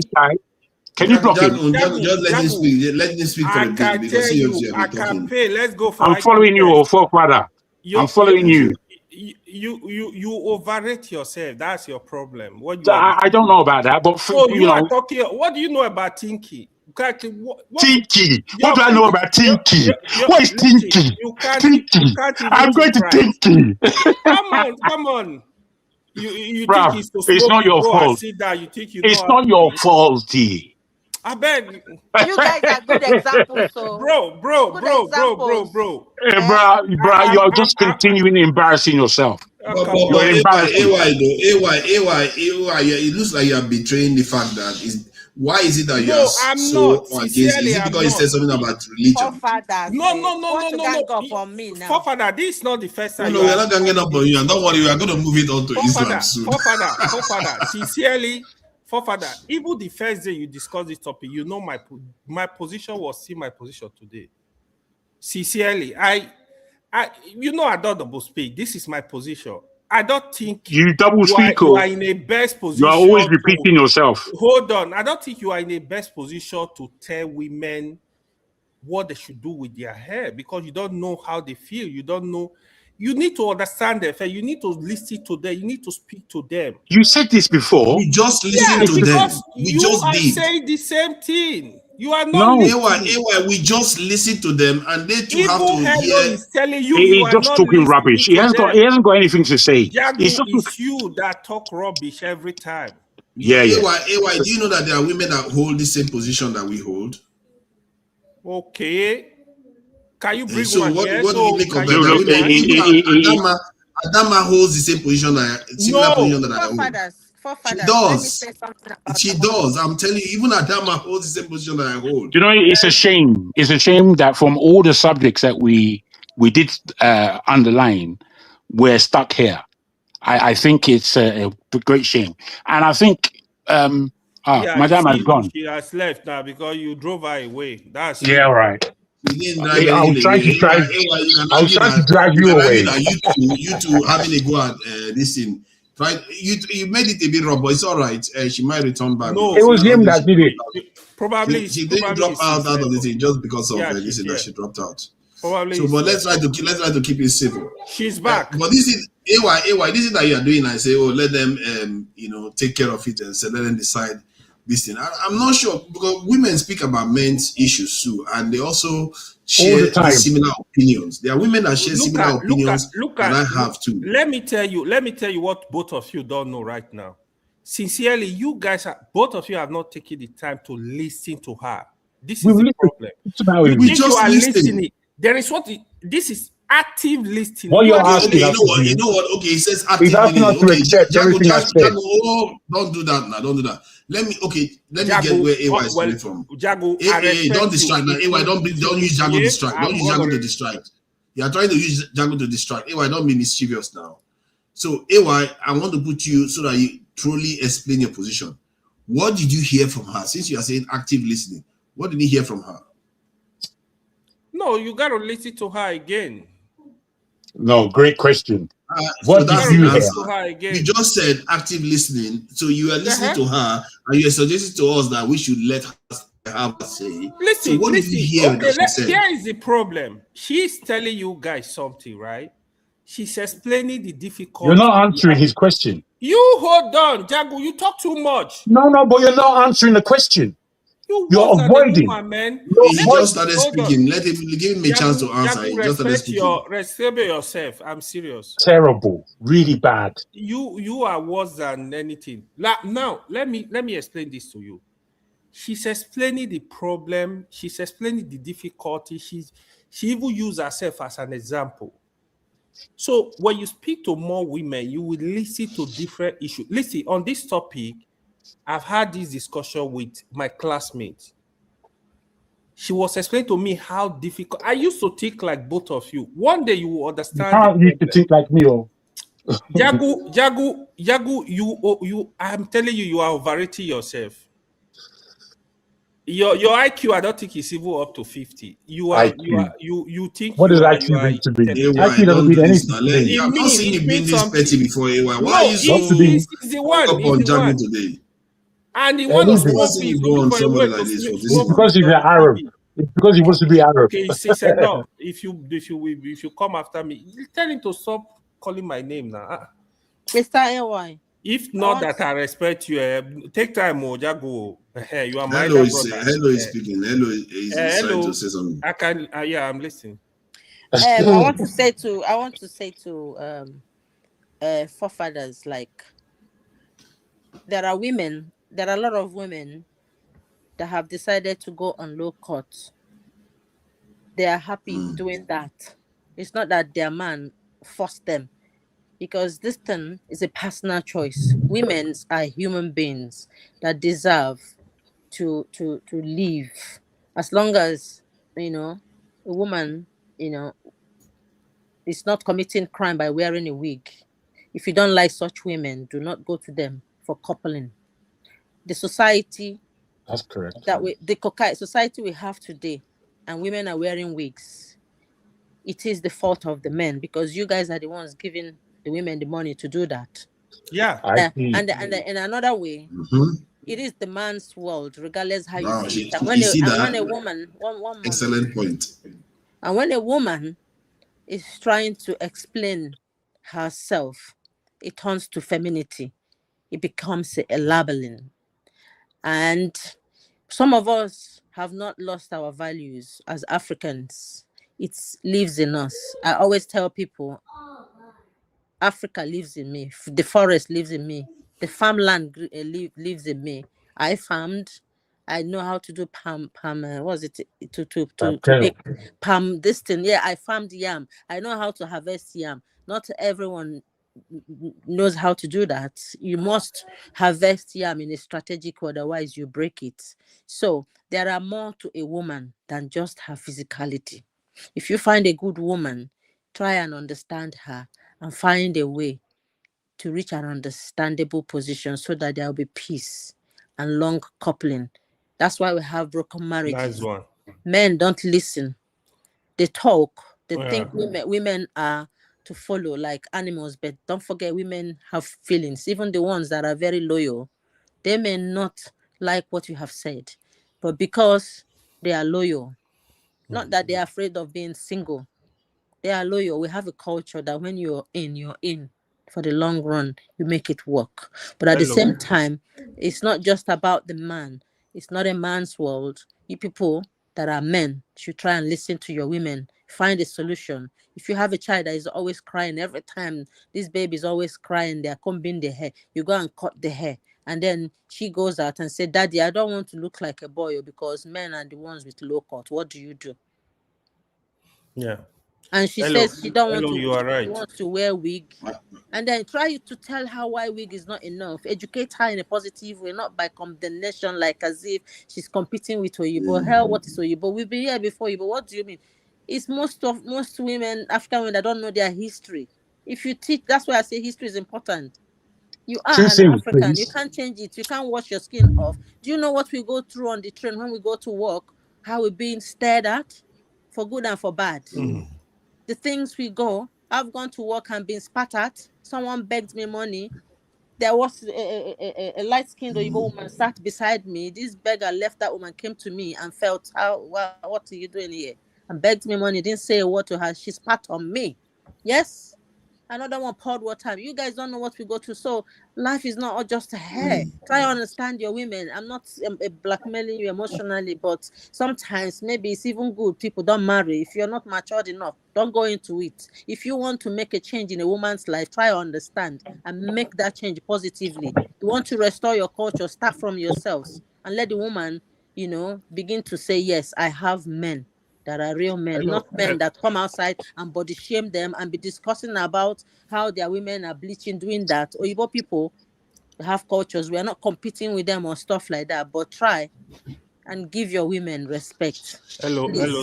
Thank you. Somebody like Jago, I wonder if you'll be able to even stay with a woman at home. I think what she said, let me say this. I stay with 3 women. What about that? Make them 6. See, this is why it's very good to have this conversation. Because she said something that I've never heard before. But please go ahead. That's why I said you should listen to her. Now, shut up, idiot. Don't start now. Mr. Jago, you never jam. You're lucky you have calm women. You meet correct women, they go finish you. No, the thing is, women are strong. Don't underrate women. They don't speak just much, but they can talk. see. Only one woman can bend your life. You go there, you get K-leg. Yes, just respect women. Women, you see, there are women that don't talk, but when a woman can finish you and make you, a woman can make you and destroy you. So women have power. But they don't have it. Who denied that? Nobody denied that. 100 women. It's not. No, the thing is, you mustn't add. You mustn't take away or add from what I'm actually saying because of emotion. Well, I'm not speaking from emotion. The first woman millionaire in America was Madam C.J. Walker. She became a millionaire from hair. She began making it more accessible for Black women to have products that would it will be easier for Black women to treat their hair, especially for the workplace. She became the first woman millionaire in the whole of America. Not any Oyinbo woman, no. Her. So we have to give some credence to that. We have to. Now, in her doing that, and I believe she was fantastic, but in her doing that, she Europeanized the hair of Black women. And this is, it's undeniable. So in today's day, when Black men, if you like, and other Black women are becoming more natural in the keeping of their hair, I think it's something that is worth discussing. It's worth discussing. AY keeps talking about you should listen. It's not that we don't listen or we don't know the subject. We know the subject. That's why we're speaking. It's unfortunate. It's unfortunate that you don't have the acumen. Are you so you do not have the acumen, my friend. No, you don't have it. You don't have it. You are assuming. That's your problem. You're not here making any points. One at a time. So we're going to mute that now. So I think at the core of this, it's my turn now. It's my turn to speak. Is it your turn? I thought you were already. It's not his turn. I haven't finished speaking. Forefather, let me say this. See, You're unfair, forefather. You've been unmuting. You've been muting Sorry, your. let him just finish. Let him just finish because we don't have a lot of time left. What I notice again, right? Sometimes people think they know. With all what Elo said again now, I tell you, Jagu did not pick one thing. His mind is just a dogmatic human being. He's fixated on certain things. He does not want to change his opinion on it. It's a problem. Forefather, you said one thing. Your concern is about the money the women are spending. What about the money the men are wasting? For example, our men that go to club, they go to club and spend thousands of dollars a night. So what about the money the men are wasting on alcohol? Do you know how much we spend? The money our men are wasting on cigarette and Igbo. If I tell Jaguna how much he wastes on Igbo, you will be shocked. So what about what are you talking about? Why are you not complaining about the money? You are complaining about the women here. I don't think it's sufficient. This topic, you are insufficient. Can you just hold on, Jagu? Can you hear this man again? Why are you behaving like a bitter old man? You calm down now. Okay, now you have to listen to the women. That's what I'm still saying. You guys think you are not listening. But did you hear anything that she said that could help? Yeah. I'm just surprised. Jabu was saying differently entirely. But like what she said now, what did she say that could help? Well, she's explaining the situation, the difficulty. You guys don't want to know about their situation. That is my problem. Okay, now to tell you that I'm listening more closely, you didn't even hear it. Now, she said he something didn't hear it because it's hypocritical, idiotic. You didn't hear it. Hold on now, come on, let's not do this. What is going on here now? Come on. It's me and this man now. We have issues. You guys fought somewhere and came here to finish the fight. Is that it? Come on, calm down. See, she said something that the men are the one that give the women the money to go and buy it. So, because if the man says, hey, why buy it? I like what I see. Why are you going to change your hair? Maybe that will change. You see what I mean? It's simple. Even if you can cut that down by 30% by just the men saying, why would you go and do that hair? I like the hair that I'm seeing. Why would you trying to go and change it to wig or plaited hair? You see what I mean?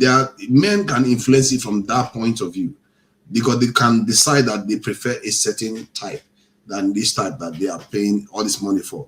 And it's a valid point you raise. If men are wasting money, they too should curtail wastage of resources because we are not exactly the richest group on the face of the earth. How can we, the little money that we have, go and waste it too? We like, in fact, I like you guys to spend your money because sometimes you guys think that you can use money to buy women and you'll be throwing money at women with disrespect. So spend that money and collect it. No, I think spending money on women is a good thing. Spending money on women is a good thing. But spending money on drinking, like AY said, just wasting money on clubs, not a good idea. But spending money on your women is not a bad thing. It's actually a good your thing. wife and she's part of you. Both of you can decide how you spend the money. It's like me now. No one has any of you asked a woman what a woman likes? Did I tell you I like beer? If I say, okay, I don't find you attractive, my husband or my man say you have beer, will you shave it? Or I say I might. Another point is that if I say, okay, I'm not satisfied, as you're not satisfying me, what do we do about it? And I tell you, say you're distant because it's natural. It's one-to-one now. And I say I don't like the size of your thing because yes, as a woman, I have you see that one doesn't have any racial consequences. It has the one that has racial consequences is the one you have to worry more about because the way I'm looking at it, I'm looking at on the macro level. Marriage we are protecting our relationship because if there's no what did you say, forefather? What consequences? I say racial consequences, like racial. Yes, racial and this in societal consequences for us. Because if you are doing anything, because if you look at things on from an anthropological level, what you observe is that societies, the culture that is the way the cultures behave has consequences for all the societies that are behaving in a certain way. I disagree because if you don't make children, you're finished. Because you need two people to couple. And then when people are not able to because we need the population and stuff like that. Yes. So it's just to say that the man's needs are different from the woman's needs. Your perspective now, I can understand it to a certain level, but because some men fail to understand it, I'm not being I don't feel sorry for men that were wearing wig. That is how women think. They are not in remorse. The only way to make a woman understand you is not this way you guys are going about it. Is to, one, sit that woman down and say, babe, I like you the way you are. Because after all, you want to please one another. You know what I mean? If the woman now says, okay, mine, how about this? So that way, the mindset will begin to upgrade. You're not telling her you're changing her because she's not your property. You're saying, okay, but is that not what I said, though? Is that not what I said? I know that. Because that's what I said to you now. When I said, if she wants to go and do the hair, you tell her, why are you changing that? I prefer this hair that you have. You didn't let me finish what I was saying, or you allowed AY to distract. Is that not a good thing? Is that not a good thing? Let's speak to, I'm speaking to Hello now. Hello, is that even a name? AY, is that a name or acronym? Can you people let me ask her now? I hear what you are saying, Hello, about speaking to her and letting her know that you like the hair that she's got and it's good for her that way. But if you also do it from this other point of view, because you are the one that said that we are the ones that give the money for them to go and do it. And so your girlfriends as well. Yeah, the girlfriends too. Because so you may not give to the one inside. You will say, I like you natural. But then your wife will not catch you with a woman with a wig. And then she will now think this is the standard. So yeah. You see, exactly. I mean? The men too need to stop supporting that kind of stuff. Yeah, the men need to stop supporting it. I think sincerely, I think your views, some of your views, you need to drop them. Because the last time when we were discussing feminism, you asked me a question. You said, if I have a male child and a female child, and I'm in position to sponsor one, who will I support? You are basically saying that we need to support the men. I have problem with this kind of stuff, to be honest. No. That's an open question. That's no, hey, hold on. That's for fun. You keep Jagu, you talk too much. I'm going to talk more now. What am I here for? Your question. Are you a woman? Even you're being very idiotic today. Very idiotic. You are a bit too. You can't even reason with yourself. Let forefather speak now. Forefather, when you finish, allow me to talk, Joe, because this guy is idiotic. Like Pyro. So idiotic person. You kind of simplified it. You're kind of simplified it. I actually tried to put myself in the shoes of the people that used to make the decision before now, because the society they lived in was a society where the men carry on the family name and the women get married earlier, they have children earlier. So would you go and put money this in investing in education for the female child versus the male child that will go on to carry the family name, that is likely to work for a longer period of time, that is actually going to generate more money for the family? Would you do that? That was your point, in a society, right? Yeah, that was my point. That was the context. That's your point. That's why it's good to clarify this. I don't like Jago this. Didn't say clarify. You said to him that he should drop you said he should drop his point of view. That's what you said. That's a fair judgment. You're an idiot, mate. I didn't think you were so stupid. To be honest, a fool, Jago. Continue. Well, you guys should stop this fighting now. It's not me. Crazy. What's wrong with you? Why don't you respect yourself? It's you that I don't respect. You are gone out of character today. You're gone out of a bit of character. It's because of what I said very earlier. It's because of what I said. Not even to him. I respect that way, Lord. But when you want to bring down yourself, I will help you. I'm serious. No, you're very weak. All what comes out of yourself is weak. It's like water. Doesn't make any sense. You are not weak, Jago. We are all. I have weaknesses, but I'm not weak. You know you are like Baragba, Lagos Yoruba man. It's more. He's now gone into tribalism. Telling me I'm weak. No fighting. You are weak. I'll mute two of them. So AY, so I hear I hear what you said. My man, you didn't allow me to. What is this now? See, I hear what you said. I hear what you said, and this AY is not going to ask me to give up my position, because the the position I'm holding is not for my sake only. It's for, if you say you want to end corruption in Nigeria, this is also part of the problem, because you don't see it the way I see it. I look at it from a macro level, and I look at it from the consequences. You know how consequences occur in societies. The way you live has consequences for the entire society. Hence, everything you do contributes to whether that society is going to go on to do better than any other rival society or other societies out there. So if you want to prosper, your society has to be more fine-tuned to prospering than other societies. Like if you look at China now, because of the way they tweaked their society, before they were lagging behind, but their society now has been tweaked in such a way that they are more fine-tuned to grow faster than the Western society. That's why the Western society is struggling to catch up. It's not like it's just an individual this thing. They tweak the society to be like that. They dismiss a lot of things. They change a lot of things to head in this direction. And that's what I'm looking at. I'm not looking at it from just only individual level. But you can do individual, but you have to look at on the macro level the consequences of not doing it. And that's why I feel like if we don't do those things, everything else you are saying you love to do is still going to fail, because those things have not been done. Yeah, that's what I'm trying to say. Fofana, you make a lot of sense. See, it's not that I'm absolutely supporting the women or supporting them on the other side. My position is I just wanted to explain their situation. Then when you fully understand what they are passing through, the difficulties, then you will not look for a way to address the issue. It's not that I'm just close on it. No. Your point, you have valid point. This topic, I think it's Jago that is stressing. He doesn't know how to have peaceful discussion. It's not used to peace. So that is a big problem to him. So that's why we are just struggling. You're an idiot. But it's not your fault. Jago, don't let me insult you. You know you are an old man. I respect you. You can't help yourself. You can't help yourself. Okay, I'm not going to insult you. You hold on. See. Let me finish. You know that I was interrupted there, forefather. Don't interrupt me. You know I was interrupted, forefather. Okay, let him speak, John. He doesn't even know. Yeah, you were interrupted. Please go ahead. Yeah, speak. Go ahead. No, you see, the thing is, the way I'm discussing this, it's not personal. There's nothing I have against women. All these things that my man is saying, just rubbish.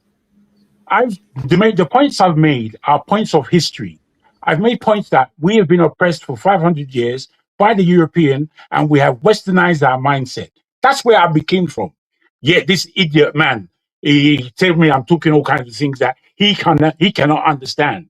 And then he's disturbing our conversation and then blaming me. That's his prerogative. And that's you, as the compare, allowing it. I've not made any points of anti-femininity. I've not. In Nigeria, the girls, they bold their hair to go to school. If their hair is somewhat afro, the headmaster or the teacher will tell them to go and cut it. Why did they do that? I tell you why they do that. Because the Europeans, when they came, did not like women's hair, especially the way they used to do it. They didn't like it. Now, this may be a point that you're not conceding, and then you want to reiterate idiocy, like women can't speak for themselves, that we need AY to speak for them. And AY is not speaking for them. He's just talking rubbish. He's usual rubbish to load Why people. Why don't you make your point? Why don't you make your point? I'm making it. Just be quiet. Can he be quiet? Can you do that for us? Please allow him to finish his. This is all what I've said, as this is a discussion, not coming from a man's mind. Me, I can deal with any woman in the world, and what I mean by that is she can come to me anyhow. If I fancy this woman, I'm going to deal with her. It could be that I deal with her in a way that I just take what I need, and if she's complaining about all these things, I leave her to it, or I assist her in her way of being and give paradigms, give understanding as to why she behaves the way she does. This is how I am. So this is not a personal matter, as AY is trying to make it. My thing is that these things, I wish that we didn't land on this subject the way we've done, but we have done. So in it, I have things to say. The thing I have to say is that everything is not the fault of men, or even sometimes it's not the fault of men or women, because they are being manipulated. We don't seem to understand that there are forces at play to play with our minds, our culture, and our way of thinking. And this has happened over a long period of time. Why we believe that we're going to settle it all because of this discussion, it's not going to happen. It's not going to happen because we're discussing this now. It's going to be another discussion for another day. But all I've said, without disturbing the frailties of AY, is that I said that to be a Europeanized Christian, to be an Arabized Muslim, this one separated AY from his own senses. He can't help it. So he's now targeting me because he can't actually have an argument. He doesn't know how to have an argument. But we've discussed that before. I don't know why he took I'm saying, the only reason why I'm saying that is because that's the reason why AY is behaving the way he is. You have a problem. You see, there you go. He can't deal with anything I say. He can now talk me personally. Nah, I know. But AY, is that the reason why you're having a go? I swear to God, no. He didn't even say anything. I don't even know what he's talking about. So why are you using my name? The moment Jago smoked Igbo before coming to platform, it's not fair though. But you have been on his case throughout. Though. I'm telling you, the moment he smoked this, you don't even know anything about what you're saying. Igbo I have a question What's Igbo for you? I have a question for you. You're an idiot. You know how long since I spoke Igbo? I have a question for you. Which one? Have you guys asked us if we like polygamy? AY, which one am I? Polygamy. Women don't like it now. AY, we know that women don't like that. What will you guys do about it? Polygamy. Polygamy, I think in Africa is not outlawed. So in a way, it's not a bad thing. There's not much to change there. The question you want to ask is that would it be brought back in the West? Because since they have gay marriage, trans marriage, all kinds of marriage, it might be brought back in the West, you know. Now you're being partial. You see how you solidly defended your manhood. And now you're already manhood. It's manhood now because you guys. Why? Tell me why anybody will want more than one wife? Because sometimes the women are not available. Are you saying you're still defending this? Okay. Let me be serious here. One, because men are they can afford to. Let's say if you want more children or population growth, you are more likely to have a situation whereby you have more than one wife situation, so that the population will grow. In situations where the men are not many, country like Nigeria, it sounds like a lot. I guess Nigeria is a lot when you compare to most African countries that are less densely populated. Africa needs population, not maybe not Nigeria, but Africa definitely needs a higher population because Africa is 12 times larger than the population of India, but has the same population. So it means that the African population has not grown to its potential level like the rest of the world has grown. So from that point of view, yes, we need more population. And to grow population, you need to have a little bit of, you need to release the rules so that the men and the women can be able to have children. And maybe even earlier. I don't know whether, I think it's okay for women to have multiple spouses. What if the man that she's with cannot have children? No, because the women they can only marry one man. If they can only marry one man and the man cannot procreate, what do you want the woman to do? To stay with the woman not having a child? So you can see the argument cut both ways. Yeah, it's not both ways because the society has so there's a social construct you and I know. It is there. Mm-hmm. No one can change it. And in the society we live in, those days, I remember those days, depending on the region of the country one comes from in Nigeria, women used to have up to 10 kids, and then they will now they will now be a cow ceremony for they call it ewuku, to appease the woman that the woman has completed 10 kids. You understand? So if one, it's true in the East, yes. So, I know hello. families that that the women have 10 children. So if one woman is happy and they start early and stuff like that, you keep your generation with one woman so that there won't be katakata and all these things, jealousy, competition. Yeah, we see the katakata. It doesn't solve the problem. Yeah, but AY, is it not? Hello, Is it not I don't know why you change your name, Seth. So, no, what's that was your my view? business name. What's your view on polygamy? Are you against polygamy? Forefather, did you hear what AY called me? You see, okay, I'm gonna go. Forefather, I'm gonna actually don't go. Both of you are gonna go backstage if we start again. No, I want to go home. No, I'm asking you something. Don't go. Did you hear what AY called me on public air? You hold on. What do you mean, me? Hold on. Did you hear what AY called me? Hello, quick No, question. I did not hear. Yes, I'm listening. Did you hear what AY called me? AY, what did you call me? Quick question. Say it. Hello. Say it if you're brave. AY used this platform to call me a bastard. Jesus. That's what you said. Call you a bastard? Yes, you did.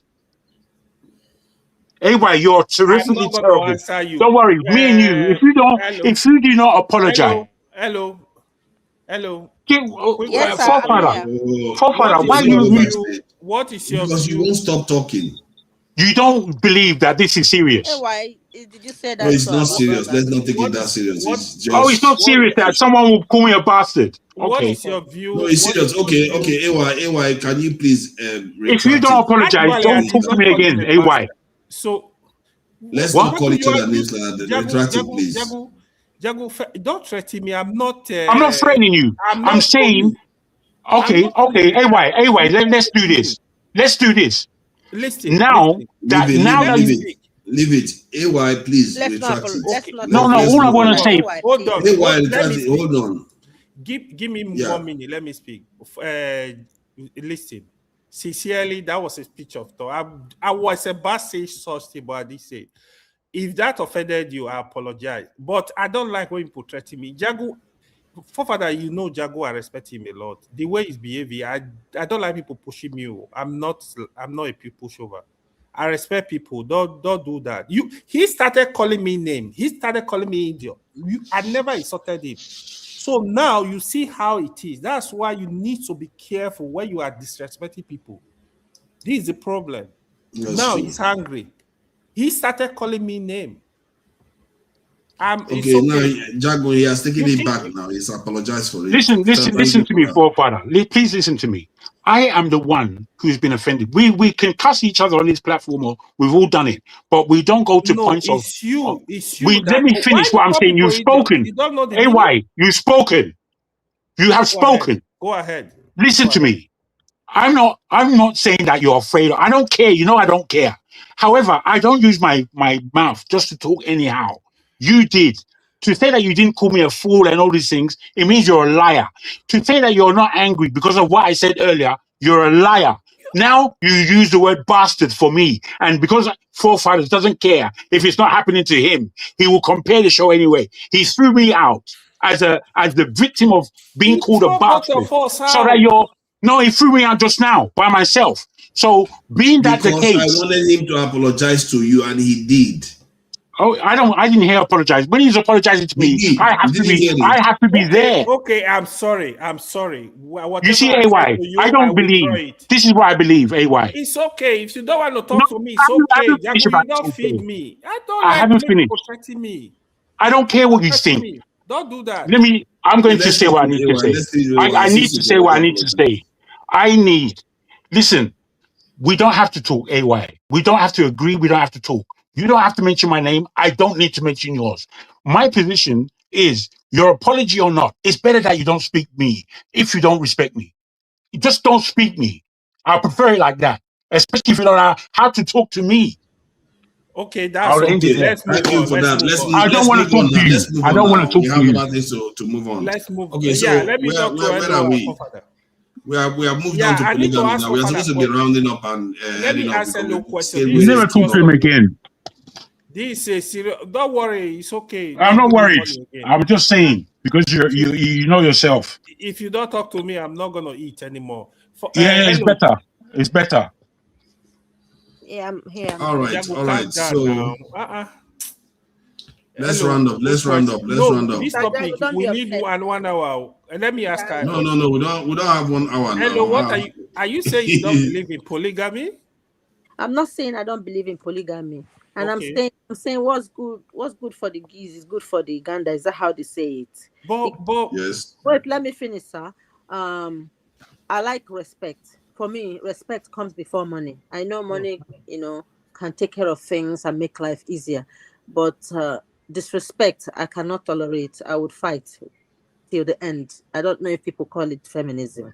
When that button is pressed, my ears block and stuff like that. So if a man tells me, this is how I want your hair, and I care for that man, no problem. As long as you help me appease that hair, not to pain me, not to have those boils. If I don't have those discomforts, it's okay. Because after all, if two people agree, is it not now forefathers is saying that we should, because I said let's educate our kids, yeah. But the home is the man and the woman and must be conducive, cannot be a hostile environment for both to thrive. Must be conducive for both to couple. Otherwise, it will not work. So even if the woman is the outspoken type or not the outspoken type, depending on the culture, how anyone sees it, because another man's meat is another man's poison. Some men like this weave-on, and it's still selling like wildfire. So how are we going to remove it into our system? How are we going to educate our kids? I don't like weave-on as of now. Before, like I said, there was time I did weave-on. I wasn't doing it in my mind then. I'm telling you how a woman thinks. When I was doing it, I didn't see myself that I want to be like Oyibo. I saw it as an easy, quick alternative to go to lectures, to do stuff about, and sometimes I carry it up to 1 month, to make it last for me so I can manage my hair. Conditional, but make it beautiful for myself and look, because I say, if you don't look after yourself, for me, it's untidiness. It's a sin for me because we are living life. You have to live it to the fullest, depending on each person. That's the way I see life. So if you are telling me you don't want this and that, that's fine. If I say I'm going to couple with you, if I see things I don't like, would you compromise? Would you compromise as a man? So we need to ask our women, what is it in our men that you don't like? The topic cannot be about women every day. Before you know it, you will see that in every channel when they talk, it will turn to before you know it, the topic will switch to women matter. I know women are important, but we need to discuss all these things. What are the things that women don't like? Because not women don't speak sometimes, and the ones that dare to speak are labeled feminists. I think the top ones that they don't tend to like is a kind of bullying in the relationship, domestic violence. They don't like those chauvinistic culture where they feel like women are being, treated unfairly in the culture, especially like when it comes to inheritance or things like that. They also talk about this thing. I think promiscuity is another one too. But they generally never talk about the way the men carry themselves in terms of their looks and stuff like that, which is interesting. I can assure you, women have problem with looks of men, but I because know they do, but they men are don't not tend to talk listening, about it. they They do. but men don't no, listen. they Men do. are not They do. listening. Men are not Yeah, they do. They don't want to know because they think it's a see. This is not when African woman speaks. Please don't say it's feminism because in African culture we don't have that, isn't it? But right from the onset, I've had women complain about things regarding men. The See, appearance. the ones I have an issue with is the ones that are always for breaking up homes. Like their first instinct is, did he look at the woman sideways, break up, divorce? Did he divorce. It's like not caring that there are children involved in the relationship. You just want to divorce the first thing. And funny enough, I think I played a video here about a white lady that was telling another white lady, teaching another white lady how to get hold of a rich black athlete. And one of the advice she gave a fellow white lady was, if he cheats, look the other way.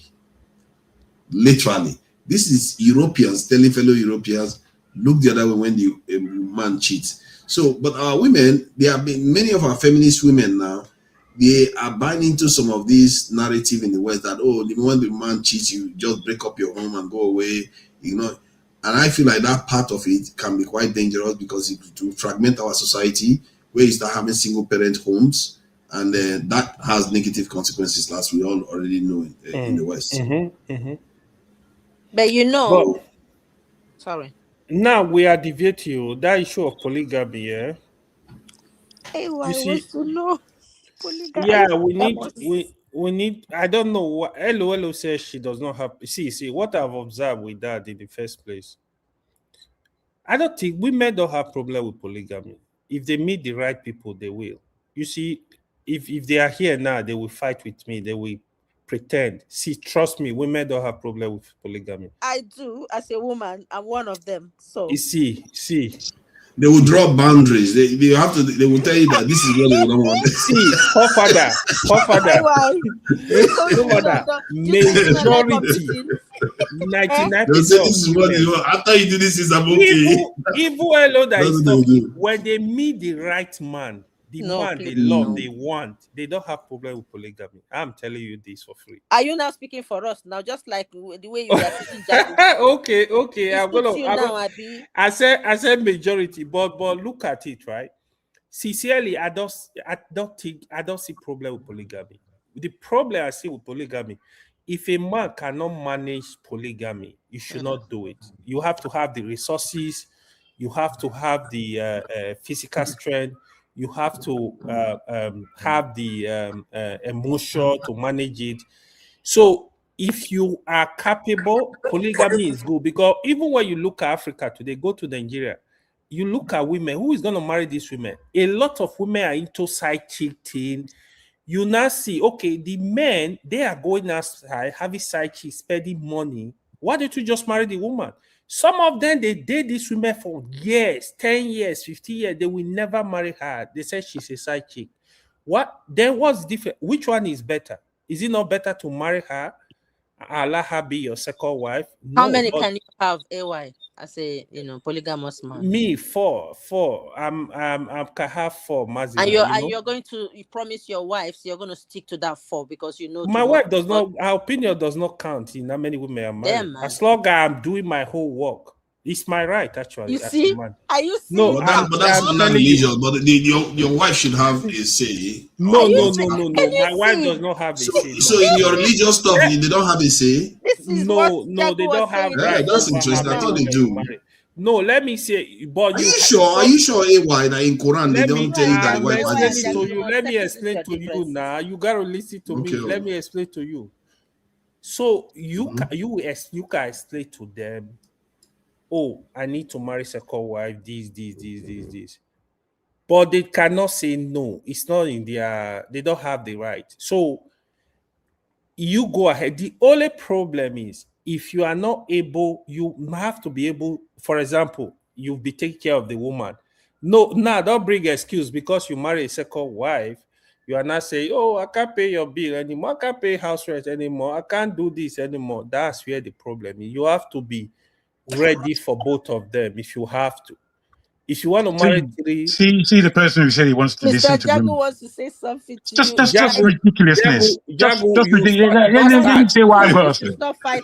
It's rubbish. It's just rubbish. Mixed up rubbish. Are you here? Rubbish. Let me say what I got to say. That is sorting me. I'm going to reply. What I've got to say is this. You don't know how to be peaceful? Which kind of human being are you? What peace do you have with an idiot? You can't have peace with an idiot.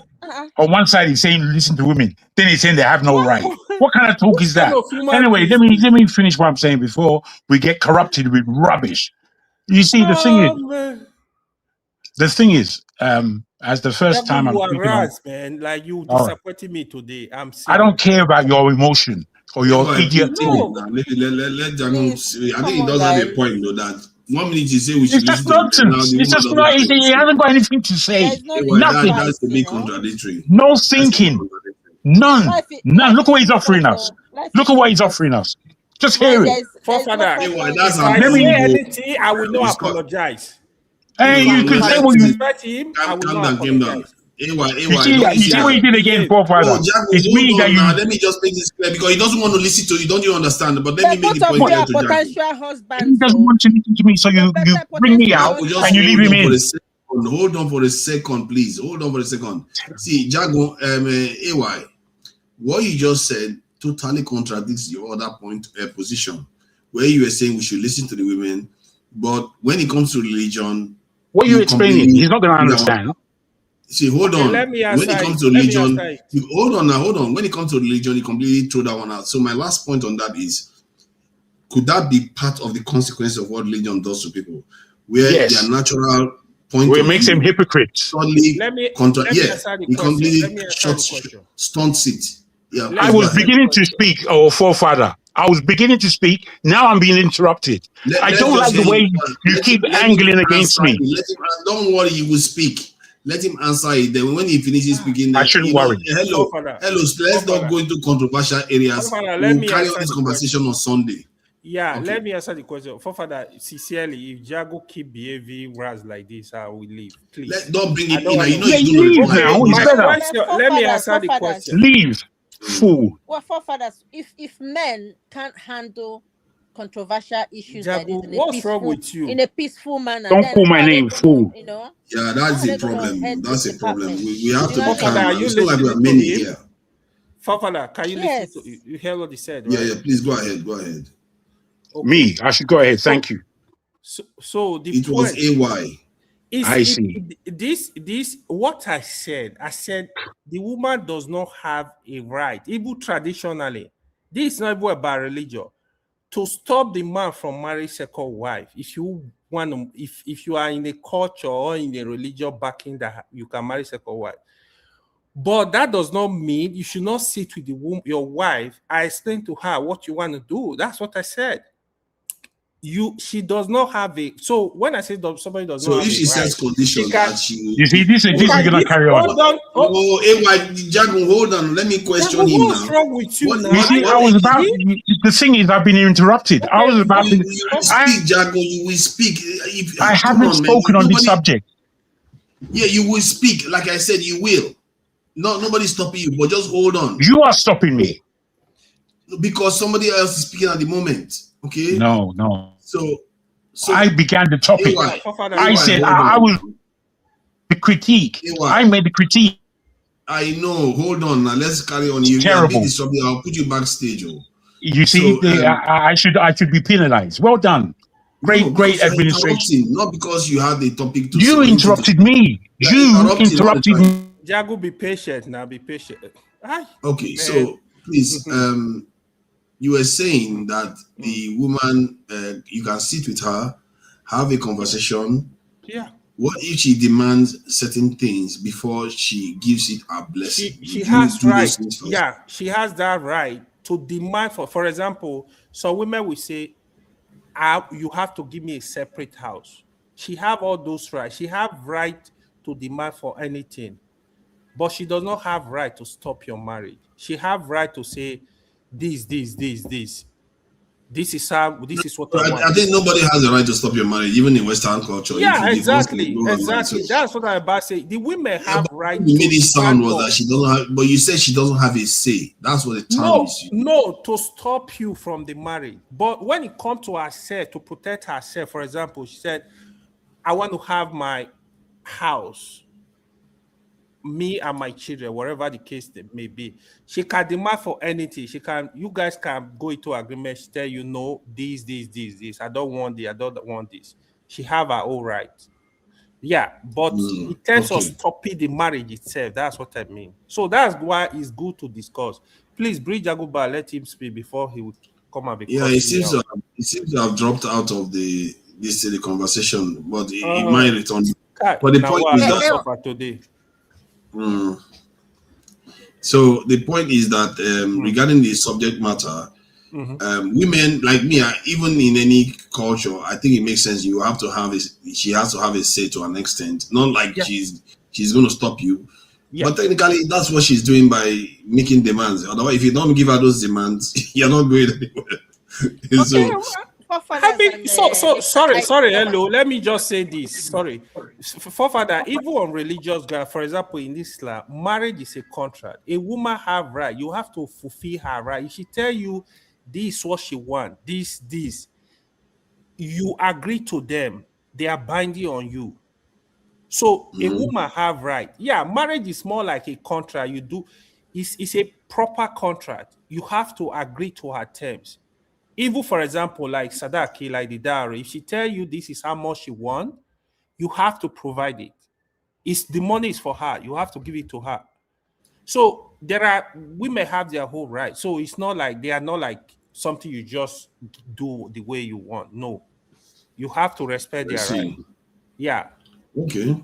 Yeah, because the way it came across at first was a little bit No. You know me. I'm always supporting women. Apart from this, even when they are calling me out, Quitty, they will soon call me out. Okay, let's bring Jago in. This is a hybrid 10 is getting his knickers in a bunch and saying that I've been unfair to Jago. They are saying free Jago, Jago, free. The fact that you need to be told. That's not the point. You were being disruptive. That's all. No, it's not me being disruptive. How can I be being disruptive when people are disrupting me? Are you ill? Are you well? Come on, man. No, you should grow up. If you're being pointed at, it's for you to look at why, not just to fend yourself. You spend quite a long time talking about the incidents that has occurred in the conversation instead of talking about the topic. And I know That's you're very unfair. good at talking about I did it once. But you're being unfair. You just want to say anyway before because you can't accept. You're gesticulating. Fair enough. Don't accept. I accept that maybe I was a bit unfair to you. Let me say this. Because I'm not going to repeat rubbish that's been spoken and for you to accept more rubbish, idiotic explanation. Let me say this. In any polygamous scenario, there has to be agreement. If there's no agreement, I can't understand what it is that you're living, unless you're trying to spite your wife or your wives. It's very spiteful to speak about women don't have rights. Rubbish. Anyway, what I'm trying to say is that in this world, women would accept homosexuality, would accept all kinds of different family issues, and they would never respect that they know who a man is. Women know who men are. Men go out there fishing all of the time. To put this fishing into some kind of organized, acceptable, functional relationship, that is for a man to have more than one woman, they can't accept it. Why can you accept homosexuality as practical and you can't accept what it is to be a man? I find this thing fundamentally Western and fundamentally against what it is manhood. What I dislike is the level of hypocrisy that the Western world and human beings today uphold. It's because hair today, in today's 2026, can be depicted. Where everything comes from, nobody cares. The fact that this comes directly has a history. You don't care about the history. You're worried about the bumping of your hair and the fact that it's personal. The fact that this thing is universal doesn't matter. I don't understand us. And I believe that largely we either just talk for talking's sake or we talk out of hypocrisy, stupidity, dumbfoundedness, and AY issue. It's just the issues that individuals have that it's not any factual, it's not depicted on history, then it becomes personal because people have said factual things. There's nothing I've said today that isn't factual. Nothing. is one person that played with me, and then it became a serious issue because he couldn't stop his playing games. He couldn't become serious. He couldn't do what he asked everyone else to do, which was listen. If you listen to yourself, you would know that you talk a lot of rubbish. Full stop. Jago, take Aga Full management stop, class. It's Joe. gonna Full help stop. you. I'm Full serious. stop. Full stop. Father, do you guys have Aga management classes in the UK? Please. No, we Professor don't have it. We don't No, have no, it. it's all right. Gentlemen, Jago thank is you all my for is my joining. elder brother. Thank you all for joining us. Okay, you want to round up, eh? Okay, if you want to round up, right? So that we can close out because this is almost 5 hours now. Yes. And So yeah, please go ahead. what I want to say is that I'm not against any man that says he wants to be polygamous. But I, for a woman, from day one, you need to say, this is what you want to do. There has to be an agreement from day one. Then it's up to, me, like, is it what I want? If it's not what I want, I will say, thank you very much. I wish you a very beautiful life. And that's it. Do you know what I mean? Like, wait, the part of the region I come from, like, even though the men may cheat, we're not, I'm not from a polygamous home.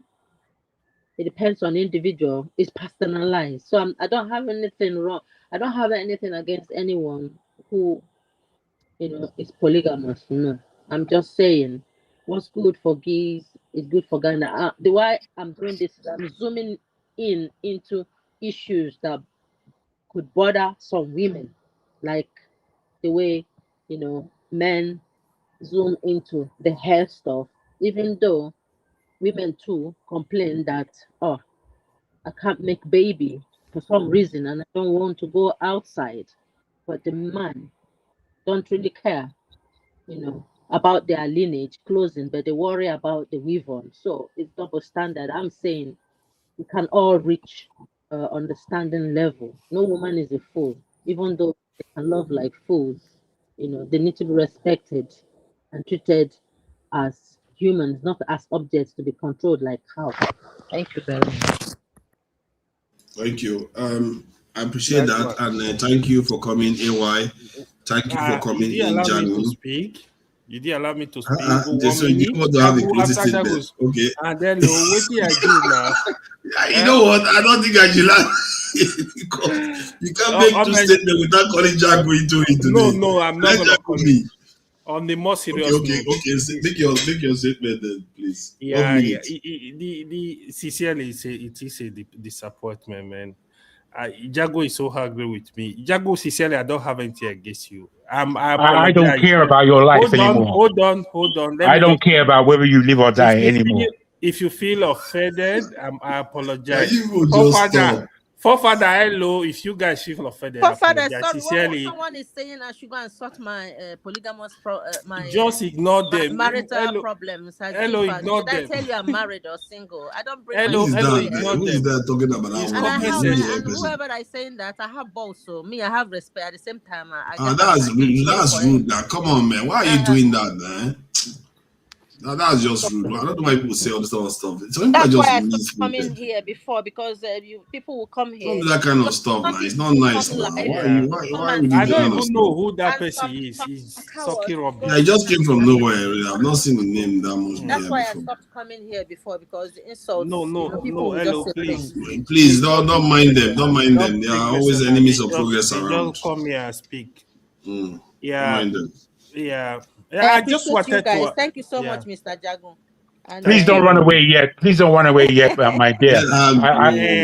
I just before you run away, please let this man finish what he's saying. I have something to say to you that hopefully is much more positive. Yes. So let me finish. So for me, right, sincerely, I'm not angry with Jago. I'm not angry with anybody. I apologize if the way I behave, you guys are offended. Please, I apologize. Forgive me. That's what I want to say. Hello, thank you. Good discussion. Jago, you are still my elder brother. Yay. Respect any day. Respect any day. Me and Jago is listen to me, please. Okay, go ahead. I people don't like me for what I say. It doesn't matter. However, respect is something of depth, and I don't think because somebody is offended because of utterances that you can go elsewhere to see where you can find where something would offend me. You found it. You cannot depict my father, and that's what you did. And you know what language is. So for what you did, you know what you were doing, and you wanted to escape it. I won't allow that if you don't note it. So know that in your spirit that I know what you did. Insimiri, let me tell you, whatever that person said, let me tell you this. As a woman, as a human being, as a Nigerian, the way I love you and women that can hold their own ground is better than two men who are just stupid. So you don't need to follow idiots in the chat section, because largely, I would say there are 5 to 15 individuals in the chat comment room that are especially wise in how they contribute. The rest are just talking rubbish, laughing with each other, and being stupid. As a woman, let me tell you that the men, me as a man on this platform, give you 100% respect for any time you come on. You should never be shy of coming on this platform and saying what you have to say because of detractors. Me, I can take detractors to a level. But secondly, when people become to the point of, can you say that in my face? Because if you did, I'll take a sword and off with your head. That's how I am. That's how I am. So, you know, as a woman in today's world, we all have to hold our own. And I think you do it very well. So please go with that. Thank you, sir.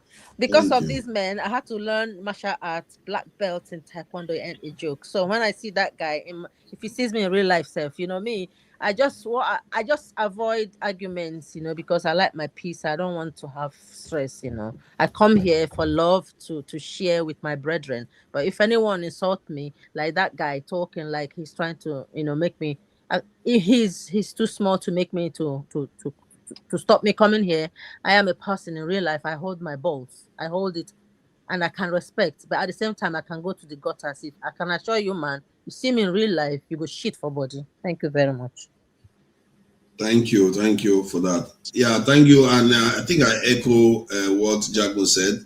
Always feel free to come on here. And we definitely want your contribution, because some of the things you said today are giving me a little bit of insight into some of the issues we're discussing, you know, about, you know, the men being the ones giving the money out, and it's easy to be blaming the women when the men are the ones giving the money out. So maybe there's some truth there too. And regarding the bigoted people, you know, that we've dealt with, I mentioned people on the other channel that I've been to, and the ones that are always fearing other tribes more than they care for their own people's lives. That is a very, very tragic state of affairs. And then we also talked about the soldiers that were kidnapped, and the ex-minister's sister that was also kidnapped. Women begging for their lives with bandits in Nigeria. And we also dealt with the issue of the South African Afrophobia, more like. There was a video of there's so much to cover. I can't do all of them. So later on we'll do that maybe on Friday, of how they demonstrated how Europeans dealt with the South Africans when they tried to come and do that nonsense they do to black people. Europeans don't take nonsense, so, and the Indians, they don't take nonsense, they deal with them rough. And there's a video of that being the thing that I have that I will be sharing later on in the, maybe on Friday's show. And on Friday's one, I think I might decide to just do it on this in the Two Nigerians this in channel actually. So Ismaili, you know that. Yeah, I'll do one on Friday. Nice. Yeah, I'll do one on Friday. So, and because some of all these things, I have to be calling some of all these things out. And doing a little bit of work because now I have a little bit of time. I may not have that much time, especially if I go to Nigeria, the signal might be very, very bad. So, but I will do my best to try to be online more, especially on my channel. That way, I don't have to be on camera because being on camera requires more data to be If you are going to do it, Friday is a great day. But you have to bring somebody who can help you moderate, because you not fit moderate and speak at the same time, and you like speaking more than moderating. This show would have been well if you didn't moderate the strange way you do things. Strange as hell. Strange. I know I'm strange. See, but I'm strange for a reason. You're strange, but it only benefits you now. Let the platform be a benefit platform. Me? I have no idea. I have no idea. None. Exactly. It doesn't benefit me. See, maybe it benefits me psychologically. You don't understand. So my this thing, I have my channel now. You don't know. You guys love so hard. Look at that. I have 500. I have 585 subscribers, and now the subscribers are going down instead of going up. What was that? TA will help you moderate that day. Don't worry. She said she will come in. Look at that. I hope you have subscribed to all these enemies of progress. She hasn't subscribed at all. So, but the point is, my channel is actually shrinking slowly. So, I've never seen anything like that, though. You are not building it, Nabi. You're not focusing. Yeah. That's why I need to be doing more on that channel. So I'll see what I can do that, because there's a lot of things to discuss, and I'll be trying to be making shorter videos that I don't need to live stream. So that'll be good.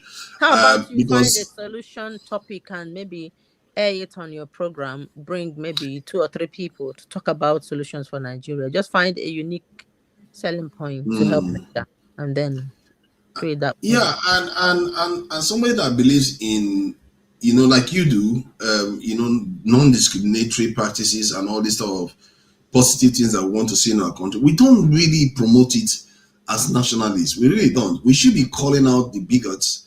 Maybe we should be having a bigot of the week and the heroes and all that kind of. We need to be encouraging positive behavior and the rubbish ones, because there's this video you see online. Sometimes you see them, they will bring African leaders, and the ones that are behaving badly, they will pan them, knock them, and the ones that are behaving better, they will give them. So that is in a way saying the kind of behavior you want to see from leaders.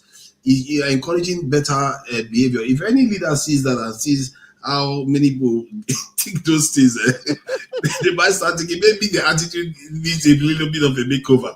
So that is the kind of stuff you want to do, and it's good to also be calling out all these people that want to divide on racial line, not racial line, tribal lines, religious line, and just don't give them oxygen. Don't give them oxygen. Exactly. This guy was saying something about one man went to. When I went to the platform the other time, I noticed that towards an election they get very, very strident. They don't want you to speak up. They literally don't want you to say what you are saying. And they become very, very, they target you, literally start targeting you.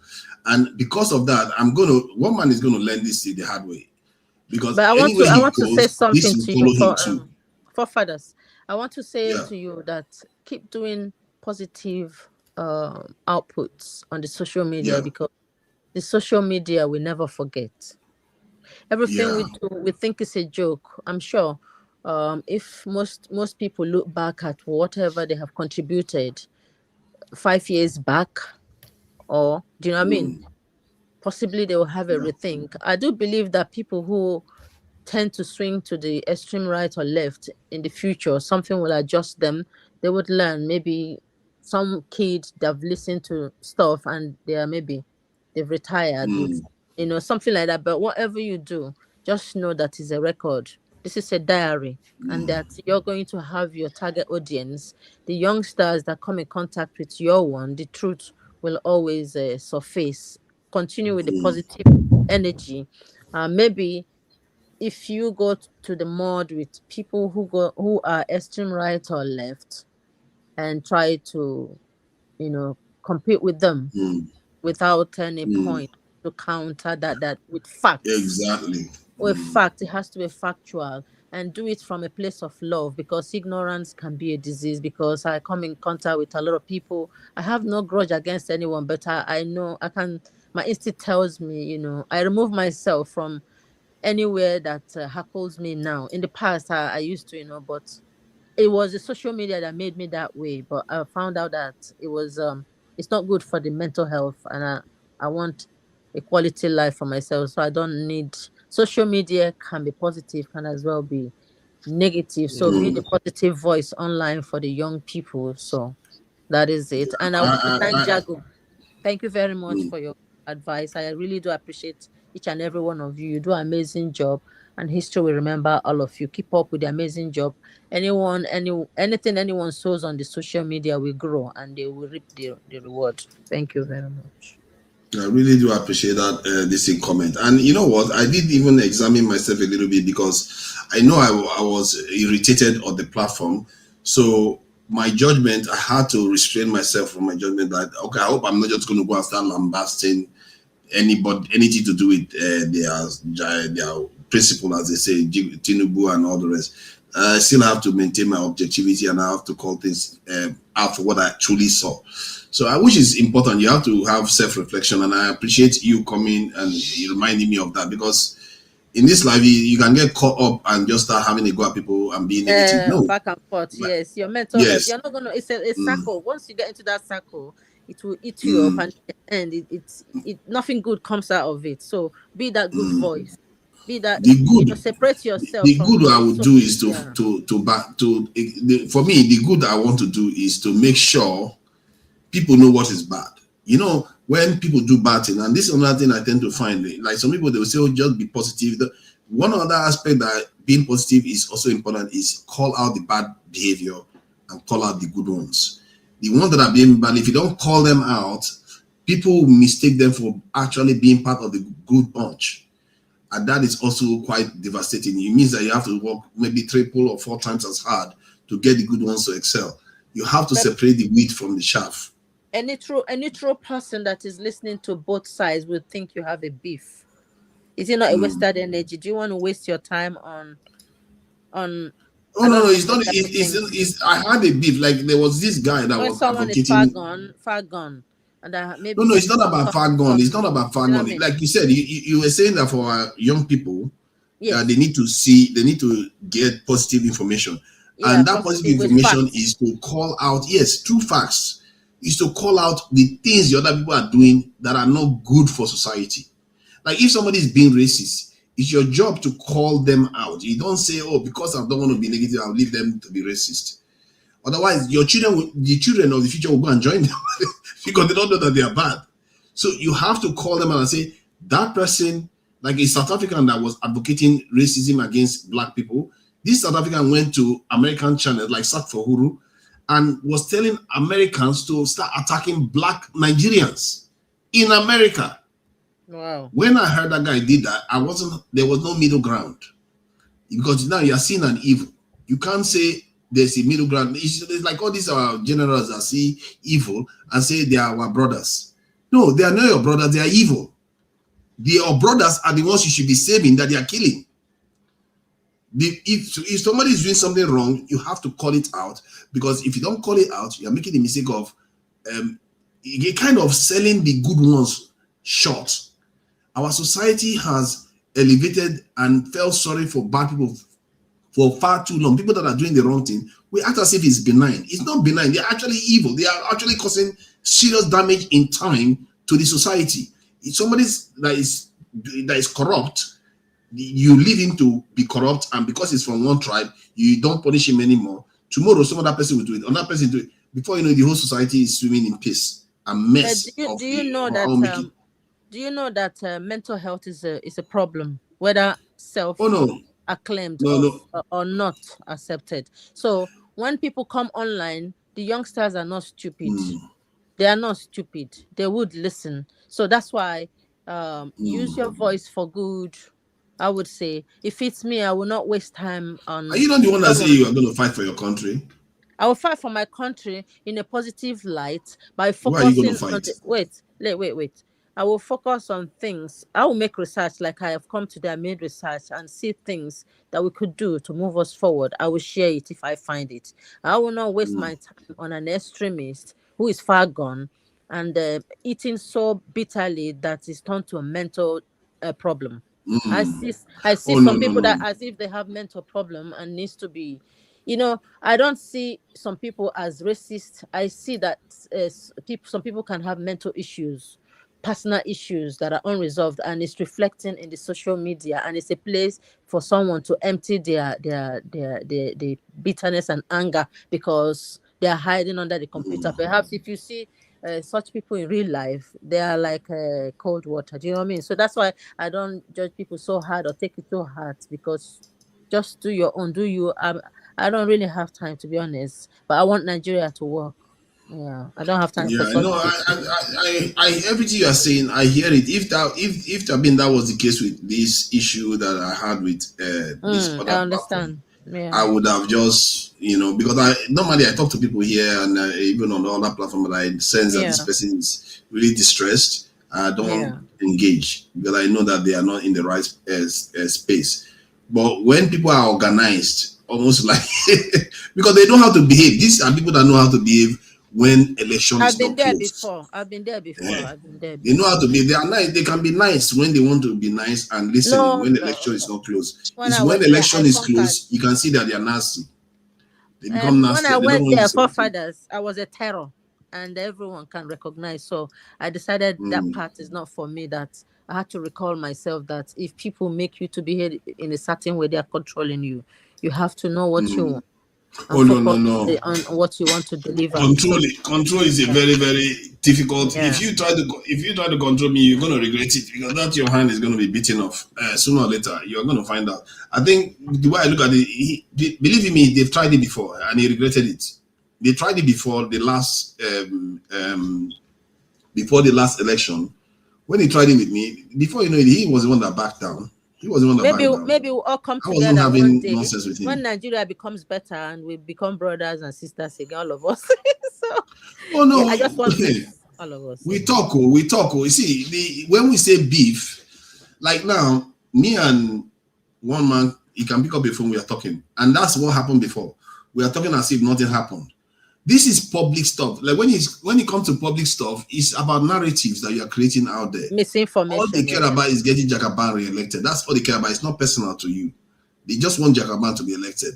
Me, it's personal. It's not personal between me and them.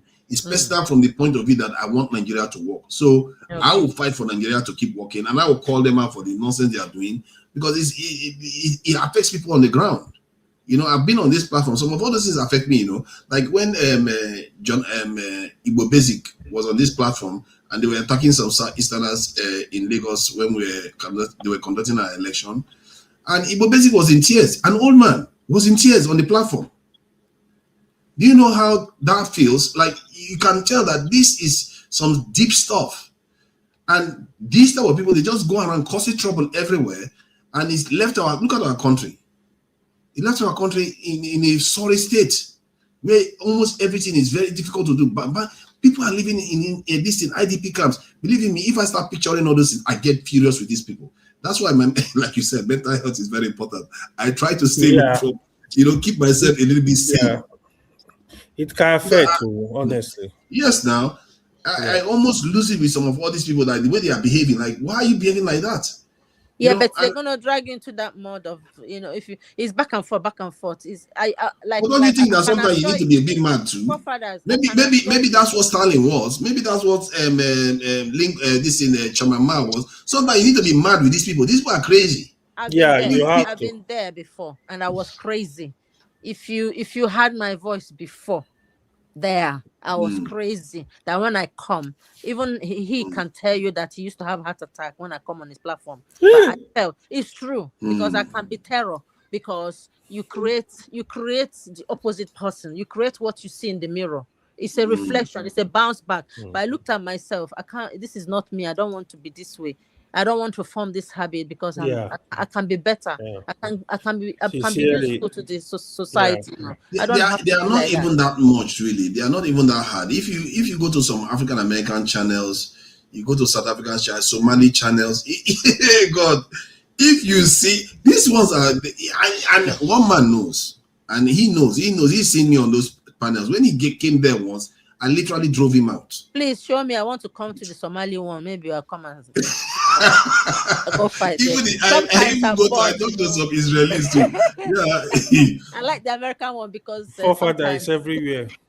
No, I see Yeah, forefather. no, there was a time, during that COVID-19 time, I had time to be strolling all over the internet. We didn't have a life now. We all are. You see, I don't know why.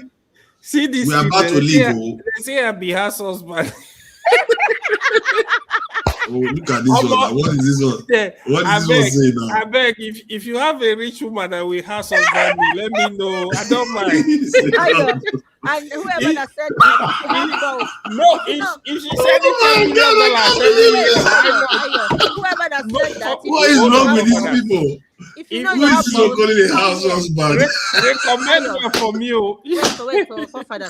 How dare you? Anyone, these children, anyone on the platform, anyone on the chat session insulting people here. If you have balls, show yourself here. Then we know that. No, they will not show themselves. If you don't, then I even want if you give me wife for the $10 million, she I no go sit down for house. No wahala now. I go the wash plate. No wahala. You see what they are saying. You see now. You see this one now. What is wrong with these people? I'm not comparing myself to Stalin. I'm saying sometimes you need to be that mad. Come on, am I ruling China? What's wrong with you? You need to be that mad. There's something about society that sometimes madmen come and clean it up for the good people to actually survive, because our society rewards too many bad people, and that's why the good ones are not, they are not coming.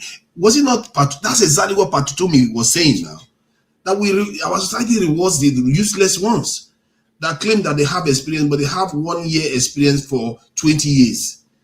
They keep repeating 1 year experience for 20 years. They never grew, they never did anything. And that's the problem with the country. You have to challenge all these people and push them aside. And I really think that the nationalists that are out there should be more vocal. I don't even know any online person that does live streaming that is a nationalist in Nigeria. Do we know any? Kai, they are not. Everybody, they are very frustrated actually. So it's something that is good to do. Let's just have this in just out of respect for support the diaspora voting. Long time support the diaspora voting. We are about to you are still alive. Wow, it's very much this one that is silent, looking at like he's frozen, but it's not. Are you frozen, sure you are not ghosts? long time. This thing, I think it tends to be free. Yeah. Welcome, Loco P. We are closing out. Do you have anything to say before we close out, Loco P? No, I'm just surprised. Like, are we still talking? We still talk. I just say, no, we're closing out. As it talks, so we don't tell us now. Like, let's start acting now, blowing everybody eyeballs, man. Fuck everybody up so that things could change. But all this one we talk. Like, man, these guys, like they've created a barrier now for themselves, or like antidotes for our talking. So no matter how we talk, like, okay, yeah, let them talk, let them say, sure. Will you stop you from doing anything? So let them talk. If they talk, we are doing the do as we are doing their talking. Will you stop anything? So they've crossed their mind to that extent. You understand? So at least I've seen plenty. Like, I know many of them. Like, is it not talk you talk? Is it not your man that you have? So keep on talking now. As far as it doesn't stop what I'm doing. It's like that I'm stealing from you, but you're not doing anything to stop me from stealing. Just you only have the awareness. That guy's a thief. Like everybody, like a thief in the streets. Everybody is a thief in the streets, but everybody's just So nobody's calling police to come arrest him. The guy will continue now. Just started jumping from fence to fence. I'll be stealing fowl, be stealing goats, stealing whatever I want to steal. You understand? But when the people decide to act and do something, maybe catch him, beat him up, catch him, hand over to the police or whatever, then probably that will like the time a little bit. But in our case, since we are talking, these leaders, they're like, yes, they have the ears to listen and be laughing and be planning more while we are still talking. So just want to share one little experience I had one day in here. Anyway, was it not like during this end of premiership in the UK here? When they were doing this parade for Arsenal parade. So I think the last match Arsenal had away in Crystal Palace. So I went to watch the match here. So after the match, we came outside like just normal mini parade, Arsenal, this and that. So there was this guy, one guy should be about in his 50s, 55. I think it's opposite anyway.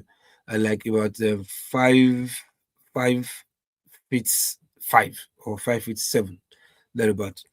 So everybody was just there, parade like almost like in that outside station, the stadium, like maybe 200,000 to 300,000. The street was packed, jam, So they just parade anyway, waiting for players to come out and hate them, this and that, this and that.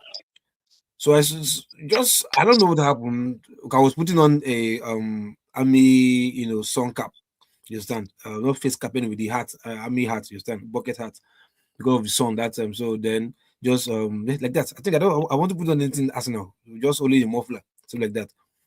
So saw this idiot guy from nowhere, black guy, just come Nigeria for that matter. He come, he's carrying camera, we just recording everybody, this and that. He raising his hands up. The idiot, get to this is your people head. He went Tinubu cap and Tinubu and the whatever the wife, that your head. You also put Tinubu cap for head. White cap for them, white cap, then with Tinubu logo for the front, then green, white, green for the side. You also the guy do walk past like I can't see this guy walk past something like I just look up, say Nigerian. I just look up. I don't know, just the next 3 seconds or whatever, something just like you dey crazy. Why you look this guy? This guy. I just turn back, met the guy, approach him like, guy, you dey mad? What did they worry you? I was like, how can you put on this cap inside this success? People are celebrating success. You're putting on this cap. The guy was like, "What are you saying?" I said, "You they hear me because I was speaking. I was speaking like, what's wrong with you?" It's like, I said, "You crazy. You they hear me? To the worry you. Why you raise cap for this cap?" So like, what I'm saying is like because of what you said, like, if we're talking about racist people just now, like if you don't challenge racist people, their children will also become racist. Why your own children will suffer racism from their own children? You understand? So like, you see this idea of Nigerians, and we are stupid of so fucking stupid of this character, like. Not my business. Like leave like no leave and I know it make it like if I talk, people feel say maybe I be fool or I fool myself or I may they find trouble. So this act of leave no concern me, no, just do your own. And you man from big boy, just quiet. You understand? It's killing us. That is where it's bringing us where we are today. Whereby police or people doing rubbish, not even police, Nigerians like us, not even people in authority, whether it's government parastatal politicians or whatever, just people like me and you doing this nonsense attitude of not being a Nigerian or not being a nationalist or just commit crime just because of the act of committing crime that you hurry past. We will just ignore them. You understand? I've come to realize that look, our problem is not even Nigerian government. Now me and you, now wicked, we be evil people. We are the wicked ones. Nigerians are wicked. You understand? The only thing that is masking our wickedness is we are compassionate and emotional people. You understand? That's the only thing that shadow, yeah, sorry for her, yeah, oh, I repeat it for her, this and that. And you think you're a good person. No, you're just being emotional and just compassionate. But deep down, you are wicked. Because if you come up for that your compassionate state and whatever, for road, you'll be evil person. You understand? And hence we have leaders that we have today. You understand? Look at what is just happening in Nigeria right now. Now, as in now, we are here talking every day. The country is just getting worse, as in every day is a day where we're hearing or seeing something that we've not even heard before. It's getting worse, and we are still talking. That's my anger. We are still talking. Everybody in Nigeria, same thing in Nigeria to complain. Social media is posting this and that. We are still talking. Nobody's acting. What happened in South Africa? Xenophobia, just because they believe that Nigerians are taking their jobs, are taking their women. Just believe it's not even affecting anything national. It's not even affecting the country nationally or anything. Just the belief that you are just taking their women and taking their job. Only the whole people find something in common and became unified to like chase these people come up for our country because it's affecting them. Just because of that only. That is not even a national problem or on any level. Just the idea of these guys are taking our girlfriends and they're taking our jobs. No, we'll not grow. Chase them out. Zimbabwe, chase them out. Even Ghana can stay. Just imagine. So it's not even the immigration that's a problem. It's just this when they decide to like, no, these people we don't want you. We decide and that's it. That they even had to do that. Even police were even supporting them, and I know the government is even backing them systematically. You understand? The government cannot say that. You understand? But in Nigeria now, look at what has happened back to back. It's not even like, okay, maybe once in a while, but it's back to back. And Nigeria is still keeping quiet. We still keep it quiet. Everybody just chill, like, just chill. Like they can't kidnap children, can't carry drum, jerrycan, plastic jerrycan, put fire, allow the water the plastic to liquefy, and start pouring on their back. You know which he as a human, what kind of God damn it, man, how you can treat a whole family? It's only an animal that can treat another animal like that. Animal don't even do that. The way we treat ourselves as human beings, animal don't even treat themselves as like that. You understand? And everybody's seeing it live. Catch cheetah when you do anything. The audacity, behead the guy, show him. They don't care. Nothing they happen. The last time I saw that kind of stuff was during those ISIS. That time when ISIS and America, that time America get problem when they will do live execution, cut their head and whatever, burn them alive, shoot them, send a picture, send a video, go America. Are you talking about the head teacher? Yeah, before the Yoruba teacher in Nigeria, whatever I hate or no, whatever. They bought something on him first because I've not seen a video. You understand? Like they had to do it openly and record and send the video to Nigeria, Nigerians see. I saw that during Osama, when Osama, Afghanistan, and America they fight, when they do that to American soldiers, behead them live, shoot them live, burn them and put them, set them ablaze. You understand? That's the last time I saw that kind of stuff. Now it did Nigeria. Not even in the north, like okay, north and south. Now it did the southern part of Nigeria. And we are still talking. I mean, Nigerians, we are sick. I swear to God, man. We get everybody in that country, both home and abroad. Everybody got mental problem. I swear to God. I swear to God. Everybody have mental problem. You are seeing that. Other people seeing that in their own country. Just like what Iran, they do, they claim that they do that. See how Iran for abroad, in US and whatever UK, see how they protest. Even Iran, okay, maybe those who protest, they love America, whatever. That's what I hear. Move. Let's use what's called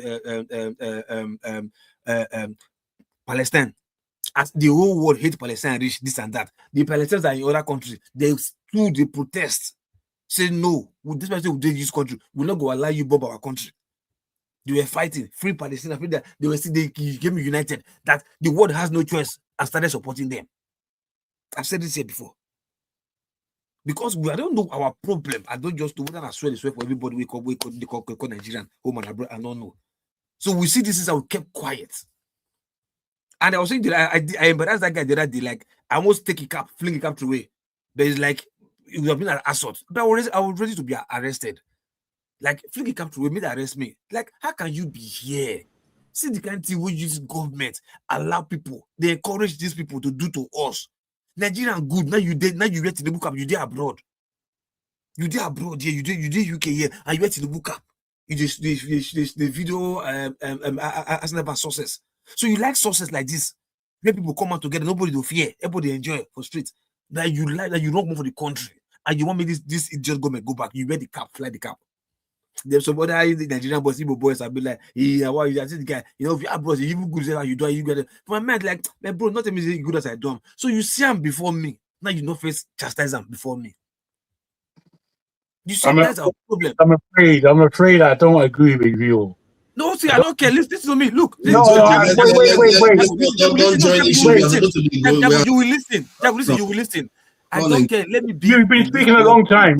We understand what you're saying. We are letting him have his say because we have had our say. So when he finishes, we'll go. And we were all challenged when we had our say. Jagu, listen. See, I can be alone. No, not me, don't worry. Jagu, I can be alone in this world. You're very unfair, forefather. You have no understanding. None. Jagu, see, I don't want you to support me. I'm not talking to how you support what I'm saying. No, it's not that. It's not. I don't your support. I'm just telling you that. Firstly, that thing on his head. And as I chastise the forefather, man, I don't believe you're a full human being. Hold on, let me finish. Dude, you're not a full human being, man. You have your say. Just let me finish. He wore the cap, yeah. Say, I don't. Forefather is a cunt. If not for the father, like.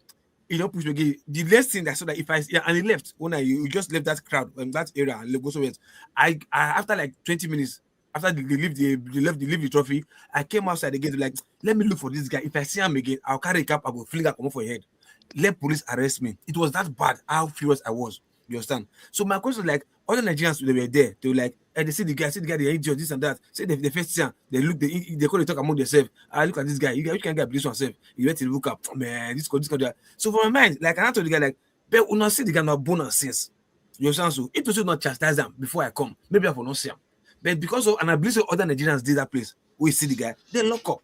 You understand? So I know say yes, it's freedom to be a scrap or whatever, but I'm just telling you how you're supposed to react. So that by the time they react on that, he might send more message that, oh boy, somebody see me for Arsenal parade, they attack me because everything look up. Something like that. What I'm trying to say is like what British gist is because you said if racist people no get stick from people they racist to, their children will also continue. You understand? What I'm saying, like this ignorance, like no, leave them, you know, concern them because this and that. You understand? Law, no law, something like that. But the ripple effect of our action, then carry us come here with this. So I said that to say, if to say people like would chastise them, whether in abroad we see them or see them from Nigeria, I would say Nigerians they come out to like no, once it's bad and you support evil, you will support evil and person do the evil, all of them collect. You understand? All of them will get hit, so that this thing will cool you, calm you guys down, or drill you guys, rather than ignoring you guys and just allow you people to multiply. Before you know, you become a cancer that cannot be healed, just like this bandit or whatever. Now they're like a cancer now because everybody's ignoring them. You will see Aboki for anywhere for Nigeria, everybody will lock up.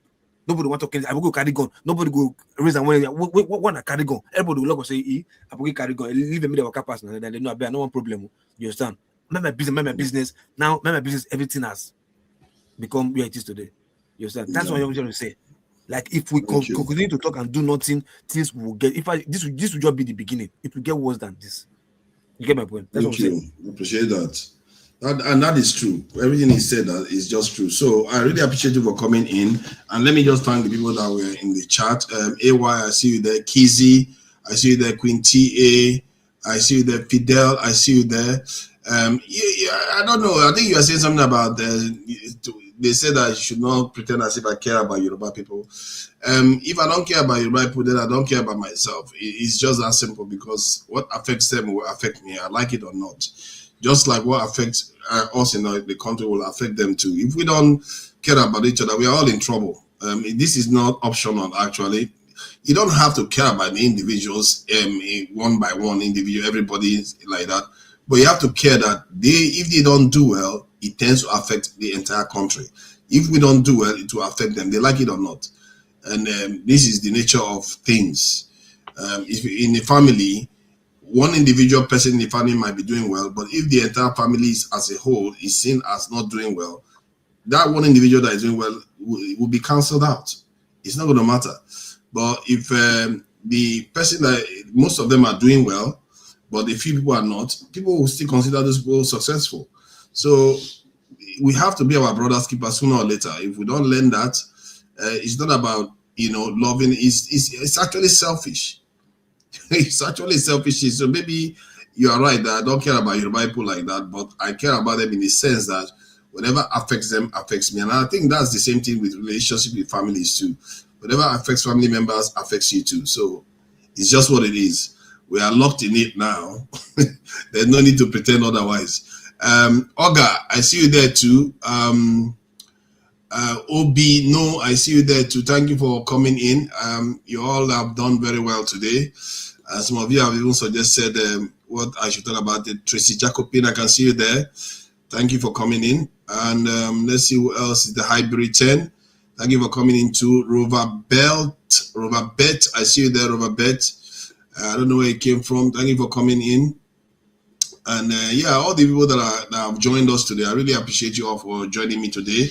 And on Friday, I'll be doing a short one too on Two Nigerians channel. And what you want to do is subscribe.